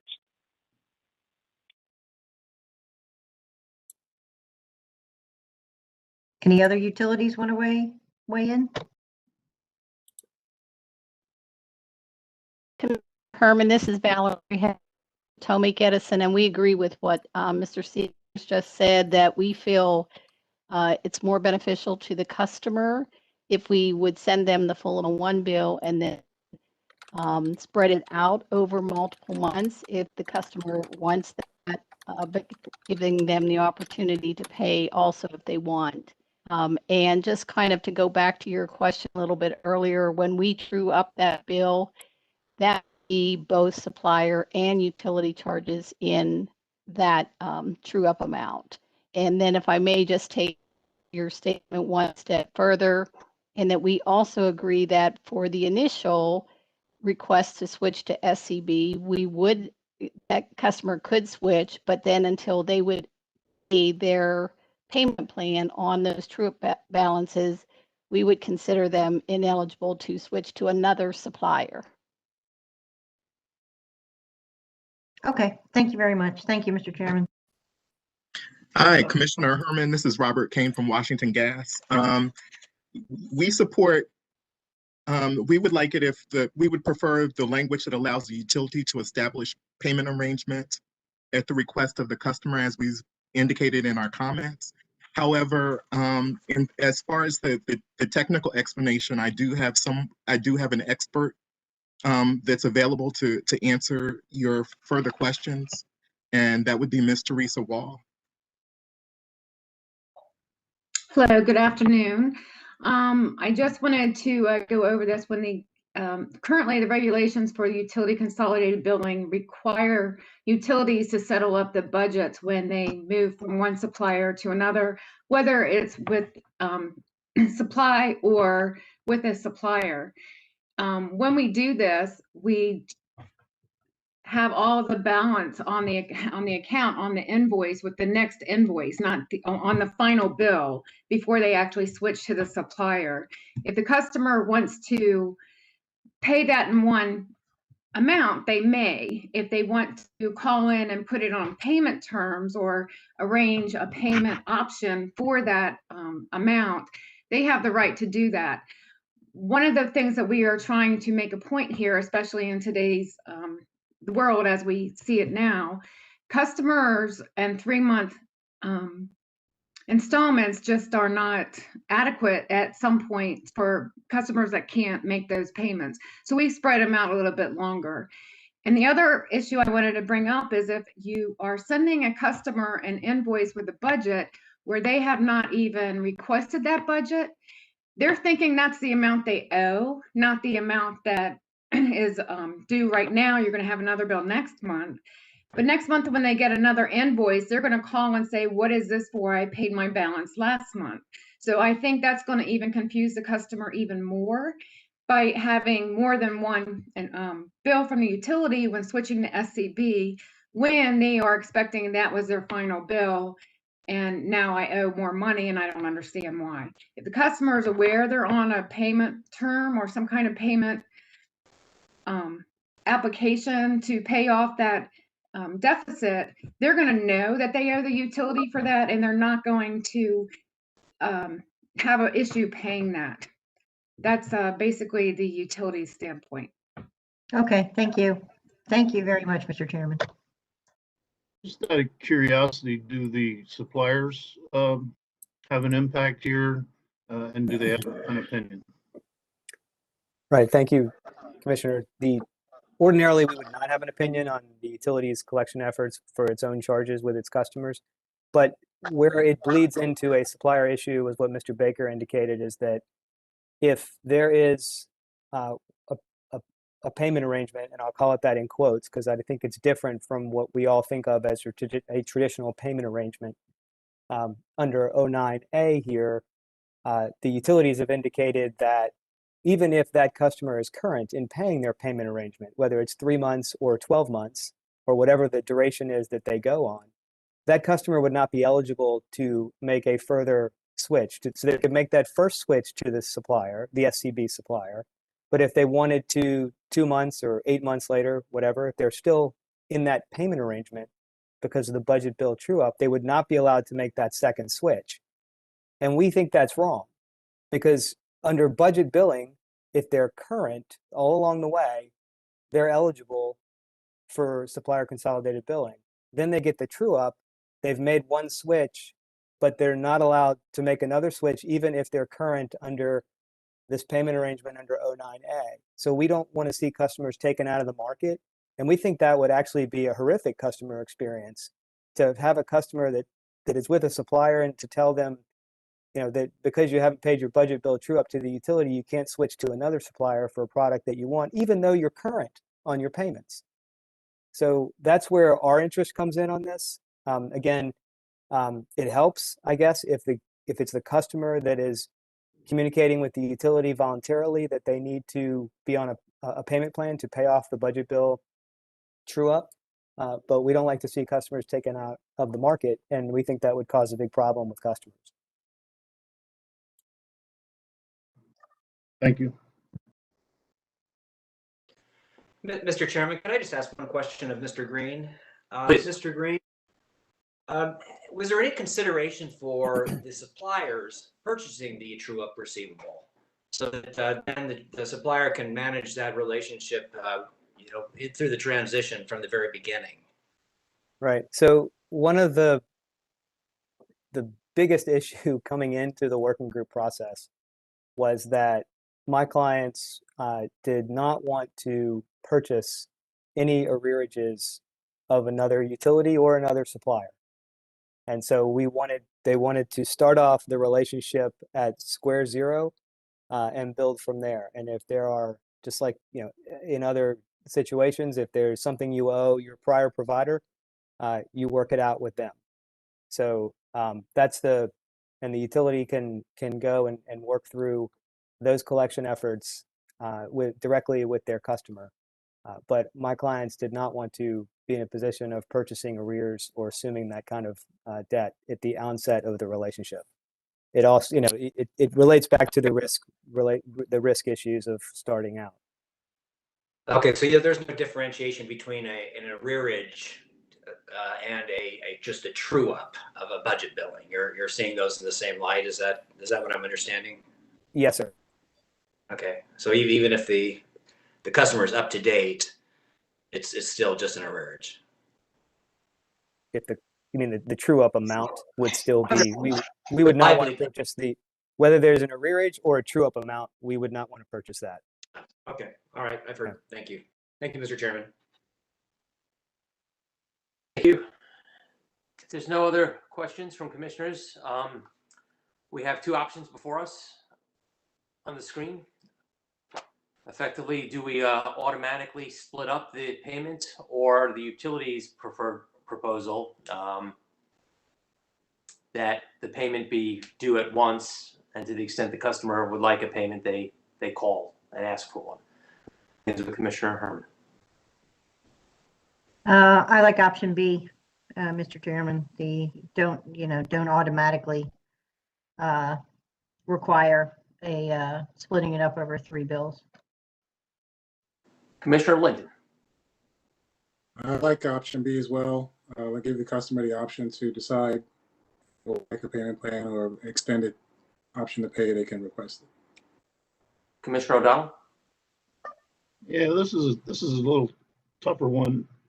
I see merit in a lot of arguments here. Excuse me. I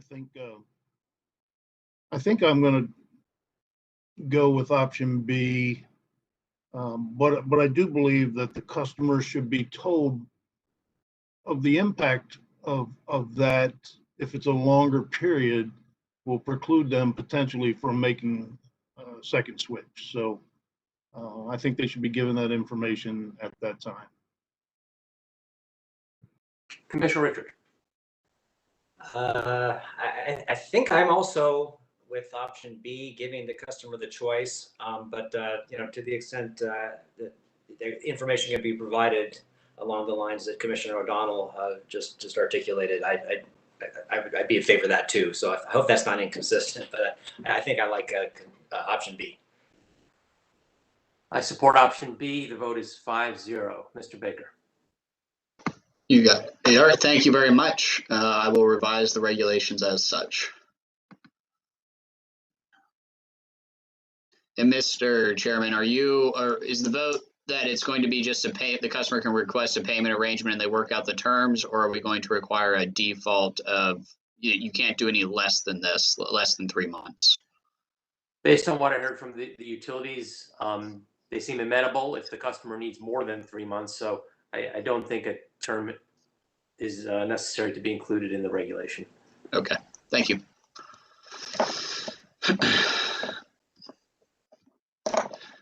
All right. Ms. Knoll, do you mind going back to the regulations? All right. If you don't mind going to section 10. This has to do with a supplier consolidated biller providing a budget bill or a levelized bill to a customer for utility charges. So this is also a non-consensus item. The suppliers would like and utilities would like the supplier to, or the utility not to be ever obligated to provide the customer a budget bill for distribution charges going forward. Instead, the utility would just simply sell the utility, the supplier, the actual charges, and if the supplier wants to provide the customer a budget bill for distribution charges, they can do so. And then staff's opinion is that this is a bill view, or this is a bill ready process such that the utility can give the customer a distribution charge that is levelized and sell that to the supplier. And then if the supplier wants to do a budget bill on top of that, they certainly can. There's nothing that would prevent them from doing so. And so staff does not think it is a good idea to restrict the utility's ability to provide a customer a budget billing plan for distribution charges if the customer wants a budget billing plan for distribution charges from the utility. And so that is what the addition of C would accomplish. But we did receive a comment from Washington Gas that indicated if we go down staff's requested route, that we should make it clear that the budget bill would be provided on the supplier's bill, and I'm happy to make that change. And so I recommend a utility may still provide budget billing to a customer on a supplier's consolidated bill, and instead of on supplier consolidated billing, to make it absolutely clear that this would still be carried on the supplier's bill. With that, staff is available for questions. Thank you. I think this small regulation sort of embodies a lot of the complexity between the two sets of bills and the overlap between utility functions and the supplier functions. Ms. Knoll, perhaps you could bring up this item on the summary sheet, which is third from the bottom. There we go. Utility ability right at the bottom there. Thank you. We have the two options. Mr. Baker, correct me if I'm wrong, but the first one is staff's option, correct? Yes.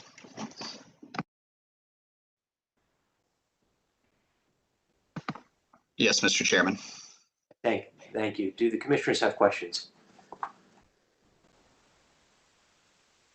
So which party is it that thinks that the utility should not be able to offer a budget bill for its portion of the bill? Suppliers have typically held that position, and I believe some utilities have also previously held that position.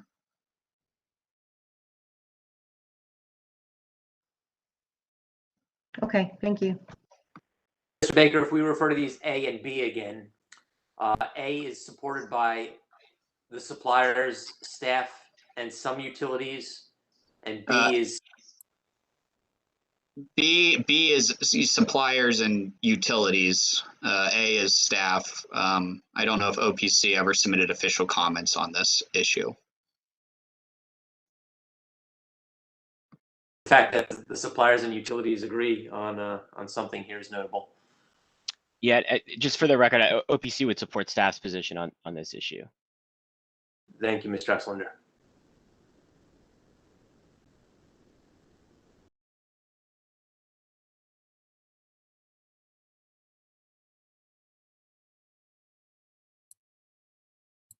So, Mr. Baker, under staff's position, it says utility may provide, so utility doesn't have to if it doesn't want to, but it can if it wants to. Right. So if the customer and the utility set up a budget billing plan for distribution charges, then they may provide it. But if the customer is not setting up a distribution bill or a levelized plan with the utility, then the utility doesn't have to provide one. So this is, the customer can work with the utility to do it that way if they so desire. Okay, so the utility can say, sorry, we don't do that. right? Sorry, can you say that again? It didn't come through. My apologies. So the utility can say, sorry, we don't offer distribution budget billing anymore. Could they do that? I guess they could. I don't know why they would, but they certainly could, I guess. Well, if they're opposed to it and say the supplier's the only one who should, then ostensibly they don't want to do it. So I guess by the way the regulation is worded, it says they may, but it doesn't require them to. So if that's the case, I'm not sure why the utilities would say they oppose that particular regulation.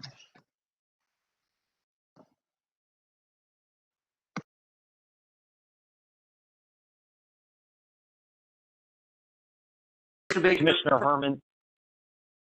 I apologize, Seegers. Mr. Chairman. No, Mr. Herman, speaking for the joint Exelon utilities, if that is how the language is to be interpreted as optional for the utility, then I don't think we would have an issue with it. So you're reading all of the mays in this as shalls in this regulation, is that correct? As long as the regulation is the way it reads, the utility may still provide budget billing. If that is intended to mean that a utility may choose not to provide distribution budget billing, then to your point, I think that would address our concern. Okay, thank you. To second Mr. Seegers, yeah, I think all the utilities said in various different ways that what we want the ability to pursue different options with our customers depending on the customer circumstances and what the customer wants. And we all spent a lot of time in the work group arguing about this issue, among others. And if staff and OPC are now saying that under the version of the rules that they are proposing, that we have all of that optionality, that's the intent behind the word may is where it's used throughout here, then maybe we don't have an issue. Because that's all we want. We just want the flexibility. Mr. Chairman, if I may weigh in. Green. Okay, thank you. It's, look, in addition to the fact that the way suppliers have envisioned budget billing is that the suppliers would be providing the budget, and in all likelihood, it'll be for both distribution and supply charges, and the supplier will pay actuals to the utility. So what really is happening is an operational problem in that it's in a bill-ready environment. If the utility is going to budget their distribution charges, we're not going to know that because the supplier is just going to take the amount that they get on the bill, the amount they get from the utility, and put it on the bill. And so, and then if the supplier is offering its own budget, then you've got a budget on top of a budget. And either way, it can become, quite a confusing process, I would assume, to true all that up because the customer is going to have two different true ups. So we think as long as the utility is getting paid actuals every month, which they would be, let us offer the budget product that if the customer wants one. So that's where we come down on it. A lot of it is just ease of product offering, but a lot of it also is operational and making it work if there's a budgeted utility product.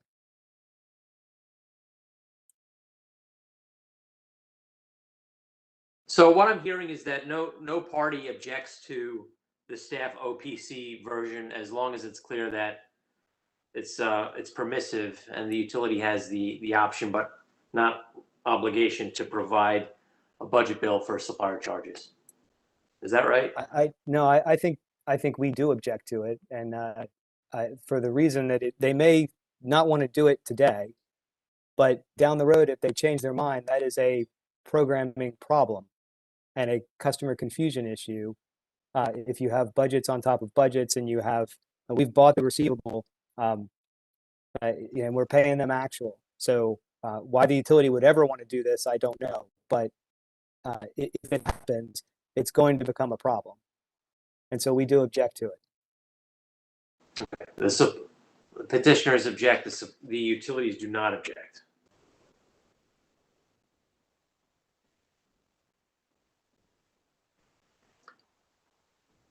Okay, if there's no more questions, we'll begin the vote with Commissioner Herman. Mr. Chairman, I'm just not sure at this time because I haven't worked through my mind the potential impact of the payment posting change on all of this and how that all works through. And frankly, I just can't wrap my brain around it right now. So I'm gonna have to say I'm just not sure. Okay, perhaps we could table this this item entirely. Return to it tomorrow with a fresh set of thoughts. Do other commissioners wish to weigh in on this item or take this up tomorrow? Mr. Chairman, I like the idea of taking this up tomorrow, but I'm still not clear exactly what the supplier position is here. I think what I'm hearing is it's really not being offered to us right now. That if a customer switches to a supplier consolidated billing arrangement, then it seems that there shouldn't be any kind of, I guess, optionality with respect to the utility, other than being a supplier. I'm sorry, not a supplier, being their distribution company. But I'm not sure where that fits into our options right now. Perhaps Mr. Green could give it another try, but I understood option B to be you pick one or the other and you stick with it in terms of the utility or the supplier being the one responsible for the budget billing going forward. But Mr. Green, can you respond to Commissioner Richard? No, I think our position, the petitioner's position, is that only the supplier should be allowed to offer a budget bill. That the utilities can offer, are going to send us their charges, and we're going to pay actuals, and then whether we offer a budget or not is up to the supplier. And if the customer wants a budget, they'll find the supplier that offers one. But if the supplier doesn't offer a budget, then the supplier would direct the customer back to the utility? They could do that, or any other supplier that might offer a budget bill. Okay. All right. I think that's clear. I just didn't know how that matched up with the matrix I was looking at as far as option A or B. But at this point, the supplier position would be the B option. Yes. Thank you. Commissioner Linton. And Commissioner Richard, speaking for the Exelon Utilities, I did not mean to indicate that that we were opposed to that language coming out. We have no objection if the commission determines that they want to remove that language. We were also just indicating that as long as it is permissive and does give the utilities the option not to do budget billing, then we would also not oppose that. Okay. Okay, I think that helps, and I'm glad we're doing this tomorrow. Thank you, Mr. Chairman. That's Commissioner Linton. Thank you, Mr. Chairman. Just so that I'm clear, the budget billing is currently, and under its various names other than that, is offered by utilities under a specific rider. So are we suggesting, or is it being suggested that even though a customer is receiving their bill for a commodity and for the distribution charges from the supplier, that somehow the utility still uses the rider to have some kind of discussion with the customer about participating in budget billing, so you get the corrections and all of that happens on a monthly or tri-monthly basis? I'm trying to understand what type of budget billing will still happen if the supplier is buying the distribution commodity. Why is there a conversation happening with the customer at all?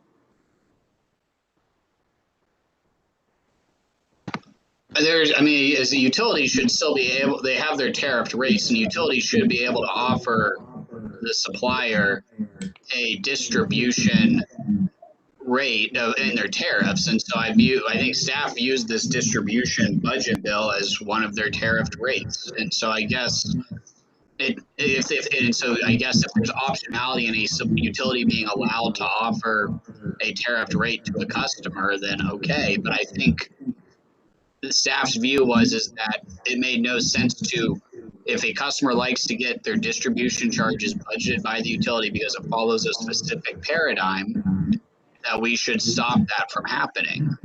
And I mean, I guess if all the utilities are going to treat this as optional, maybe it's a moot point. And if the commission's okay with that being optional, even though it's a rider in their tariffs, but I guess staff just viewed this as a bill. This is a bill ready process. The utility, if the customer prefers and likes the distribution budget billing option, why would we stop that from occurring? And so staff, and so that's why we've pushed for this. And so I don't think it was all about leaving that optionality.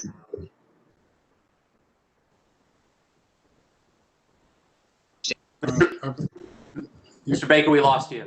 Sorry, I'm back. I'll put my video off. Staff doesn't understand why it would be complicated if a charge has already been levelized by the utility for the supplier to re-levelize that charge.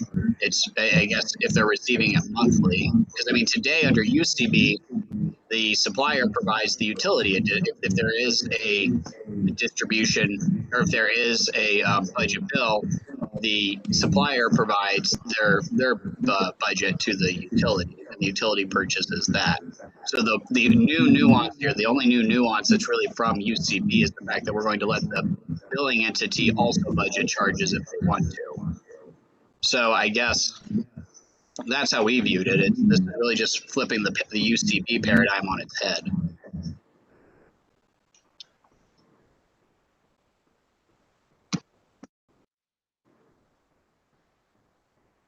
So I guess it still raises the question.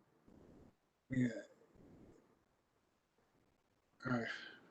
Okay, I'll have to think some more about how it would work, but at least as of right now, I would be more supportive of the supplier position to prohibit utility budget billing.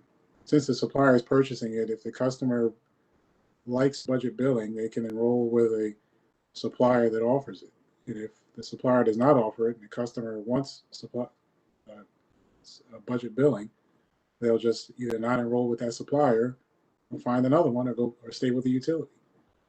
I think I think there's a lot of potential confusion with offering it both ways, but I'm open to hearing more on it as well. Thank you, Mr. Chairman. I too am very happy we're going to take this up tomorrow. I just have a request that parties think about how the first decision we made impacts these provisions. The first decision we made today with regard to posting priorities, how that change in position affects these provisions, if at all, and maybe be prepared to help inform our thinking on that tomorrow. Thank you, Mr. Chairman. Thank you, and we will start with this item first thing tomorrow morning. So why don't we move off this topic now, Mr. Baker? Thank you. Let's see. We struck proposed section 11 because that was the energy assistance section. So the next section would be the purchase of receivable payment posting section. Since we're going to Mr. Baker, we lost you again.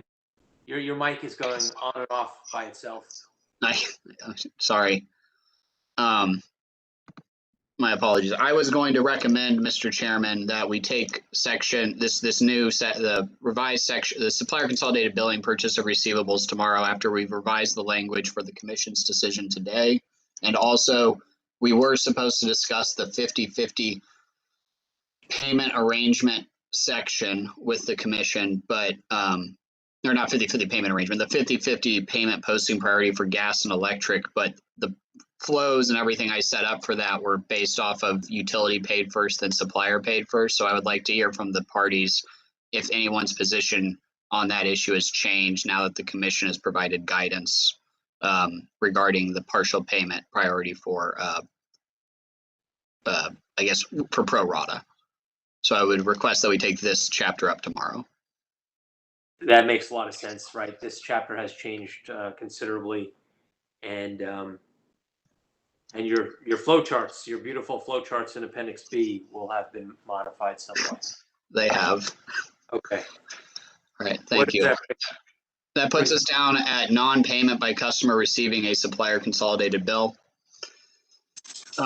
This section should, at this point, I am not aware of any non-consensus outstanding. Every edit in here was really commission guidance from last time. So I'll just give a high-level summary. This is the section that governs what occurs when a customer has failed to pay a supplier and that customer has been dropped by the supplier back to the utility. So A is basically giving the authority for the supplier to return that customer and indicating that they must follow reasonable collection efforts to seek repurchase of the regulated electric utility charges. Section B of this is what shall be included in those collection notices.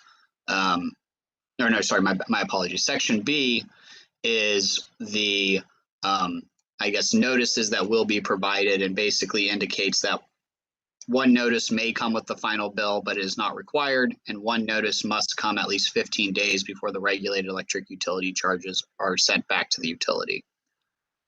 Staff attempted to clean that up at request of the commissioners to make it more clear in B1 and 3.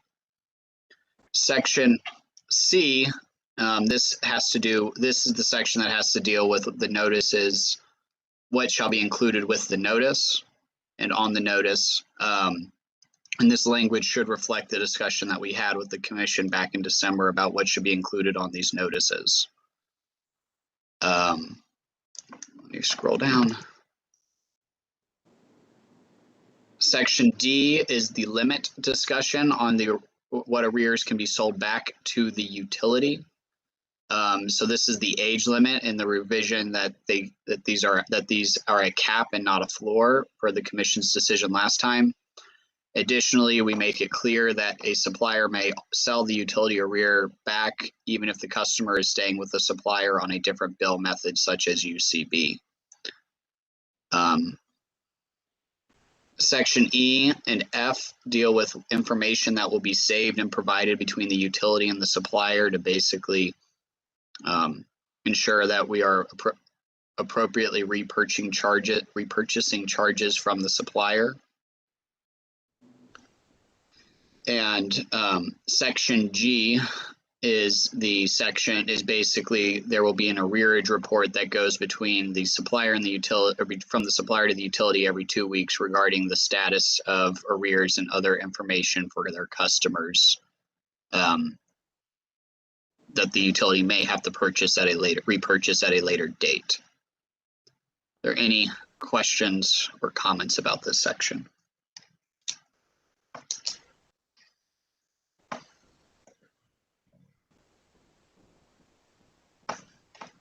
Okay. The next section is COMAR for reporting requirements for supplier consolidated billing.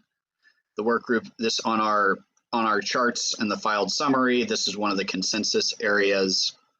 The work group worked through implementing some of OPC's requested language, other requested edits, and staff also requested additional information be tracked to basically ensure the markets are working, and in case at a later date we need to receive information about a supplier.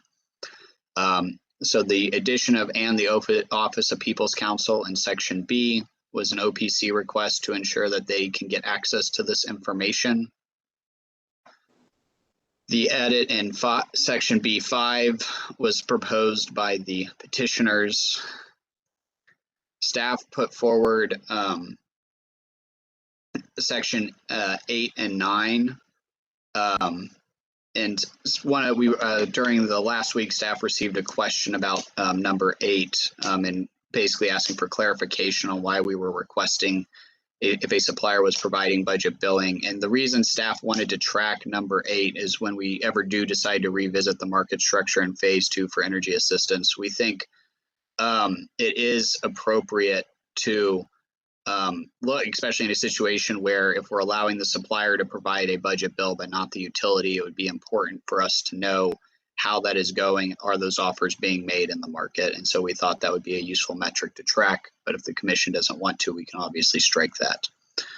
And then the edits in C were proposed by Potomac Edison.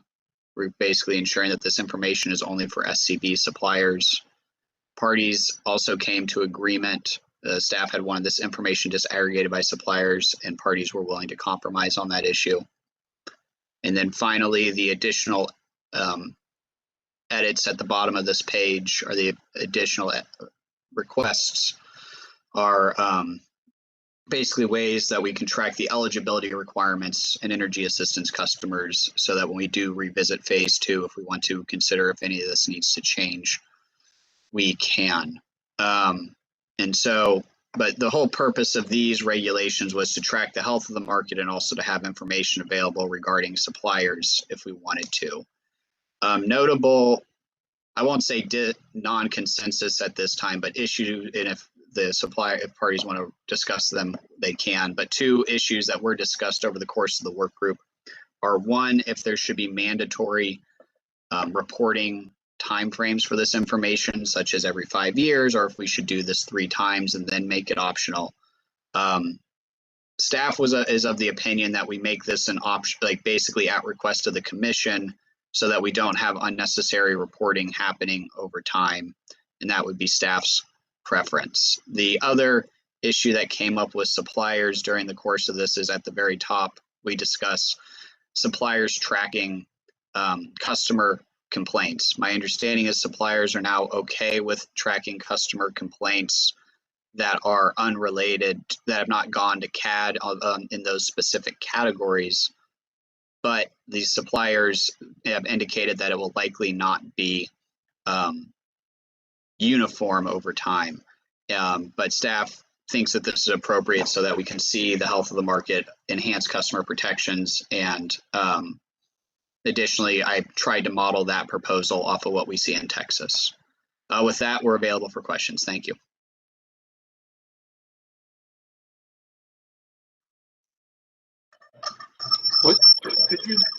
Would you mind covering again what you modeled after Texas? Yes, of course. Molly, please, Ms. Knoll, please scroll up. Section A at the very top. So today in Texas, suppliers are required to record customer complaints by specific categories in their rules. And so since we were going to be basically tracking the health of the market, and also we figured that this was at least staff believes that this would be a useful exercise as well for the suppliers to undergo if we ever need to request this kind of information. And also just to see what kind of complaints are occurring within the industry. But I tried to model this off of basically what Texas does today in terms of that tracking. Okay, maybe in the future, Texas will have some changes coming to monitor their markets a little bit better too.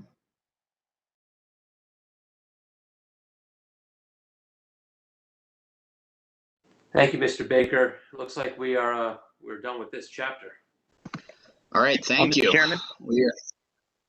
I apologize, Mr. Chairman. For C11 and 12. Yes.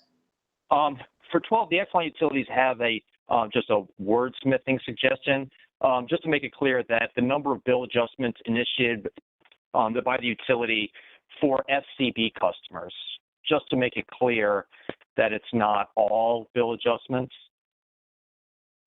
That seems reasonable.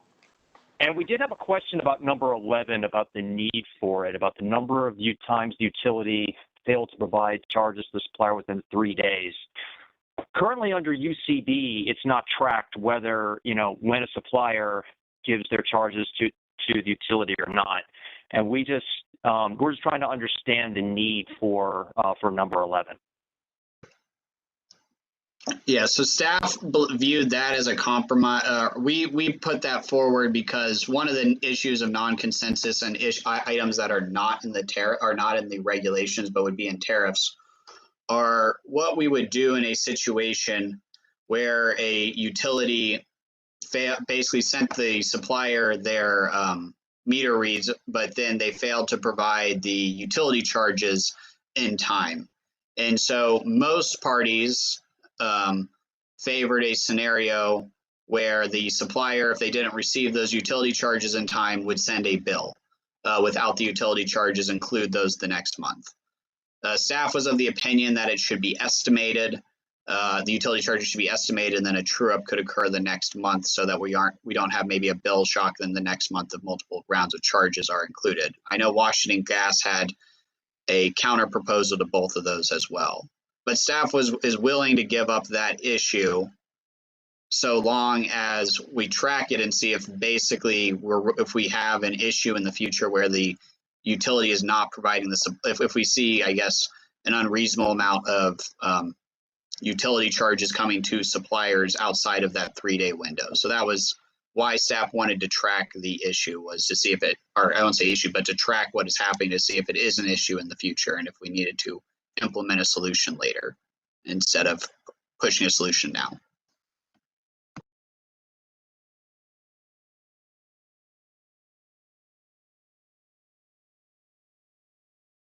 Okay, hearing nothing else from Mr. Seegers, we can move on to Chapter 6. Thank you. Chapter 6 is non-residential customer protections. The first edit is in section is in subchapter 3 on terminations.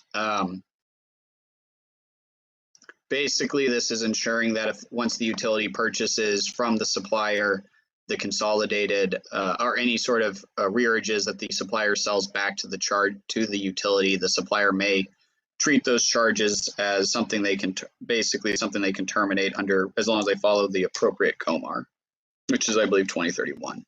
And so this is basically ensuring that that basically the utility can charge a termination if necessary for those charges. If we go down to the next requirement, Ms. Knoll, notice of enrollment. Go ahead. I'm sorry, excuse me, Mr. Baker. I don't have a problem with that section. I was just checking to see, and have we defined distribution for non-residential customers? Define what a distribution receivable is? Right. Give me one minute. I don't think so, but if you give me 1 second.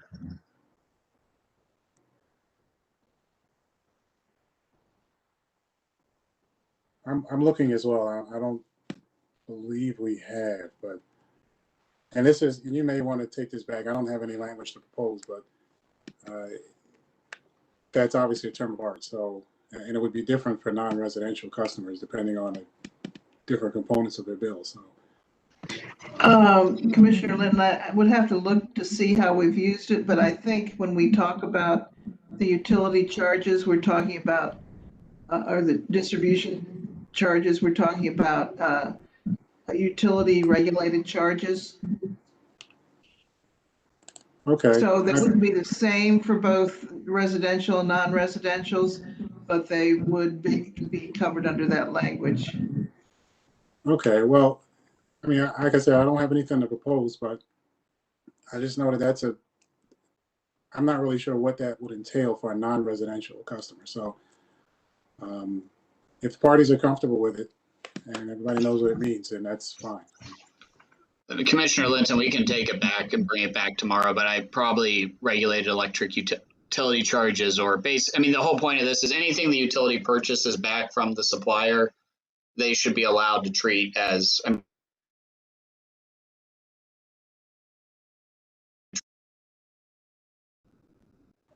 they can treat as it can be terminated. Right. No, I understand where you're going with it. Yeah. I'm not in opposition at all to the language. I just, when somebody else looks at this in the future and it's not one of us, I just want to make sure they can follow along. So We'll make that change. Thank you.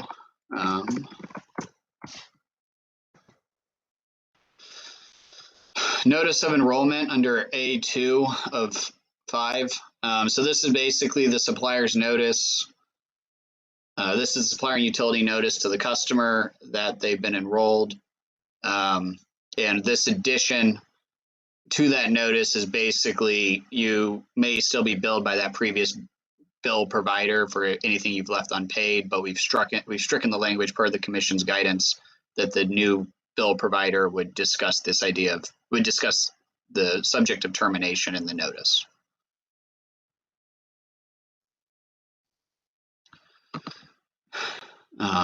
In BK, this is basically notice that the supplier provides to the utility of basically this is what the information that's provided to the utility, and so they will now also need to indicate if this customer is going to be receiving SCB or not. Go on down, Ms. Knoll.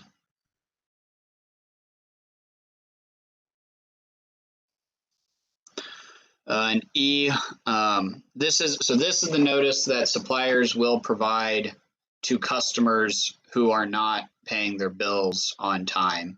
So this is basically if a supplier wants to separate from service with the utility, or not with the utility, with the customer because they're not receiving payment.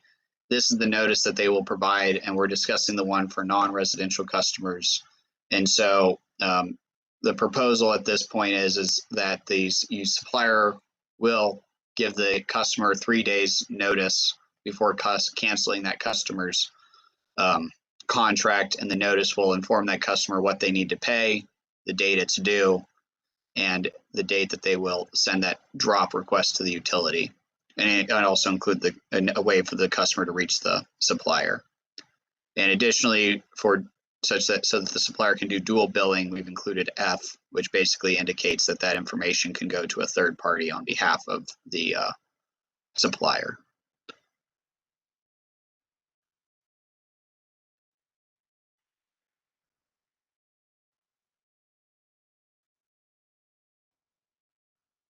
Ms. Knoll, do you mind scrolling to the next one?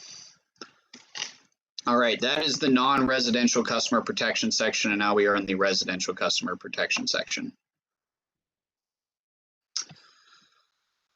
The first set of edits is discussing what happens if there's an enrollment dispute, and if that enrollment dispute rolls over such that the supplier has already purchased receivables. Basically, this is discussing the issue of what happens if the suppliers purchase the receivables and who sends money back to the customer.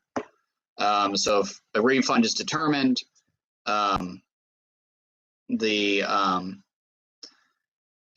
supplier has already purchased those receivables, then the utility will provide a refund to the supplier to basically issue to the customer.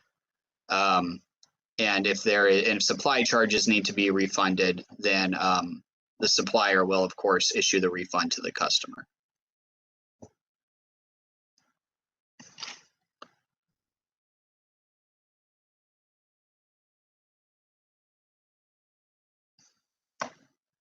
The next section is 06. This is once again the same language that we had for non-residential customers regarding termination of service if arrears are repurchased by the utility. We will, same as before, we'll look into changing the wording of distribution receivables. All right, thank you. Next section has to do with internet advertisements. So if the supplier is licensed to provide an SCB bill, they will have a description on the internet of what their offering is, and they will also provide sample bills to customers online.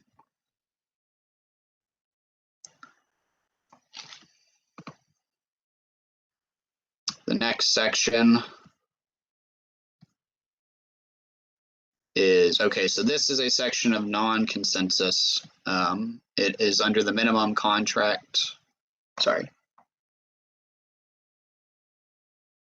Oh, no, this is not. No, this is consensus still. My apologies. So if you go down to page 36, Ms. Knoll, so this is basically minimum contract requirements that are required by the suppliers. So the first edit in F was proposed by OPC, that contracts going forward will make sure basically the customer is going to sign that they know what bill method they are using. And then we're also going to basically, we need to be able to send billing and payment information between the supplier and the utility, which is G. H, basically the customer should acknowledge the frequency at which they will receive bills. So we have not put a mandatory requirement in here for that a supplier must bill a customer monthly. Instead, we're saying the customer must agree to what that frequency would be with the supplier. So it could be a month, it could be 2 months, but they need to agree to what that billing frequency is. And then the final change to this section is this is basically saying the format in which the supplier will provide the bill. So whether it will be electronic or whether it will be by mail or whatever other method in today's day and age, the supplier will provide a bill to the customer, but that will be agreed to between the customer and the supplier.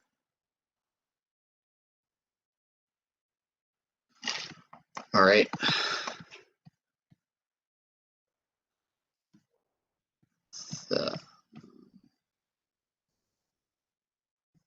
Believe the next on the summary, this is a point of non-consensus, though it was not spelled out the issue, but basically evergreen contracts, the way the proposed regulations are worded now is that a supplier may provide a renewal notice of an evergreen contract with their bill, so long as it is prominently displayed on the bill with the bill when it is sent. OPC has requested that this be struck and that the supplier is not allowed to send the evergreen contract notice with the bill, and viewing that as a better customer is more appropriate. Staff is supportive of the proposed regs because we view this, it's really hard to tell which one the customer is more likely to see, whether it come with the bill or come separate from the bill, whether it be treated as a bill stuffer or be treated as just junk mail. The other item is that if we're not, once again, maybe we're talking about minimal bill savings to the suppliers, but since we're not sure that we're actually going to get any sort of increase in customers actually reacting to these, whether it come with the bill or not, we would view this as some minimal cost savings to suppliers. But if OPC would like to weigh in with their full position, that would be appreciated. Thank you. Thank you, Ben and Mr. Chairman. I just want to clarify, OPC does believe that it would be helpful if the regulation required the supplier consolidated biller to send a renewal notice in a separate mailing. We actually don't object to it being also included in a monthly bill mailing, but we think that it would be helpful, for the notice to come, in particular because the notice is supposed to conspicuously describe what is changing between the existing contract and any changes to those material terms and conditions for the renewal period. We believe that it would be helpful if that mailing was separate, to call attention to the fact that this is not a normal monthly bill related communication, but this is something specific that requires the consumer's attention. But we don't actually object to it also being provided with the bill if that's what the supplier chose to do. Thank you, Mr. Oslander. So it sounds like you do not object with the language in section 5, the last piece. Is that correct? That's correct. We would just ask that in addition to that, there be a requirement that that at least that the renewal notice at least be sent in a separate mailing, to calling attention to the fact that it is a renewal notice and not a bill or bill related or marketing related piece of material. So you do object to item number 4 then? It says they could may transmit the notice with the bill, because number 4 just represents one envelope, correct? Yeah. So what I just wanted to clarify is that we don't mind if the supplier chooses to send multiple notices, and if they do that, then they would be permitted to include it with a bill. But we would prefer that if the regulation is only going to require one notice, that notice be sent separate from the bill. You're just afraid that the bill and the notice in one envelope, the customer may not read the notice? That's correct. Okay. I guess it's just a matter of postage and more envelopes being sent by the suppliers. Let's see what Ms. Knoll just added. Okay, so Mr. Auslander, does that fix your issue, Ms. Knoll's addition there? I suppose it could, as long as we're. I'm not sure if it's entirely clear whether the note, that the notice is. I guess it would, if the notice is also provided separately as a standalone notice. Yes, I think that would. Okay. And just to be clear, because I am actually, we are mindful of the postage costs. I imagine that many supplier consolidated billers are going to require as a condition of the arrangement that the customer consent to electronic billing, for example. And if that is the case, and notices and bills are going to be sent electronically, then I wasn't reading this to require a piece of physical mail if the consumer had set up a arrangement with a supplier consolidated biller to communicate through emails, for example. But what we would be afraid of is if the notice is included in a billing email, or if there are physical bills sent, if the notice is included in that physical bill, that there might not be a recognition by the customer that there is something special, something additional included along with the bill that they need to pay attention to, and they need to read closely. You don't think the customers are reading what's in the envelope, is the sense I'm getting? Well, I would not be surprised if an arrangement in the future could require the customer to really be paying attention closely when they're setting up an account. But if they set up for automatic payment, they might only be scanning incoming mail, mail to just make sure that the bill isn't outrageously higher than it had been in a previous month. But they might not actually be writing a check, and so they might not really be required to do anything special than just be monitoring that account. And I think in that context, it would be very easy for a customer to overlook that there was something additional being included in that monthly bill statement that required their attention. I'd like to give the customers a little more credit, but I recognize your concern. This is sophisticated.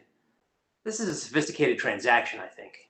I think it's hard enough for us to get our customers in the state of Maryland to sign up for retail choice when they're not offering any of these innovative value-added products, just competing on price, which many suppliers are struggling to do. And that's why we see only between 15 and maybe 22% penetration across the state.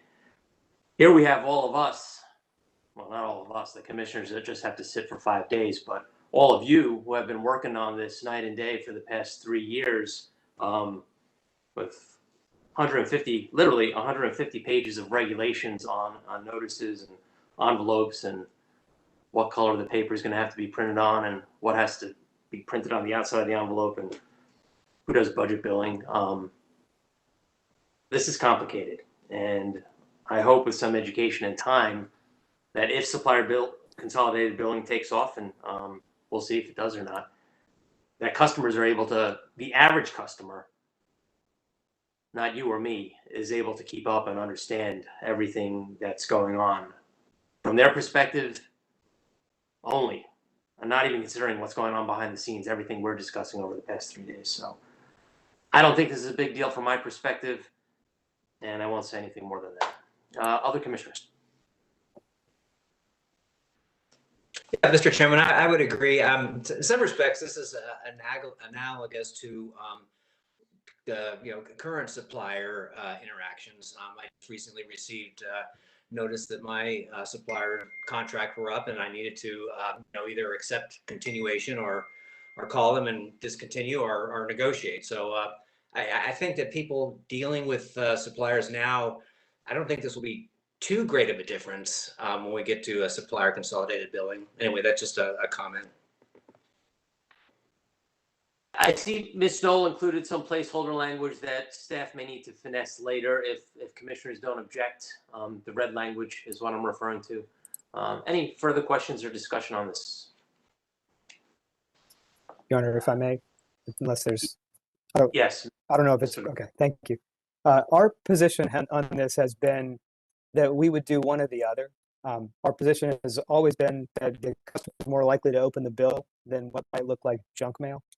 And in fact, our initial position going into the working group was that we provided in the bill on a separate piece of paper, right? And then OPC is, I think, had a tough time figuring out which one they wanted, in the bill or separate from the bill. And I guess now they're saying both. So we're okay with either or, either do it in the bill, a requirement to do it in the bill, or a requirement to do it as a standalone letter.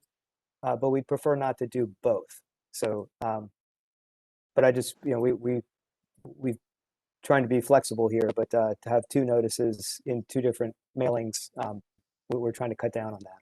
So. Yeah, that makes a lot of sense. One or the other, and I would not expect anybody to object to that. So, Mr. Baker, if your team could clean up what's necessary to make that happen. Sorry, Mr. Chairman, you went out for a minute. Or is the guidance that if the supplier, is it optional if the supplier sends? Are we going to obligate the supplier to send the notice separate from the bill, and then it's an option if they want to also include it with the bill, or is it one? Or can they send it with the bill, and we're not going to prevent that, and that can be their only notice? Correct. Yes, the last one. I understand that. Okay. Are willing to send a separate notice. Okay. Sorry, let me just make.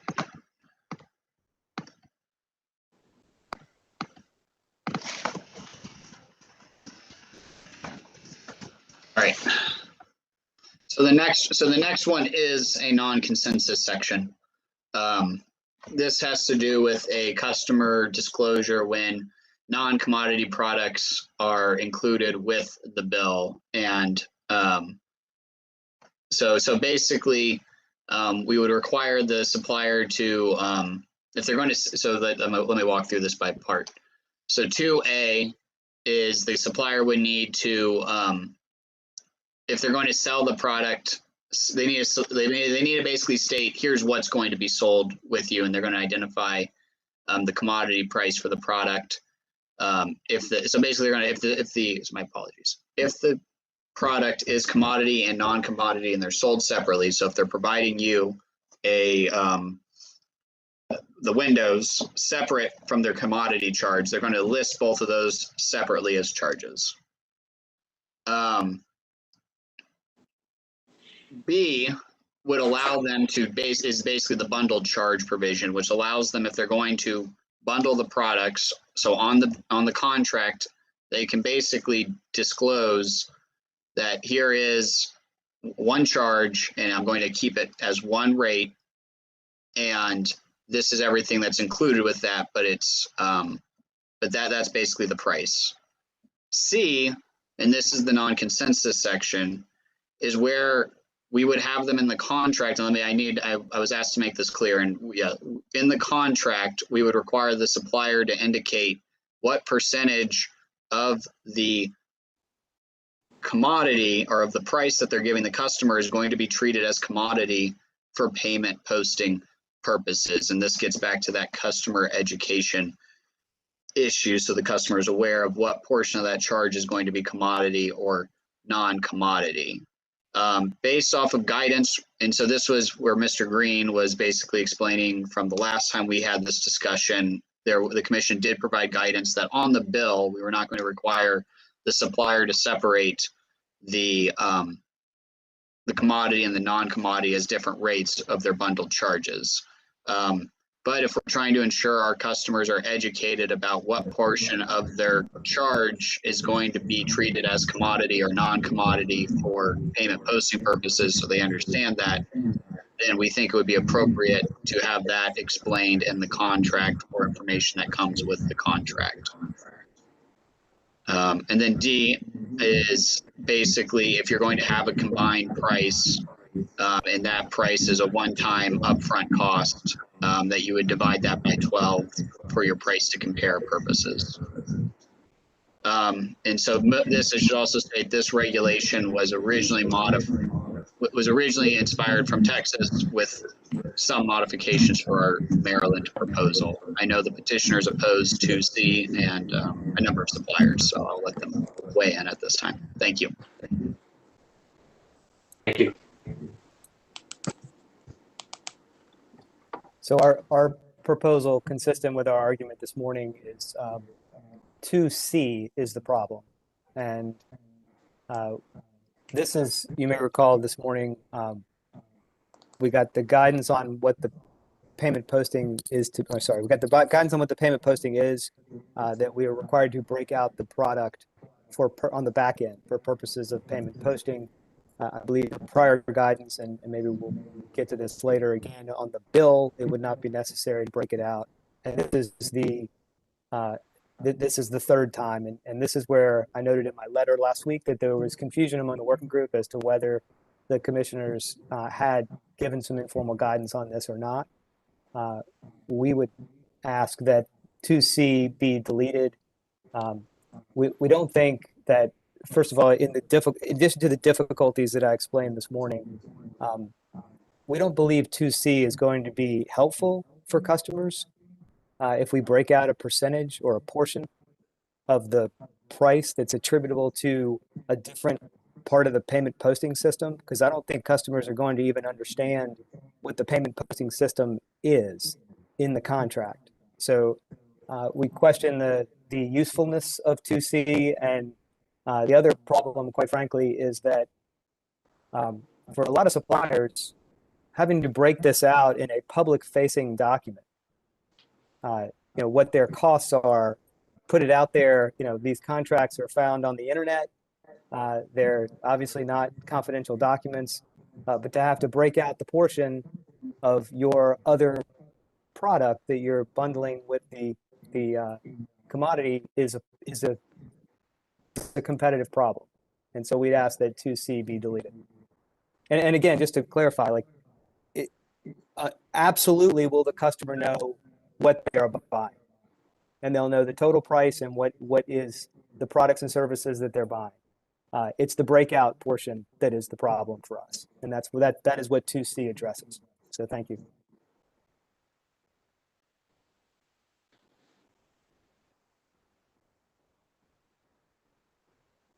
So if you don't mind, Mr. Chairman, I don't know, Commissioner Linton, did you want to start? Your mic's on. Oh, okay. All right, I'll go ahead and start.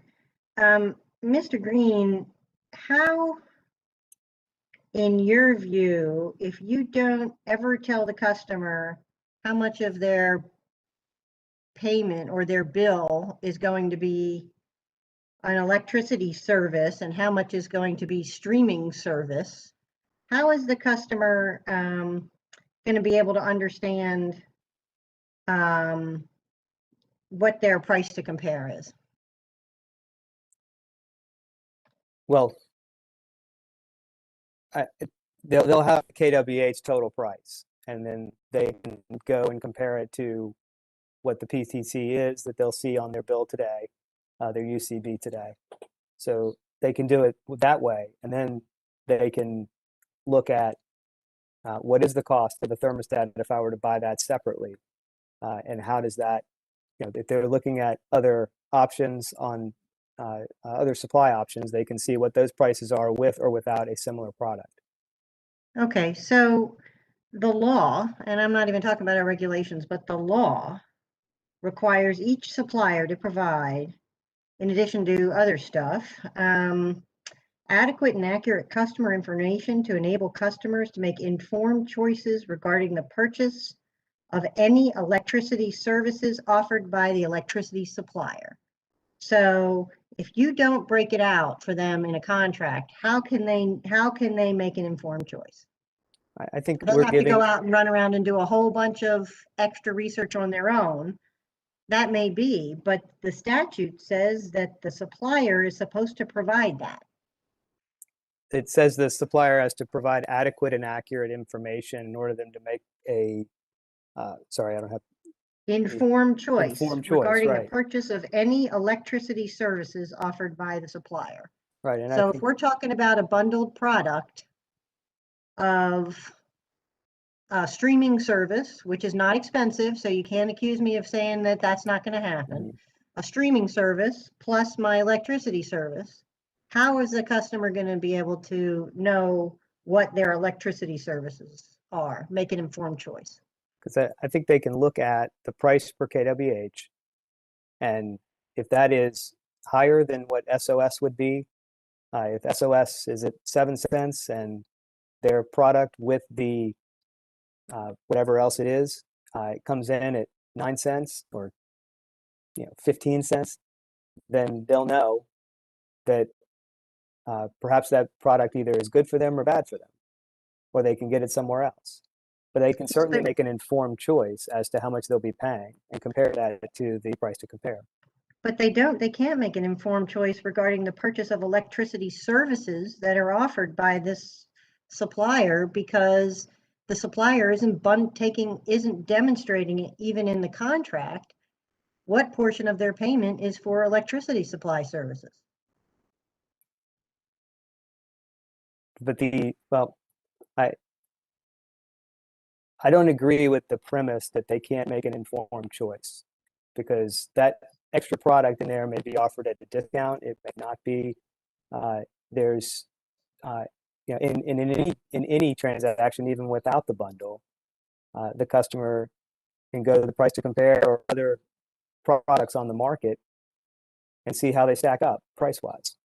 So I think I don't believe that the General Assembly in that language was saying you have to break out the actual energy-only product versus an energy-only product elsewhere. Okay, so now let's look at, and by the way, if you want to look it up later, that is 7507E2.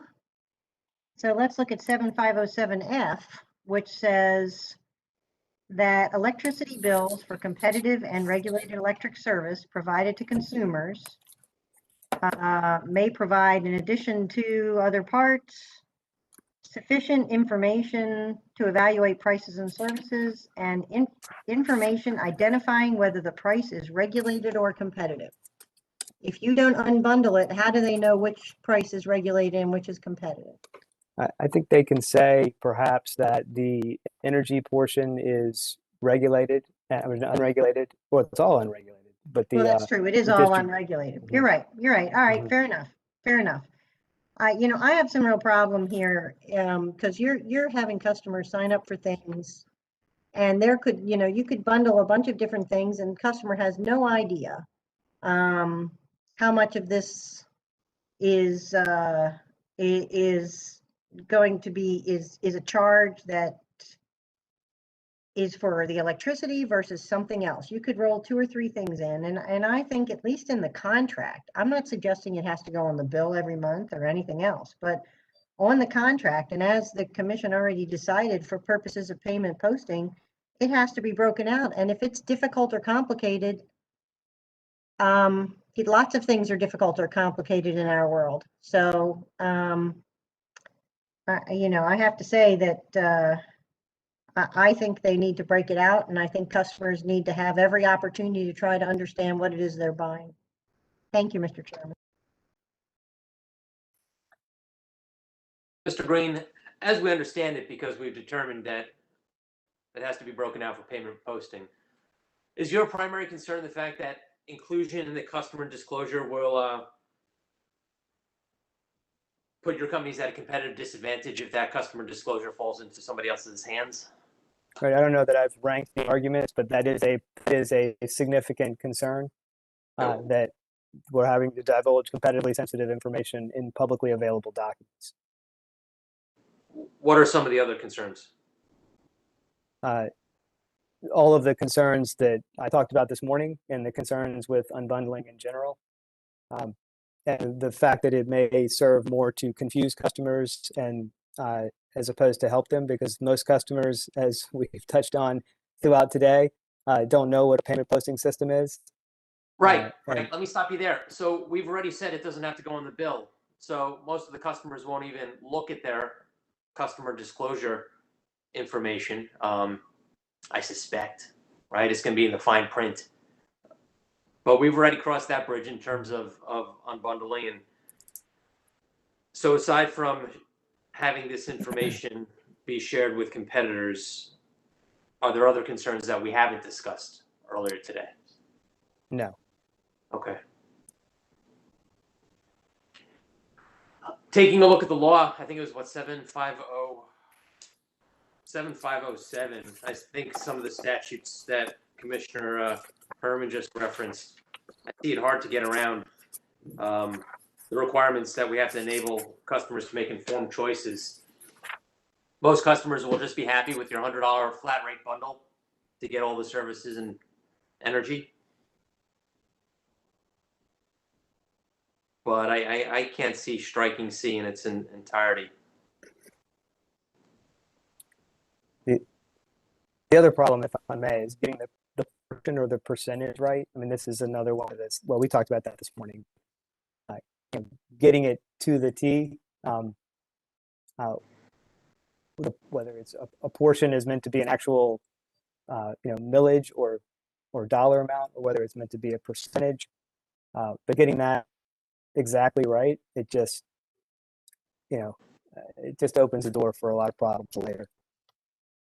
Yeah, I don't read that level of minutia or detail into this regulation. That the disclosure would say 62% is dedicated to this and 38.5% is dedicated to the energy component. But it does require some degree of specificity.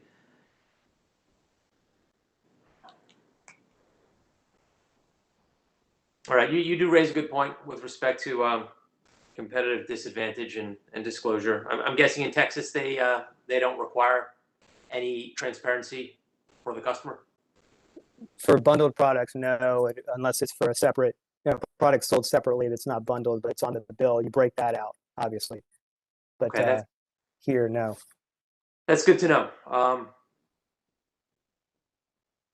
Although I think our public utilities article would override that preference.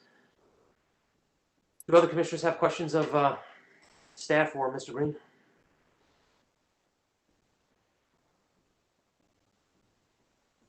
Mr. Chairman, I just have one question for, I believe it's I guess it would be the staff for in item D. We have that fun phrase in there, the price to compare. Everybody's going to jump on me for asking this, but what exactly are we? That's not a phrase that's defined elsewhere in the reg. The commission's had a long history of trying to figure out exactly how to define it and what it means. So are we giving it a definition in this section, or are we just going on the understanding that everybody just kind of knows what it is? That's kind of what we do now. That's number two. That's where we were at with it. So what the utilities put on their bills today as the price to compare is what we Or, yeah, we weren't going any more detailed than that. If you want us to add a definition, I can certainly work with Ms. Garofalo tonight to try and put one in regs for that. Because this also, I believe, appears again in our bill. This will also appear again in the bill form regulations. Right. Right. Well, I mean, I know it has a value. I know customers rely on it. We talk about it all the time. But we've had a lot of struggles with trying to figure out exactly what it is. So, I mean, if you want to take a crack at trying to write a definition for it, you know, good luck. But, I'd be curious to see what it looks like when you finish. End of the breach. All right. If we could return to item C for a second, and I don't know if this helps the suppliers or not. We state identify for products, plural, under 2B of this regulation, the portion of the product, singular. What if we delete the words the portion of and replace it with how?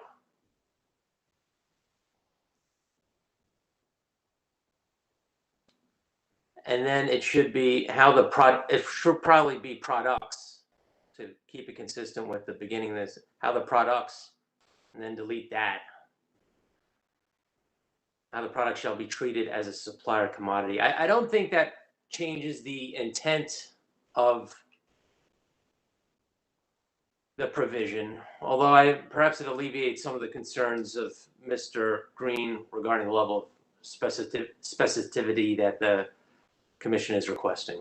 Mr. Green?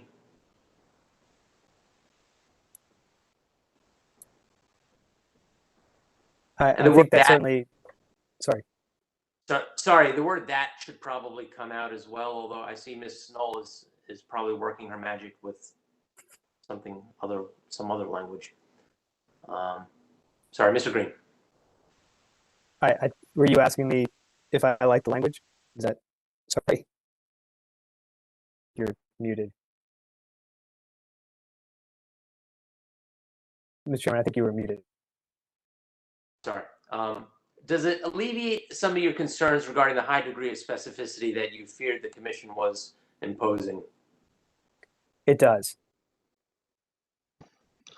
Mr. Chairman, just I guess, is your end goal that the customer will be informed that part of this charge will be separated for payment posting, but we're not going to tell you that approximately this much is going to be treated as commodity and this much is not going to be treated as commodity? So basically you're just describing the process of payment posting? Or is your goal that the customer, kind of to what Commissioner Herman was discussing earlier, should be able to take the price and do some magic to it to basically say, I think this is about how much I'm paying for my Netflix streaming or not? I guess, what is your end goal? Because I view the two as fairly different at this point then, I guess, depending on which way we go with the reg. Thank you, and this is on the fly, so I appreciate you cross-checking me on this. I do agree with Commissioner Herman that there needs to be a sufficient level of transparency per state law. At the same time, I'm not expecting that this consumer disclosure pamphlet will be used as an instruction manual by the customer to figure out all the components to the penny. So I'm not expecting the customer disclosure manual to have a list of charges and a percentage associated with each one of those. So that's the point I'm getting at. Providing the customer, however, with a rough understanding of how their bill is allocated amongst the commodity charge and all these other streaming services or whatnot, I think is helpful to the customer. Okay, can we add the language, 1 minute. Can we say identify in the contract? So that was one of the concerns that I think the petitioners had with this, was that the way it was worded now is possibly in marketing material and everything, they'd have to separate it, but our goal was just in the contract that it was disclosed. Well, so we're under the customer disclosure section. Is that the contract or is that just a pamphlet? I think this would be pamphlet. So I think our end goal was really the contract with C. At least that was staff's end goal with C. Oh, to be in contract. Okay. Well, Yeah. I would not object to that. No. Okay. So the contract is the document that they sign and they execute, and the disclosure is a small typed fine print pamphlet that they get after they sign the contract. Is that right? I believe I'll let Mr. Auslander weigh in. He knows a bit more about that process.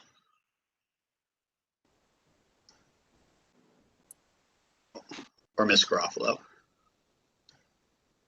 I'm sorry. Can you just you guys cut out there a little bit, so I heard my name, but not all of the preceding statements. Sure. I was asking Mr. Baker regarding the significance of the customer disclosure, and we're in that chapter currently. So I suspect that all these provisions, these regulations discuss are with respect to the customer disclosure, not the contract. But when does the customer receive the disclosure? After they sign the contract, they get a pamphlet? I imagine that if this is a first time customer, then they would need to have that provided at the time that they're signing the contract. I think if it is updated in the future, then updates would be sent in a similar fashion to the way the utilities send customer rights disclosures to customers on an annual basis, I believe. Okay, so they get them at the same time. That is would be my understanding, and if that is not spelled out in these regs, I suppose that was an oversight that we would need to remedy. Yeah, Your Honor. we may have to fix this, but I think the disclosure was intended to go on top of the contract, and far from being in small print, but was meant to highlight important sections of the contract. Are you talking about the contract summary form? Yes. Yeah, I think that what we might be talking about is a third document, if I understood what we had been discussing in the work group. Oh, okay. So I think people are talking past each other. Let me try to explain. So there's the contract and the contract summary that the customer gets pursuant to the COMARS. There's a separate document that we've come up with in this proceeding, which is a customer pamphlet explaining SCB. And we're going to get to that later. They will also get that, but that is really more of a generic document explaining what SCB is and so forth, that is on a form from the commission. So to the extent that there is an explanation of what the product is or incentives that go with that product or all that other stuff, that's going to be in the contract and the contract summary that the customer gets when they sign the contract. Is that helpful? This price information, as I have always understood it, applies anywhere you give a price, whether it's marketing materials or the contract. And that's why we wanted C to be confined solely to the contract so that we don't have to go down that road for what does it mean for payment posting purposes in marketing materials. Do you consider the disclosure a marketing material? Which disclosure? I think the one we're talking about right now in Chapter 9. It's not a standalone piece of paper. It's whenever you disclose your price, you have to do what's in 09. That's important. I thought the customer disclosure was a pamphlet, and apparently it's not. It sounds like that's the customer rights pamphlet. So that has been informative. With respect to the regulation that I marked with the help of Ms. Knoll there, I'm going to present that for consideration of my colleagues at this point. And Mr. Baker, because he was trying to help me out in getting to some understanding here. So, Mr. Baker, do you have concerns with this?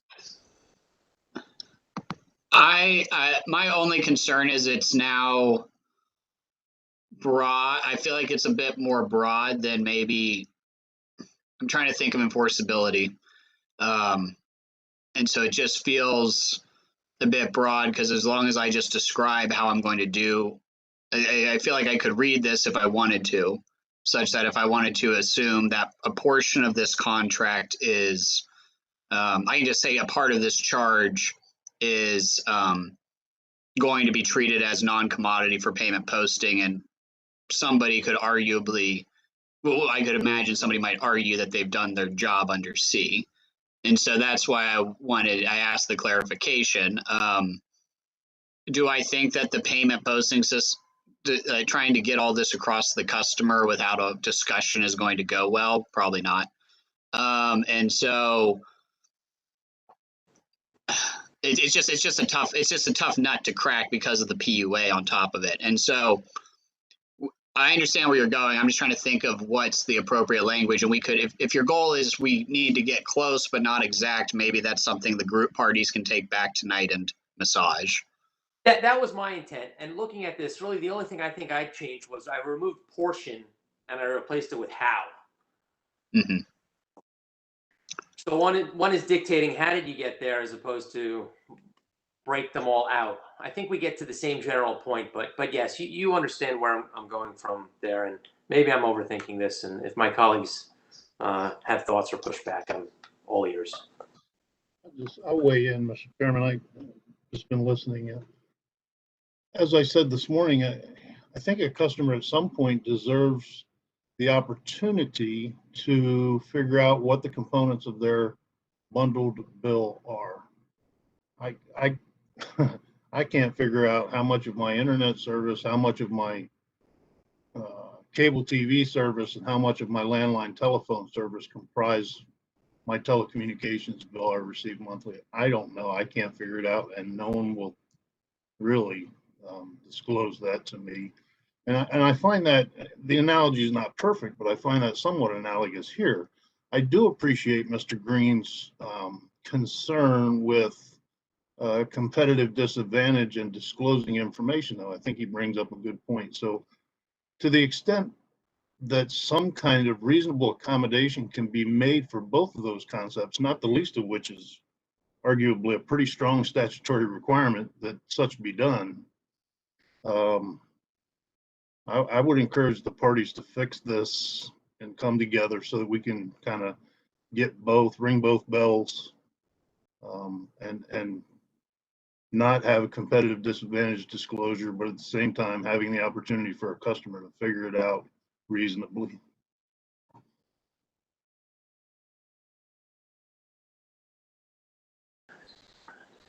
Would any other commissioner object if the parties took this back tonight and attempted to reach that goal? Okay, hearing none. I would like to understand. So again, clearly, at what stage of the process is this information being provided? Is this at the marketing stage? Is this after you've signed the contract or at the time of contract? Or is this some kind of ongoing update to the customer? It's not clear. When are we providing this? At what point in time? And it does seem like a pretty, at some point, heavy lift for the supplier to try to determine this information. I mean, there could be a lot of variables. The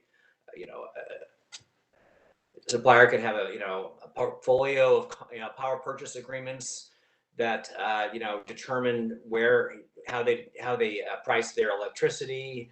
They may have an agreement with Netflix, if you're using that example, that gives them a special rate. Perhaps they've gotten they're going to throw in a Nest thermometer. That might be something they negotiate individually. So there's just so many things that go into this that I just don't see how it's necessarily possible. And it kind of goes to your issue with the competitive advantage. And then on the other side, what the customer really needs to know. I mean, at the end of the day, they'll have to just make a determination of the value of that overall product to them. for like a prefix type of dinner. You know, if you want to have the entree and the appetizers and the dessert and, you know, the pairing of wine, you know, that price might be great. But if you just wanted a salad that night, you know, it's not going to be. It's just really going to be up to the customer to decide what the value of that product is. So again, I'm just overall would like a clarification. What is it we're trying to do here with regard to the supplier product in question? Mr. Green, I think Commissioner Richards' question was, at what point in time is that disclosure made, or is it made ongoing basis? Right. So if you look at 09, the way that there's no commission decision on this as far as I know, but the way that I have always interpreted it is that anytime you give a price description under A1, you have to put out all your fixed and variable, you know, decide, define whether it's a fixed or variable product, and if there's other product involved, you have to identify those as well. And the same thing on what is currently number 2. If you're going to compare price to SOS, you have to use the price to compare, or supply price comparison is the actual name in Maryland, and that's anywhere. So what our concern was on C is that if the new number 2 and ABCD is going to be for any time in marketing materials or in your contract, when you quote a price, you have to break it out under C and provide that information. First, we wanted it limited to the contract, and second, we didn't want to have to break it out. So it may be that if we have some language we could agree on, and it's going to be confined to the contract, then maybe the best place for the language that we agree on is in the contract section under material terms, and there's 26 or so terms there that we already went through, as opposed to in here. And that's just the thought, but I hope that answers your question, Commissioner Richards. Well, Mr. Green, that would definitely serve your benefit if you moved it out of disclosure and moved it to contract. So that's a homework assignment for you this evening. We're gonna actually, I didn't want to take a break in the middle of a reg, but we have been going now for a while. So let's take a break right now, and we'll pick up this. Well, we'll move on to the next issue at 3:45. So we're in recess for 10 minutes.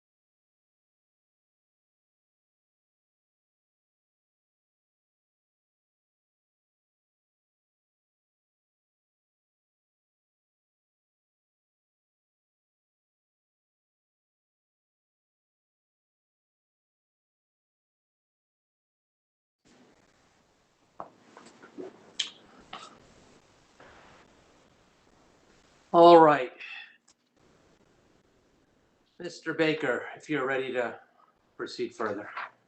Yes. Let's see here.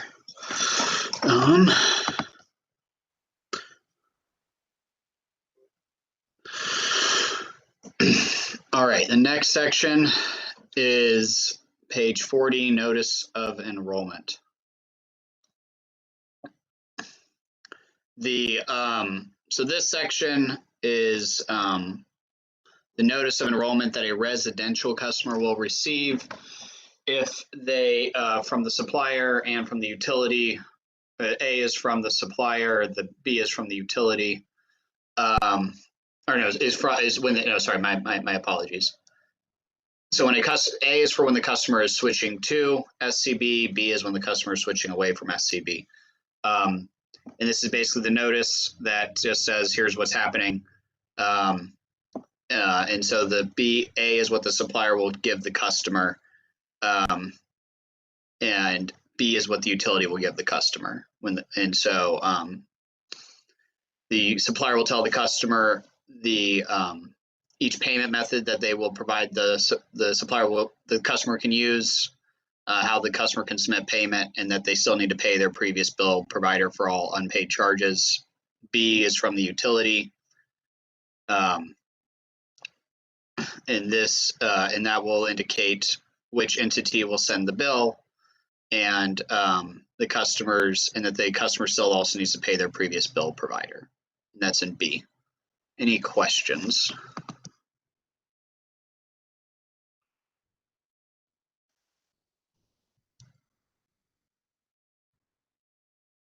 Okay, the next section is notice of contract expiration or cancellation. Oh, my apologies.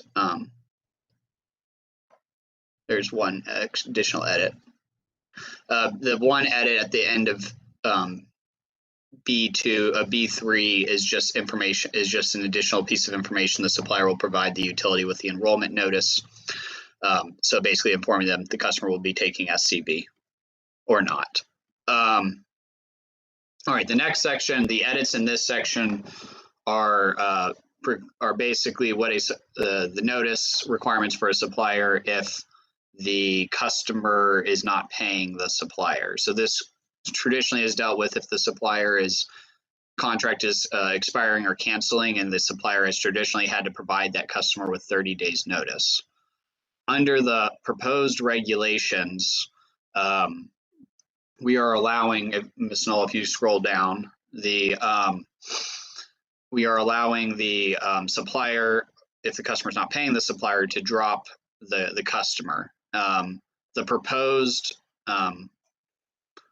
proposed notice time frame is 5 days for residential customers. Staff had originally argued for a longer period, but most parties were supportive of a shorter time frame to allow the supplier to separate for customers not paying them. And so the agreed upon time frame at this time is 5 days notice. And that notice, if the customer is not paying, shall include the amount the customer needs to pay that supplier, the date which it's due, when they will drop that customer to the utility if they don't receive payment, and the number for the customer to contact them. This does allow them to provide it with the bill. And if they do provide it with the bill, it has to be displayed prominently. Questions? All right, the next section.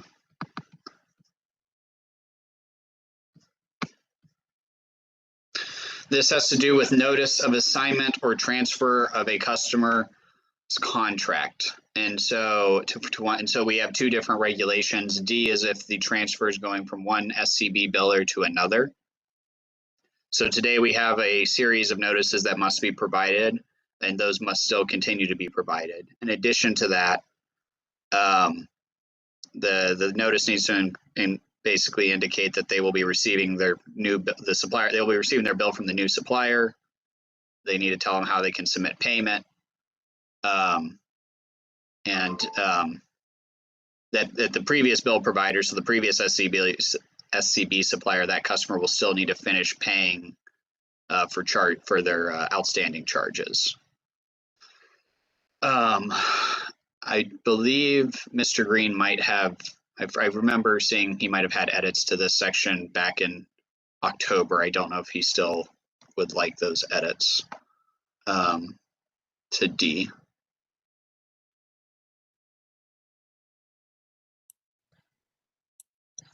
Okay, and I'll then have to, I'm sorry, I'll have to look because that's not on my list here, but I don't think we had any comments to this.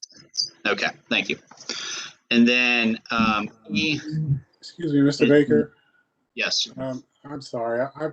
I had a question about the section we just talked about, and I was trying to make sure I had the right. We're going through the electric regulations now, and so I figure we probably won't have to do the same thing on the gas side because most of it will be the same. But for the notice provision for the drop for non-payment under supplier consolidated billing, we also in the gas section have 5 days notice. I was just making sure that that didn't need to be a different number in light of the fact that the gas switching is best off at the first of the month. Is there, did the work group talk about that issue at all, or is that not an issue at this point? It's not, I do not believe it's an issue, but the timing does, and the impact of this is, if you remember back in chapter 5, one of the big issues we discussed in December was should there be a cap or a floor on how many days of charges could be returned to the utility. Right. And so for gas, because of the first of month switching, it was possible that a supplier would be forced to carry utility charges longer than the electric utilities, which is why under those regulations they were given additional time relative to the electric suppliers. And so the 5 days notice we did not make any different because we treated the customers the same. But on the back end, effectively, yes, it could have some impact on the supplier's ability to get those charges to the utility in a timely manner such that they're not obligated to serve the customer the next month. But we didn't change that on the residential side or on the customer side. That was changed on the back end for the So the supplier will still provide the notice in 5 days for a gas customer, but the supplier may still have to provide service to the customer for the remainder of the month. Correct. Even though they've effectively canceled the service, until the switch can occur back to the gas default service and the first of the following month. Correct. So if it happens, if you drop him before, so if you're outside of the 7 days before the end of the month, the contract, it ends by basically for the rest of that month, you'll have gas service from them. If it happens within 7 days of the beginning of the next month, that supplier is required to provide the commodity for the entire next month. And so, and I believe that would also include the SCB bill for the entire next month. Okay.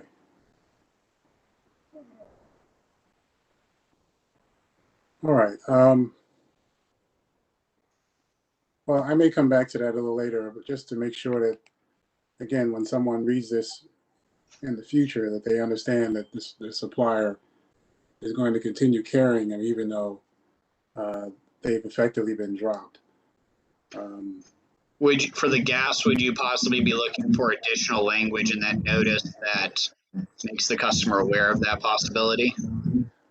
Yeah, I mean, it just, if you just imagine, for example, if there's the drop has already occurred, but there's a vortex at the end of the month or towards the end of the month, and it covers 3 or 4 days. So the customer's got a lot more usage than they would normally expect. That's amplified just by the fact that the prices may have changed. They should be fixed, but weird things have happened before. So just as long as the customer is aware of what's happening. It's just a little wrinkle difference on the electric side. That's all. So apologies, Mr. Chairman, for disrupting the flow there.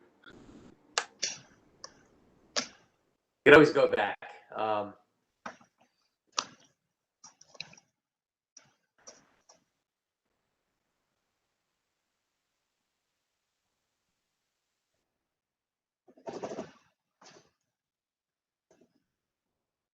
All right, Spank. All right, we can look at doing that.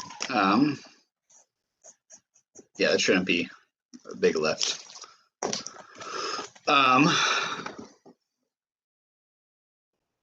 Okay, the next in section E of the assignment and transfer of contracts, this has to do with a situation where the supplier is changing the customer's bill method.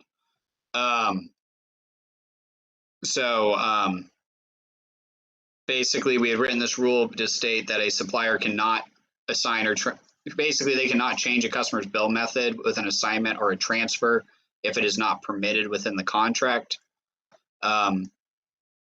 If it is permitted within the contract, though, in addition to giving them all the information that's required in A of this regulation, they will also provide them with all the notices and everything that's within the change in customer billing method section that we discussed earlier today.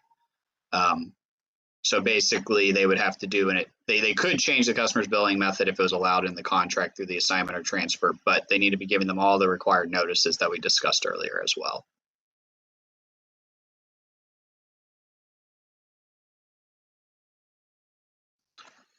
Okay. All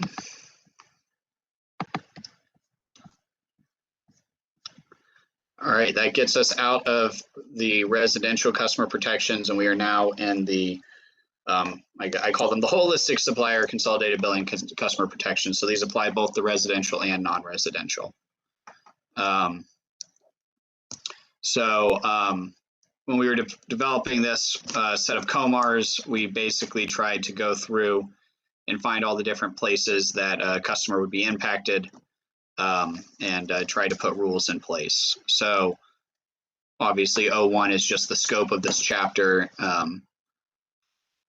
And then the 02, today, we require utilities to make good faith efforts to provide payment plans, even including, and I believe we might be a little bit more strict if they are dealing with a low income customer.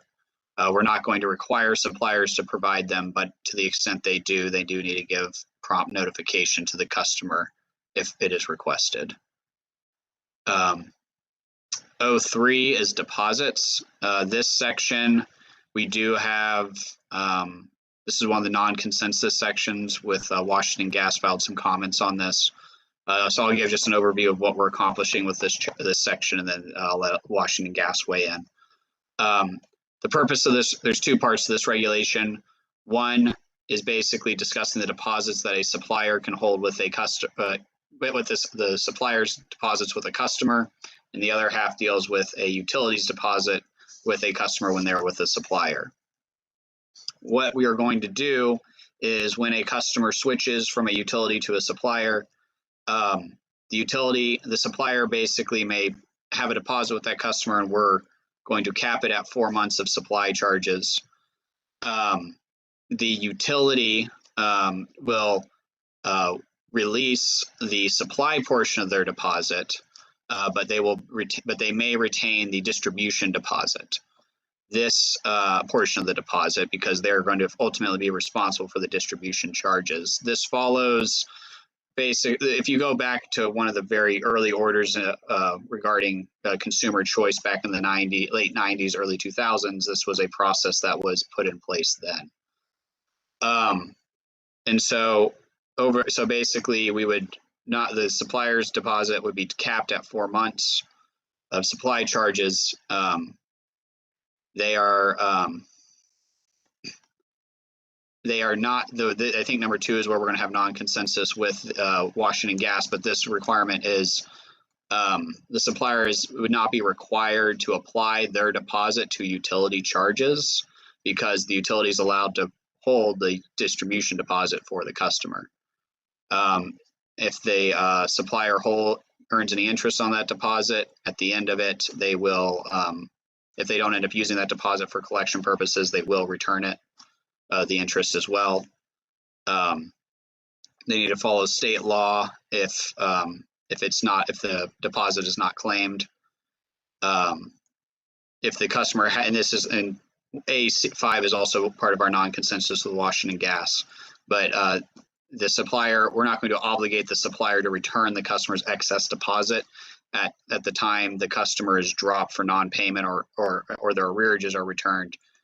Basically, each of the suppliers will have their own unique credit and collections process. So wherever in that process the customer is with them, that will determine when the supplier returns the deposit. But once there is no financial interest still owed to the supplier, that deposit needs to come back to the customer.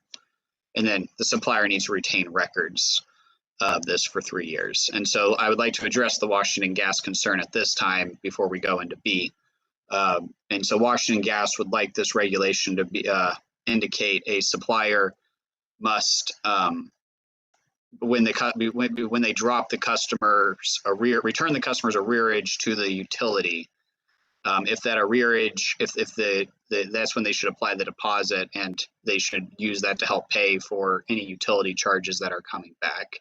And I will let Washington Gas elaborate on any of that. But since staff's position on this is that we set these rules up such that the utility is allowed to retain their deposit with a customer for the distribution charges. And so they should not obligate the supplier to there should not be an obligation on when the supplier uses their portion of the deposit on the commodity. So I'll stop there and let Washington Gas speak to their position.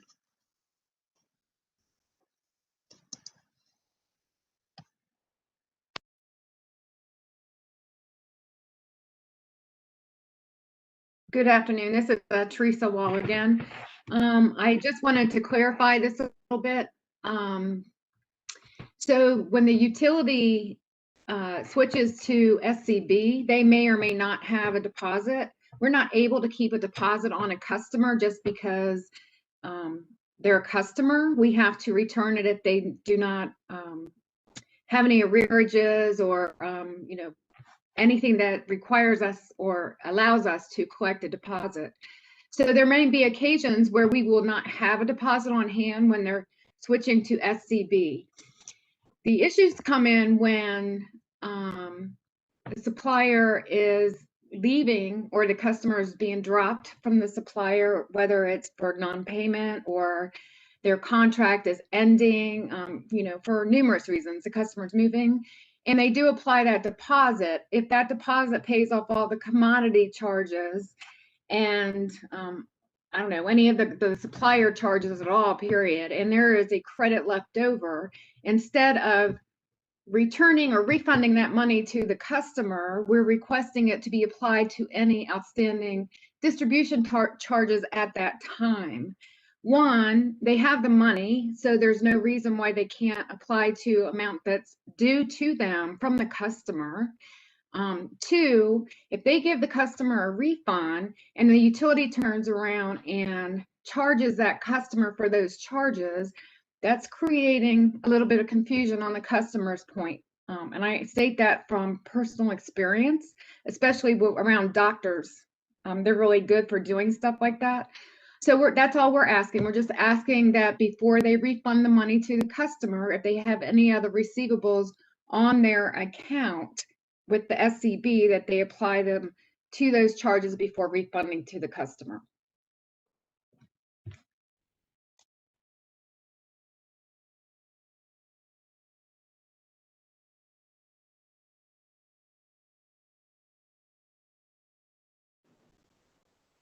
And do we want to hear the supplier position?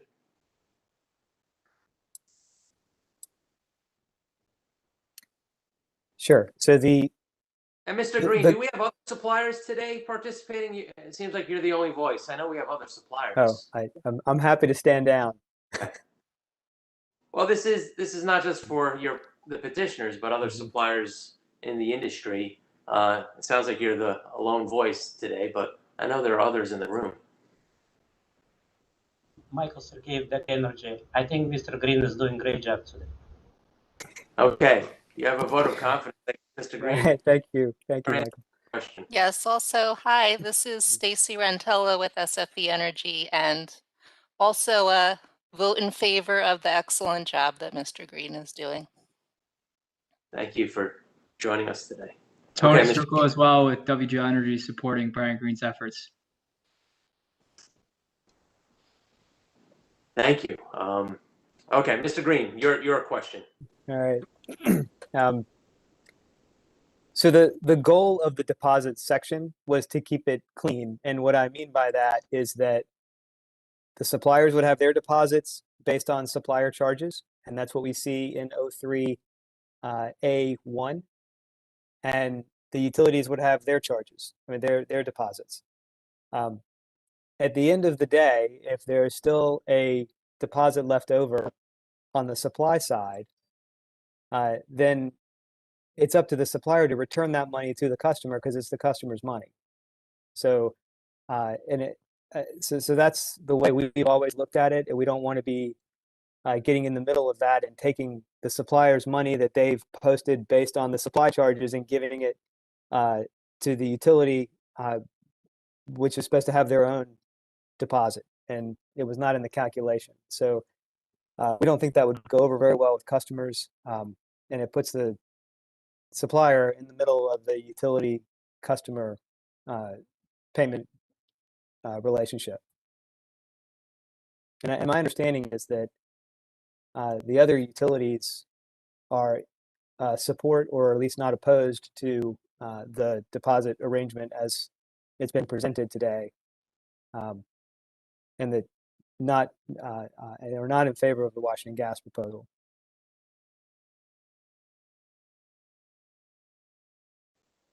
Do any of the utilities wish to respond?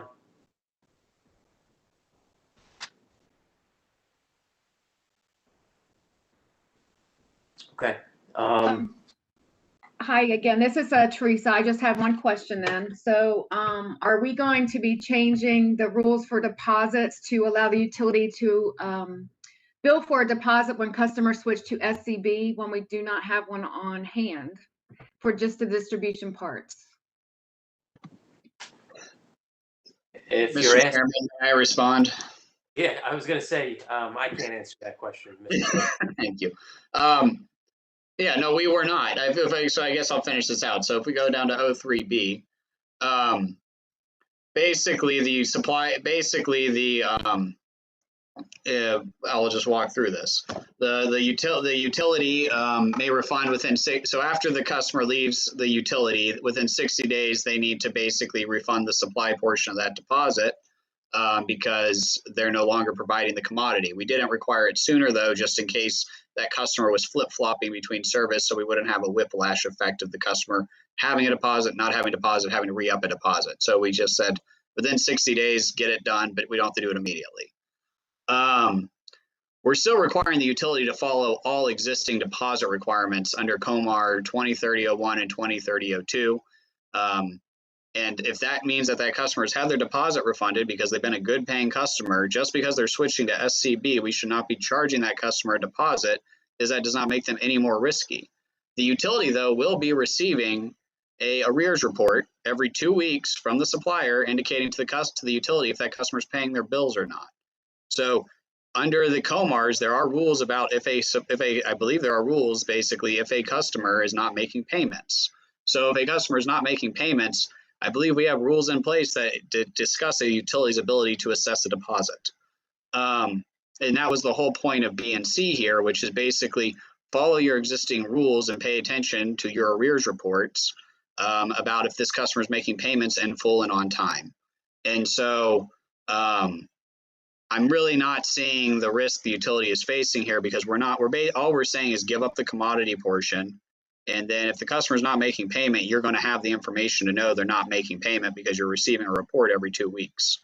And just because they switch does not make them a bad paying customer all of a sudden, that you make them more risky and you have to assess the deposit. So once again, this was set up over the last year such that the utility handles their deposit, the suppliers handle their deposit, and I guess I understand where I think Washington Gas has a very good point, and I would really hope that if a supplier is getting rid of is drawing on the customer's deposit before the utility arrears are returned to the utility, that it should be applied, because I think that's an appropriate use of it. I don't think that's inappropriate.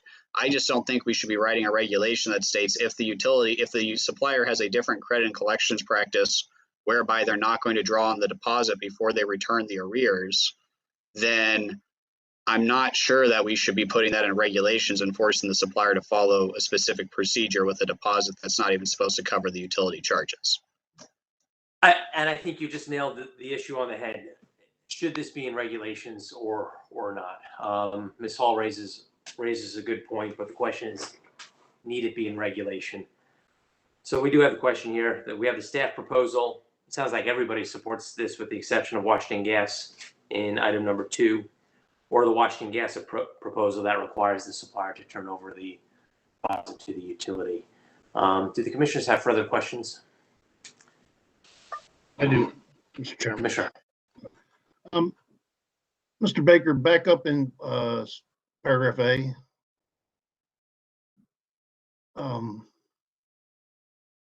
Is the four times 4 months of supply charges comparable to the deposits that the utilities can currently charge? What's the 4 months based on? Help me out. I would need the utilities. Sorry, I'm trying to remember our current rules. I believe it is higher than what the utilities would be. Well, utilities can charge for anything, I guess, because they do both commodity and distribution typically. And so they could, but I believe they have, I want to say 2, but I would have to check the COMARs, my apologies. But this is more than what the utilities are allowed to do. But we did view this sort of as a competitive function. We didn't think it appropriate to leave it completely open-ended. But we were comfortable supporting a higher amount because the customer would be signing a contract where they basically be saying, I'm willing to give you this money. And then on top of that, it's basically a deposit. And so I guess it's money that's supposed to eventually come back to the customer. Do I want to see high deposits? No, but I think we viewed it as a competitive function. So we were willing to go higher than what the utilities are required to do today. So what comes to mind for me is that could be a significant sum and maybe become a barrier to people wanting to go to SCB. It certainly could, but I guess I think a supplier is not, this is, I guess, putting a cap on what the supplier can do, but this isn't saying the supplier has to charge this. So if all of our suppliers decide that they want to charge 4 months and customers are like, I'm not paying that much up front, then I guess we're not going to have a very robust SCB market. I think the competitive nature will self-regulate this so that it's not an issue. That seems like for some customers, that's going to be a lot of money. Yeah. Okay. Just to add, Ben and Commissioner O'Donnell, for Washington Gas, we charge a deposit of the 2 highest bills during the year. So 2 winter months.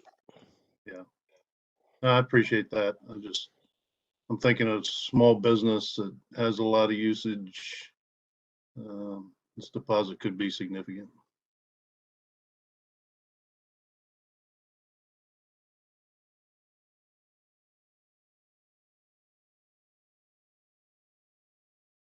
If there are no other questions, we should take a vote on the WGL versus, I would say, everybody else proposal as staff represents in item number 2 before us. The vote begins with Commissioner Herman. If I can interject, Mr. Chairman. Sorry, who is this? This is Vacha Tacoin with WGL. Yes. We didn't really talk during our sessions about the deposit, so I'm not quite sure how we would facilitate requesting a deposit when it's on a SCB. Would we be putting that as a line item in the SCBs to collect that on our behalf, and where would that fall on the priority list of payments? I can't answer that. And I don't believe any of that had been conversed. Okay, well, perhaps that could be discussed offline.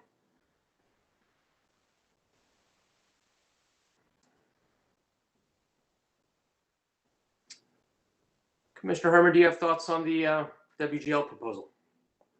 I think I would go with the staff proposal and everybody else. Commissioner Linton. Me, I go with everybody else. Commissioner O'Donnell. I'm the same, Mr. Chairman. Commissioner Richard. I'm with the staff proposal. I also support the staff proposal. That's a unanimous 5-0 vote. Mr. Baker.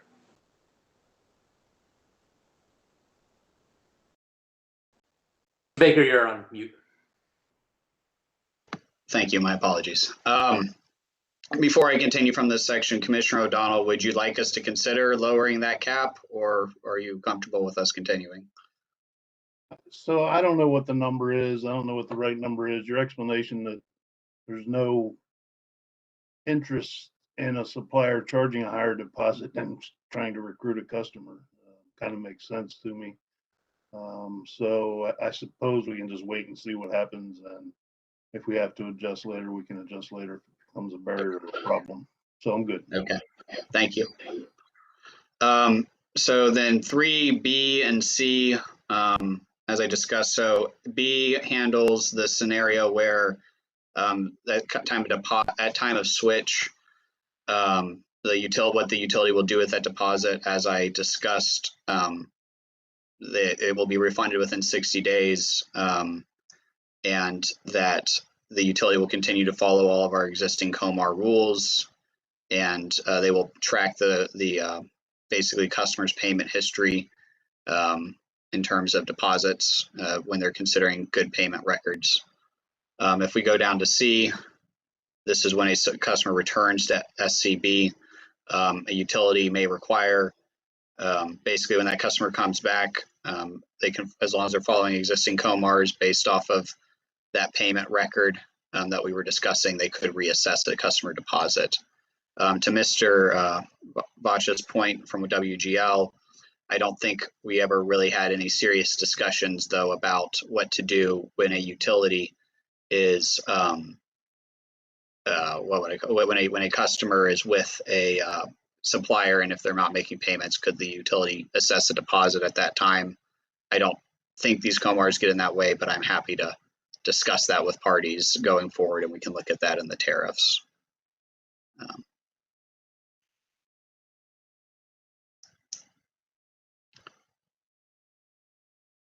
All right, 04 is late payment charges.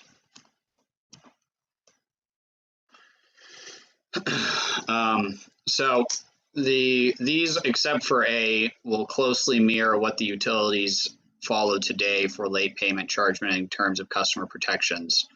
To our point earlier about the market, staff is proposing that if it's not in the customer's contract, that you can't have a late fee in excess of 5%.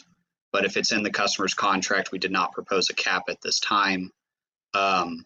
Once again, viewing it as a competitive feature of the market.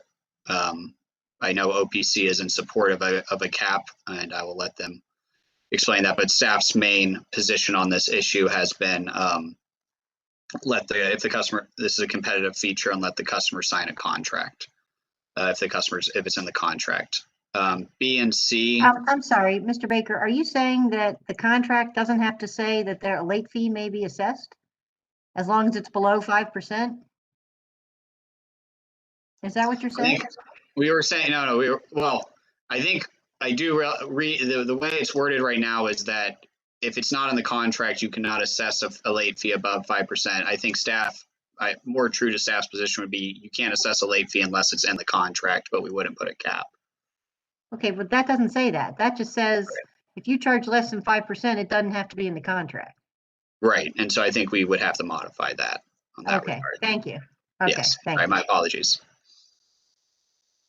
If you keep a version of that language, just insert an of between excess and 5. Okay.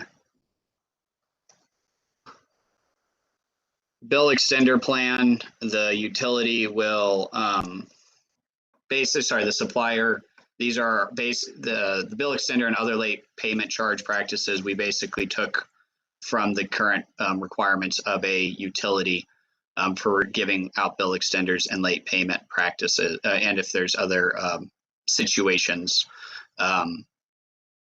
So I'll stop there, and I'll let OPC weigh in at this time. Thank you. I don't, really have a lengthy statement to make. We, view the cap on late fees at 5% as a reasonable level. We would agree that,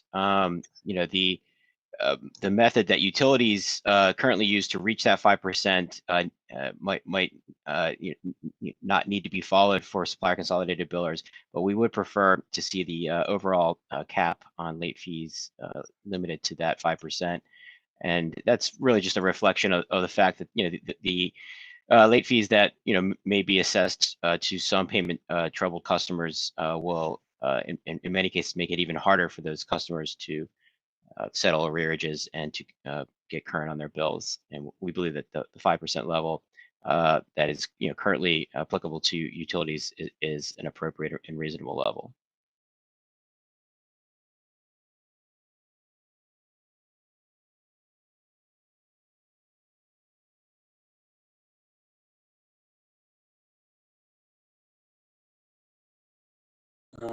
Just a quick question for 04A.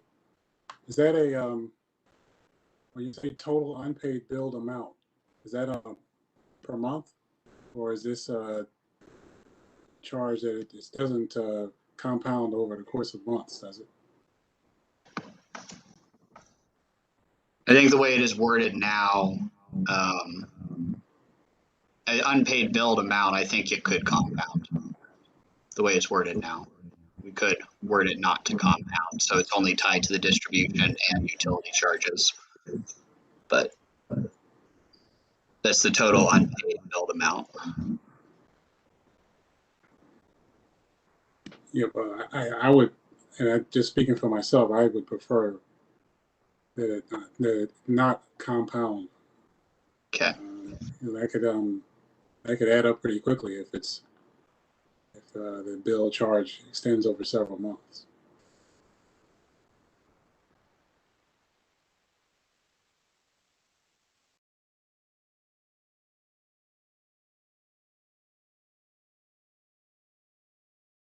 Mr. Baker, are we only on A, or are we also talking about B?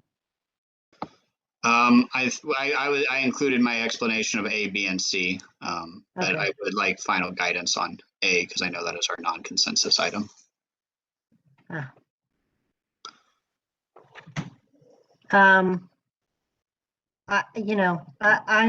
don't necessarily have a strong opinion on a cap, but I would say whatever it is, it's got to be in the contract. So that's really my that's what I'm focusing on.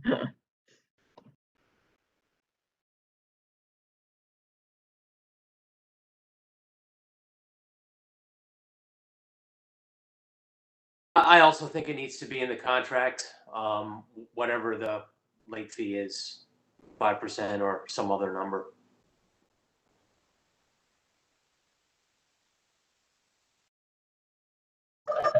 I agree it should be in the contract, but I like capping it at 5%.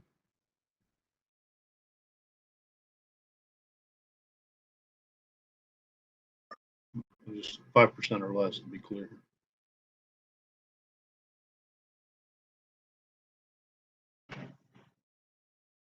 I have questions on B. If we're ready to move on to B, I don't know if anybody else wants to weigh in on A. I agree it should be in the contract.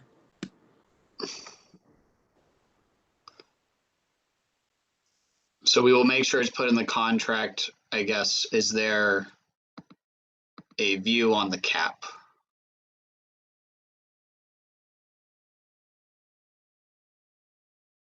Are there suppliers advocating for either flexibility or a higher number?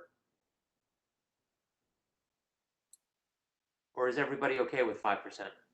Or not more than 5%? So for the petitioners,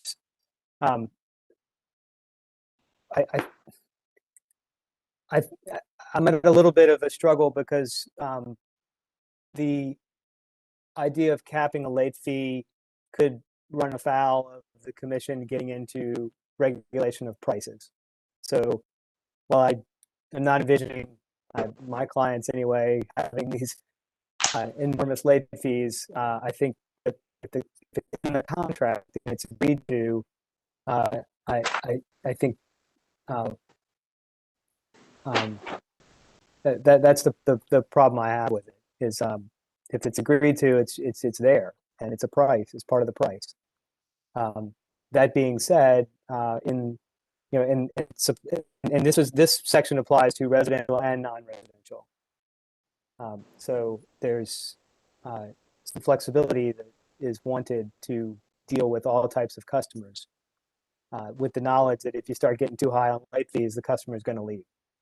So, that's our, we like the flexibility.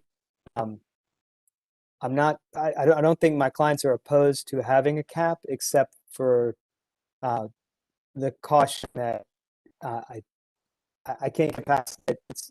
It's arguably a regulation of the price. So I'll leave it at that. No, you do raise a good point. We don't regulate the price of the commodity that you're selling. You balance that, though, by this provision. We're in the consumer protections provision. And is a late fee akin to a price? I don't know. Yeah, what do you do in a situation, Mr. Green, where not your clients maybe, but a supplier gets into a usury level late fee? And we're trying to protect the customer's interest here. That like some of these credit card companies, you get a late payment, you're gonna get whacked, and it's almost outlandish what some of these companies do, and they're in a completely competitive environment. Right, and actually, in that environment, I can speak from personal experience in calling up. This is not in the energy world, but in other worlds, and saying my payment was late. You charge a flat fee, $20. Can you remove that? And they always do, right? Because they know they want to keep me and they want me to keep buying their products. So I guess I don't know what the answer is if the late fees got so high, whether they are enforceable or not from a legal perspective. But if they don't pay and they're continuing to get late fees, they're probably going to get dropped back to the utility. So the limit on how much is going to get added they will still owe those late fees. You don't get dropped back. They'll still owe them. Yes, they will. It's just a matter of that the supplier is not going to keep them, but for so long. I get that, but they'll still owe those late fees. Yeah. So I guess the legal question, can we do this with our authority? And is a cap on a late fee regulating rates? I'm not sure, but I know the answer to that question. It's a legal question. Mm-hmm. And that's our struggle. I was looking up the law in the state of Maryland in terms of maximum interest rates, and I see apparently a band between 6 to 8%. 8% if it's in a written agreement, 6% for all other contracts, I guess non-written contracts. I'm finding this on findlaw.com, so I'm not exactly sure if this is the authority. I haven't looked at the statute, but if it is between 6 and 8%, I mean 5% is within that ballpark.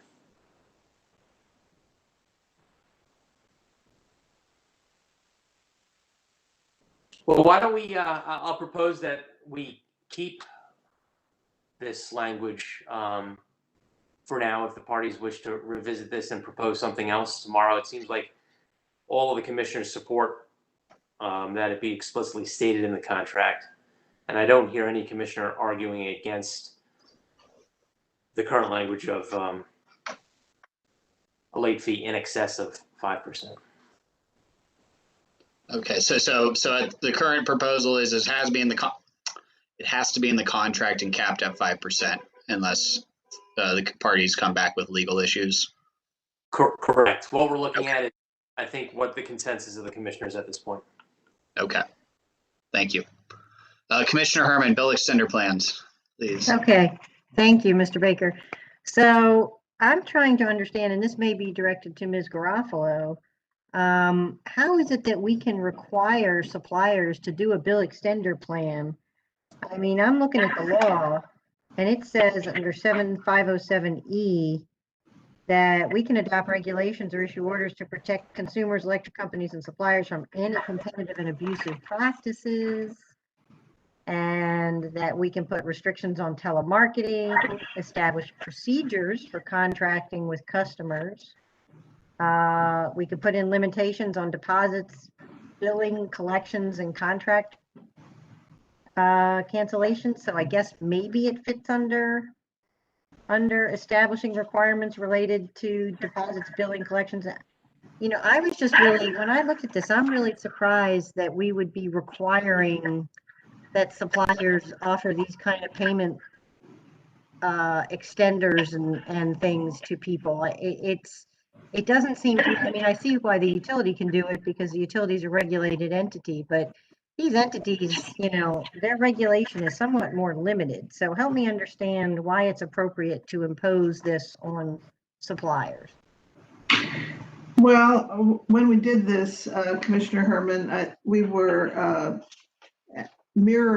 thinking of the supplier who does supplier consolidated billing, which includes billing not only for themselves, but for the utility, as one who would be taking on some of the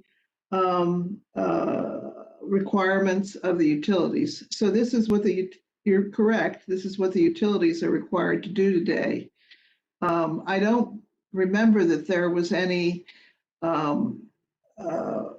issue among the members of the work group about actually doing this. And I think we thought for the customers that this was fair. These tend to be people who are on Social Security, or they get a check at a certain time each month that may or may not line up with the billing date or meter read date of the utility, and therefore the billing date of the Right. I understand why we have utilities doing it, and I'm just struggling a little bit. We don't have to go over this for too long, but I'm just struggling a little bit as to why it is appropriate, you know, and where the statutory authority is to require suppliers to do it. So it's, you know, that's just potentially just me, but that I do question that. Thank you. Commissioner Herman, do you also have concerns with our requirements and following that same logic in C as well?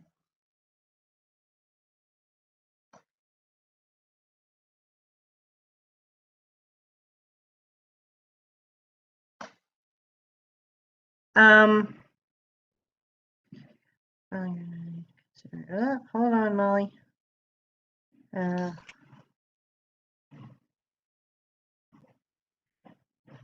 You know, again, I just think that suppliers are competitive entities and they can do what they want. And if somebody wants all these protections, they can stick with their utility if they want it.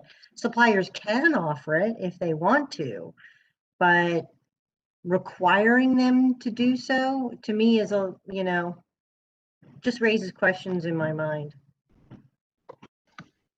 Okay.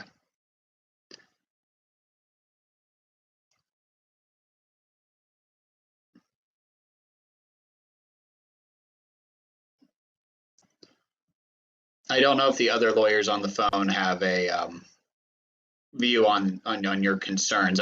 These mostly, yes, as I was explaining, came out of us reviewing what utilities do today and mirroring it following the commission order regarding similar customer protection. So, but I mean, if we think that this is overreach, I think it would be a simple strike if the other commissioners do not want to go there.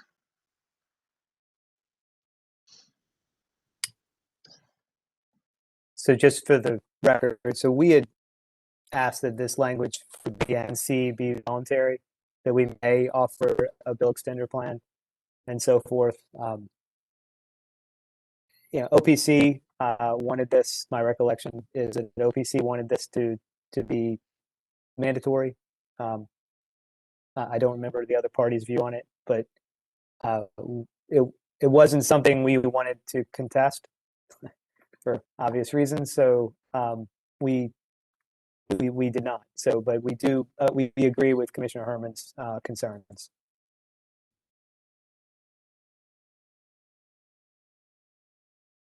Mr. Green, under the bill extender plan, you would prefer that it should be permissive, not shall?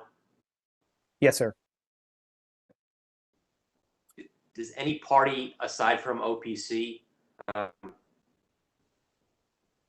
concerns with that modification if agreed to by commissioners?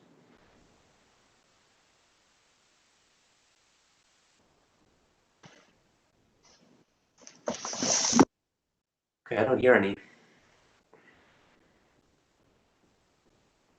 Do other commissioners have thoughts on if we make this permissive? So under B1, B2, and B3, the shalls become mays?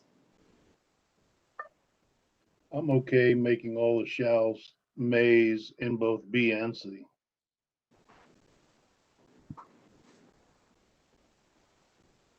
I also agree. And quite frankly, if the shalls turn to may, then there is some argument to not having it at all. But if may is a nice compromise, that's fine. Yeah, I agree. I mean, I think frankly, if it's, I would take it out. These are things, if they want to do it, they can. Somebody calls up and says, I don't get my Social Security check till the middle of the month. Can you move my bill to the middle of the month? If the supplier can't accommodate them, they go somewhere else. But I don't think the supplier should be, required to accommodate them. Commissioner Herman, would you propose to strike B and C entirely in lieu of making them A? Probably. I'd have to, look at the whole thing and make sure it made sense, but probably. Commissioner Richard, I don't have you on my screen, but do you have any thoughts on the matter? Yeah, I've just been listening to the debate right now. I mean, have we given OPC a chance to weigh in why they feel the way they do? I mean, it seems reasonable, but I mean, I guess if there's a legal issue, one of the citizens. Yeah, Mr. Auslander did defend it. Mr. Auslander, anything further you'd like to state? No, I think that what staff has presented is what the group was thinking. We were attempting to mirror the utility obligations when it comes to supplier consolidated bills, keeping in mind that some of these charges are going to be regulated utility charges that the supplier is purchasing. We also believe that there are strong public policy reasons that these rules exist for utilities, and we don't believe that the provision of the bills by a supplier consolidated biller undermines the policies that are furthered by the rules that are applicable to utilities. And I also believe that this might be the class of rules and regulations that the petitioners agreed that they would be subject to when they brought this petition to the commission in the first place. And Mr. Green could certainly correct me if I'm wrong, but I believe that this was, at least for the bill extender and these other late payment charge practices, were not a very contentious issue among the parties when we discussed this in the work group. Yeah, I get that, Mr. Auslander, but tell me what provision of the law allows us to restrict a supplier in this fashion, in your view? It may be there. I'm just trying to find it, because right. Well, it's supposed to be a competitive service. So, by putting extra requirements on them, to me, I'm having a little trouble figuring out where our authority is to do this. Right. I think that you had cited the provision that I would point to at 7-507E5 that the commission can establish requirements and limitations relating to deposits, billing, collections, and contract cancellations. So, in the context of the bill extender plan, you would be using your power to impose requirements and limitations relating to billing. Okay, thank you. Mr. Chairman, I'm just gonna suggest we just potentially leave it here for the time being, and then I'll think about, I'll take a look and think about it and try to work through it in my mind. Okay, we could put a pin in this item, as they say. Although I did hear a majority of commissioners say that they prefer may versus shall, and I will go one step further when we revisit this tomorrow, having a chance to have read this. My preference would be, if we don't, well, even with the mays, I would propose that we strike B and C in its entirety. Although we could discuss that again tomorrow. Okay, Mr. Baker, on to number 5. Thank you. All right, 05 is customer bill record retention. Effectively, this rule will roll into 06, adjustment of bills. And so the supplier will retain the customer's billing records for the necessary time to permit the supplier and utility to comply with the bill adjustment regulation chapter that follows, but they will keep that information for no less than 3 years. This follows the COMAR that the utilities currently have. And then a supplier shall make their records available to the commission or utilities to ensure that accurate bills and appropriate application of payments to utility and supply charges upon request. So basically, keeping records for review, and it will be kept for no less, and it will keep it for a minimum of 3 years.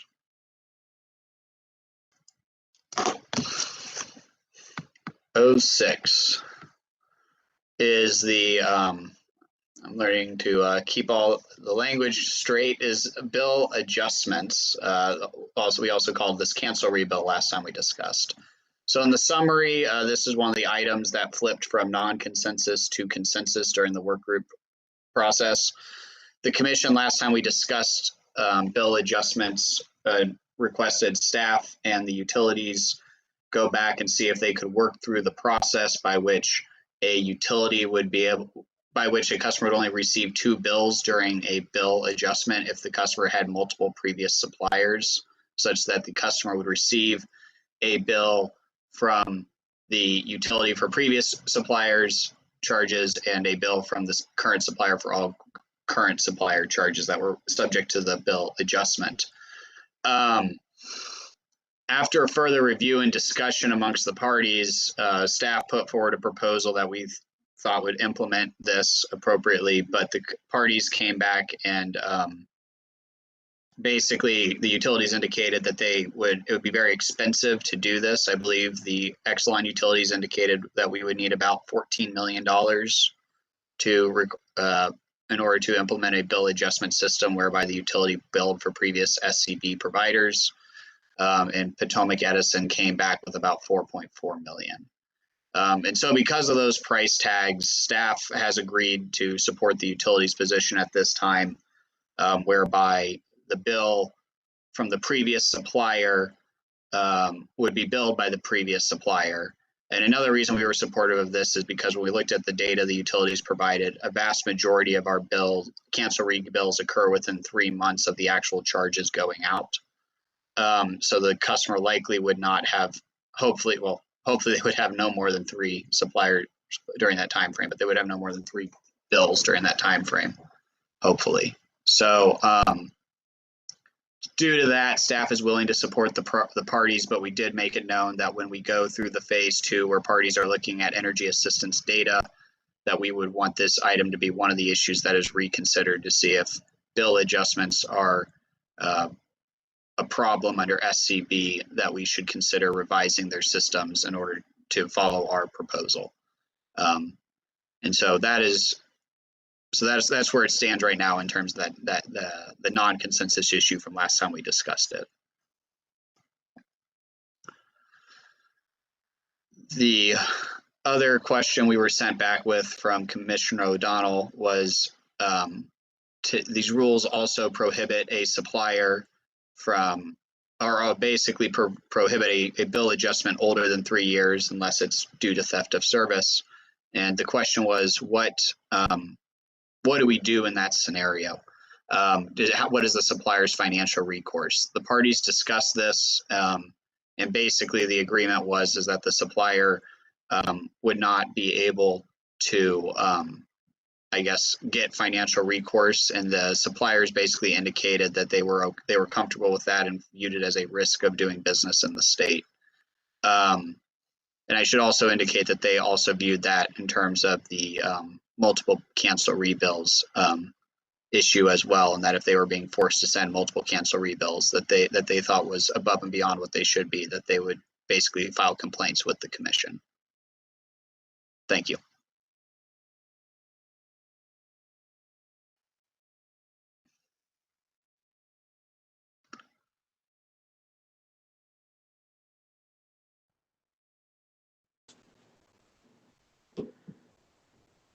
Mr. Baker, as you have a glass of water, I know we're approaching the 5 o'clock hour. I was hopeful that we could get through this chapter, which is another 2.5 pages. We may not be before 5 o'clock, but I'll leave it to you to find a good landing spot where we could end things today. And maybe we can get through this chapter, but I'll leave that in your capable hands. Okay, thank you. So if commissioners don't have questions about those compromises which impact A, 1, and 2, I will move on to B, which is when suppliers incorrectly bill a customer. All right, Ms. Knoll, please scroll down. At the risk of I think too many questions, I just have a quick question for 6A. Are these supposed to be adjustments that occurred after the customer has switched to SCB? So we're just talking about an adjustment that's necessary for the distribution portion of the bill? Correct. So if or it could be the supply. Let me actually, my apologies. This could also be situations where the utility realizes they misread the meter, in which case that affects both sides of the bill. Okay. And so A1 is basically stating if a bill adjustment that is caused by utility forces the supplier to have a credit on their bill, they need to refund that to the customer. A2 is basically saying, though, if it results in an undercharge, then the supplier will bill for those. And that, so basically, if you are a previous supplier from 2.5 years ago and the cancel rebill somehow impacts your charges and or the utility charges, you will send the bill and collect the money and follow the POR process. Okay. Thank you. That was my only question. Okay.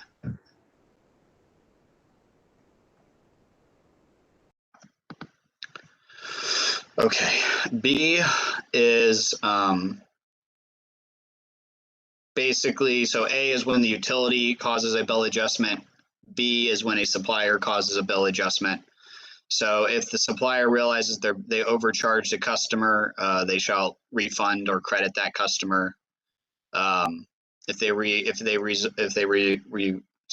they determine that it was an undercharge, they're allowed to try and recollect that money. But we do have certain restrictions on B2. And these are supposed to mirror what the utilities have today in terms of restrictions.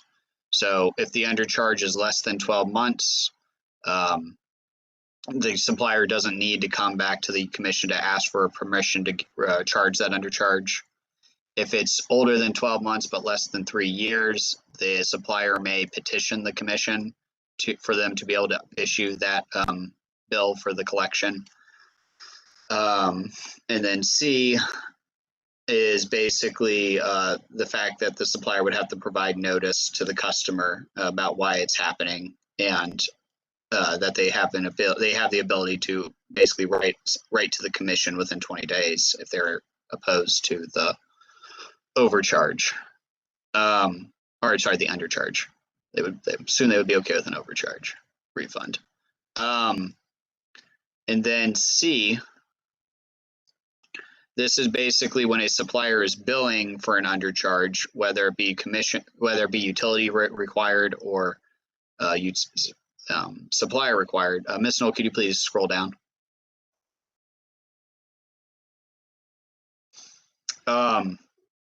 Basically, once again, we were trying to mirror the customer protections that a utility follows today if there's an undercharge. And so basically, if the total undercharge is greater than 35% of the customer's average monthly bill for the most recent 3 months available to that supplier, the customer will be allowed to enter into an installment plan.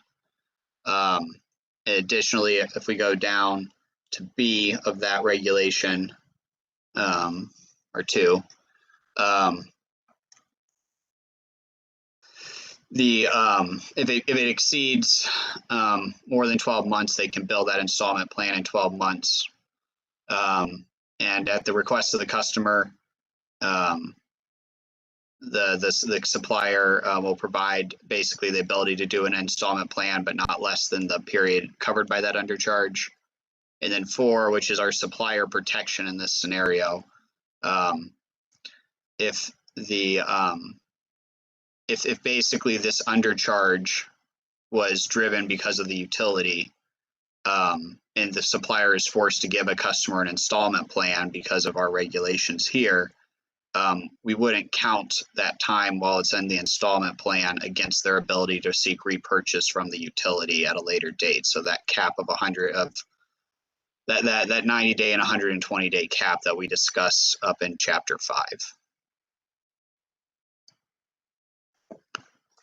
So, Mr. Baker, if a supplier has a contract that says, I'm going to charge you 8 cents a kilowatt hour, and the supplier by mistake bills them 7 cents, they get to go back and it's a supplier's mistake. They get to go back and you know, instead of going to court, you know, saying, hey, you owe me money, you know, we have to enforce that. And we have to, you know, they're going to be coming to us to enforce the fact that they charged the person the wrong rate. Yes, once again, we were mirroring the utilities rules, I guess, since they are a regulated entity by us. There could be an Right, argument. but the utility rules apply to an undercharge because your meter wasn't working, right? Which you're covering on 4 here, but that's sort of like you used more electricity than you paid for, and everybody else ends up having to pay for that, right? I mean, that's sort of the basis for being able to collect undercharges. Or your meter wasn't working properly and you were overcharged. So that's all related to usage and meter, you know, meter problems with meters and that sort of thing.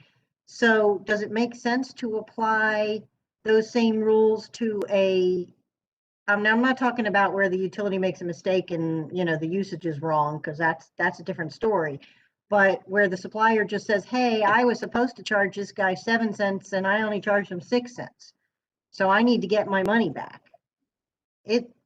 I'm not sure that's something we should be regulating. Okay, I think the utility is allowed if they misbill their tariff rate. Now, once again, regulated utility versus competitive supplier, but the utility is permitted if they bill the wrong rate, I believe, and the utilities can weigh in and correct me. But I'm looking at the COMAR right now. I don't think there's anything that prohibits them as long as they catch it within those 3 years, that stops them from going to the customer and collecting that money. If it's less than 12 months, they can do it without talking to you. Yeah, that's okay. Let's say that's the case. Maybe so, but that's a regulated rate. We said the rate is, you know, 12 cents and they were only charging 11 cents. So that's a regulated rate. But now we're talking about an unregulated rate, and we then have to decide, did the contract really allow for 7 cents or was it 8 cents? Isn't that really a contract dispute? So I think there's a question around whether or not, and I'm not saying it's incorrect. I'm just saying there's a legal question to me around whether or not we should be the arbiter of whether somebody charged 8 cents or was charged 8 cents or 7 cents under the terms of their contract. So that's my concern. I understand the over or undercharge related to a meter issue. That I understand we should be covering. But if the over or undercharge is related to a contract issue, I don't think we should be involved in that. Okay, I'll turn it over to the suppliers or Ms. Garofalo or utilities if they for the legal arguments.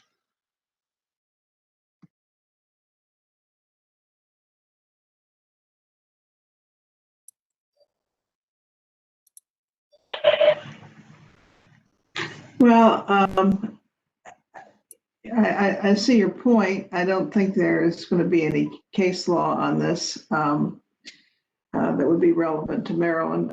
However, I also think, I'm not certain how often this would come up, because although cancel rebills apparently are not rare, they are usually the result of inaccurate meter read. I don't know, the suppliers will be able to tell you more about how they intend to do their billing, although that is what their contracts will be. Although current contracts are, the price changes every month. I think it might be very hard to actually track that. I'm not, and I may have missed the exact one of these places under Section C that you were talking about, Commissioner Herman? Yeah, I mean, basically, this is all talking about undercharges and the amount of undercharge and that sort of thing. So but it doesn't specify that the over or undercharge has to be due to a meter read or a malfunctioning meter or something else. I mean, frankly, that's what the overcharge and undercharge provisions relate to in COMAR. They relate to the overcharge and undercharge of malfunctioning meters. That's my recollection. And I think we were thinking about that as being the main cause there. I guess we could make that clear. I think we need to, because you know, it's we don't regulate their price, so we don't want them coming to us with arguments about my variable rate wasn't supposed to change until after 6 months, and you know, right. No, I'm with you 100%, and I think we can fix that. Okay, thank you. I know I'm being nitpicky here, but I think it's important, because the last thing we want to do is become an arbiter on supplier variable contract rate terms.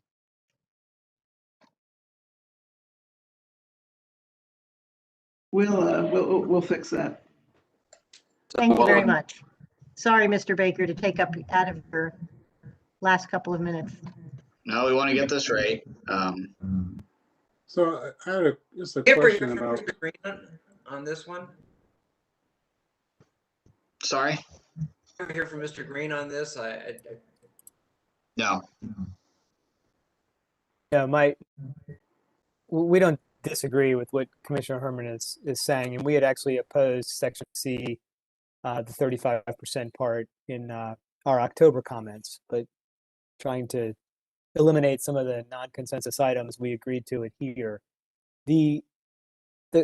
One concern is that if it's not, I don't know if this happens, but I'm thinking if it's not a meter read issue, we just get the wrong rate from the utility, and we bill that through and it's too low, then that's an undercharge. And how does that play into Section C? So I understand if it's the supplier just billing its own rate incorrectly. If they bill them too high, it's going to end up at CAD, right? Or there's going to be some pricing discussion between the supplier and the customer to fix that. And if it's too low, I assume, I don't know if that goes to CAD or not, right? If the supplier would ever want to file a CAD complaint against a customer, I don't think we'd get there. But my concern has always been about requiring the 35% undercharge language and so forth. It's the same for suppliers as on so same for utilities as on suppliers. So we would be fine with striking C so long as I can be, I need to make sure that it doesn't affect what happens if we get the wrong rate from the utility that's not caused by a bad meter read. So I just need to work through that tonight, but unless you're going to vote on it now. so thank you. I don't think, this has been with Sam, I don't think we would want to strike C in its entirety. Maybe its application to supplier charges is what I'm hearing from Commissioner Herman. But if the utility directs a rebill to the supplier, I assume we would want the same customer protections in place in that scenario and not just for meter reads. But maybe I'm wrong if the commissioners don't want these in place. I think I think Annette got what I was trying to make sure that we're not doing. I think she understands. So why don't we just wait and see, Annette, if you, or Ms. Garofalo, if you can, do you feel comfortable enough understanding my point and my question that you'll be able to Yes. take it up? Thank you. Yes, I'll try and have something for you tomorrow. Commissioner So, Linton, Mr. we Rockwell? want to get in there. Oh, yes, thank you, Mr. Chairman. I just to piggyback on what Commissioner Herman said, I actually was thinking of removing C1 through 3 as well, but I'll wait to hear what staff and Ms. Garofalo would recommend.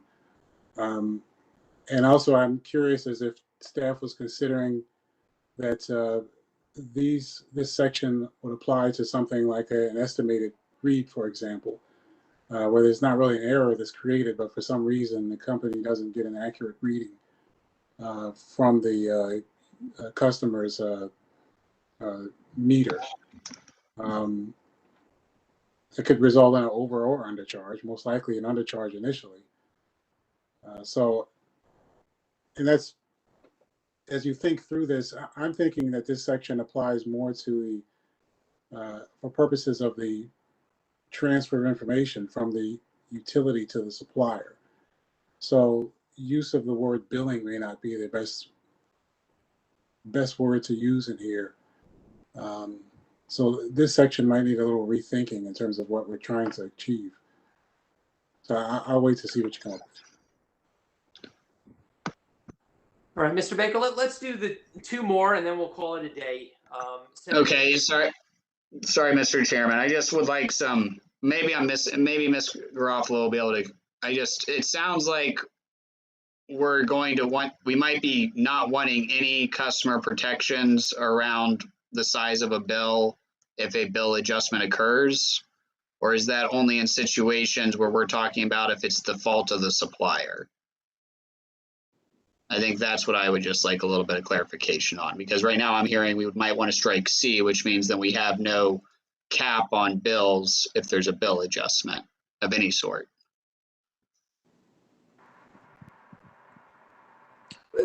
Well, if I heard Commissioner Linton correctly, and I think I agree, I think at least my concern would be if the supplier gets incorrect information from the utility,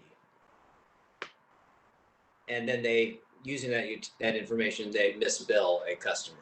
I mean, there should be some kind of a correction in that case. Is that correct, Commissioner Linton? Is that? Yes, Commissioner Richard. That was what I was focusing on. I mean, this section in Comar, Commissioner Herman is correct. It does tend to focus more on meter-related issues, where the meter's not running properly. It's rarely a case where the utility just billed a rate incorrectly. It's more a case where, for some reason, the meter didn't work properly. There might have been the meter was not easy to find, or it was not running properly. It was broken. So any number of different issues, and so it's not a problem that the company finds or figures out right away. So there's an overcharge section as well as an undercharge section.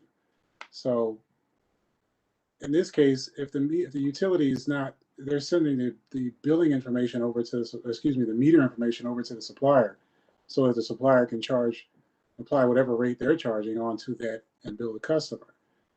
So that meter data is still very critical. But if we're talking, so that's really what we're really talking about, is that transfer of information. Some of this, the percentages and things of that sort are really more focused on what happens if the utility has that responsibility to do the billing.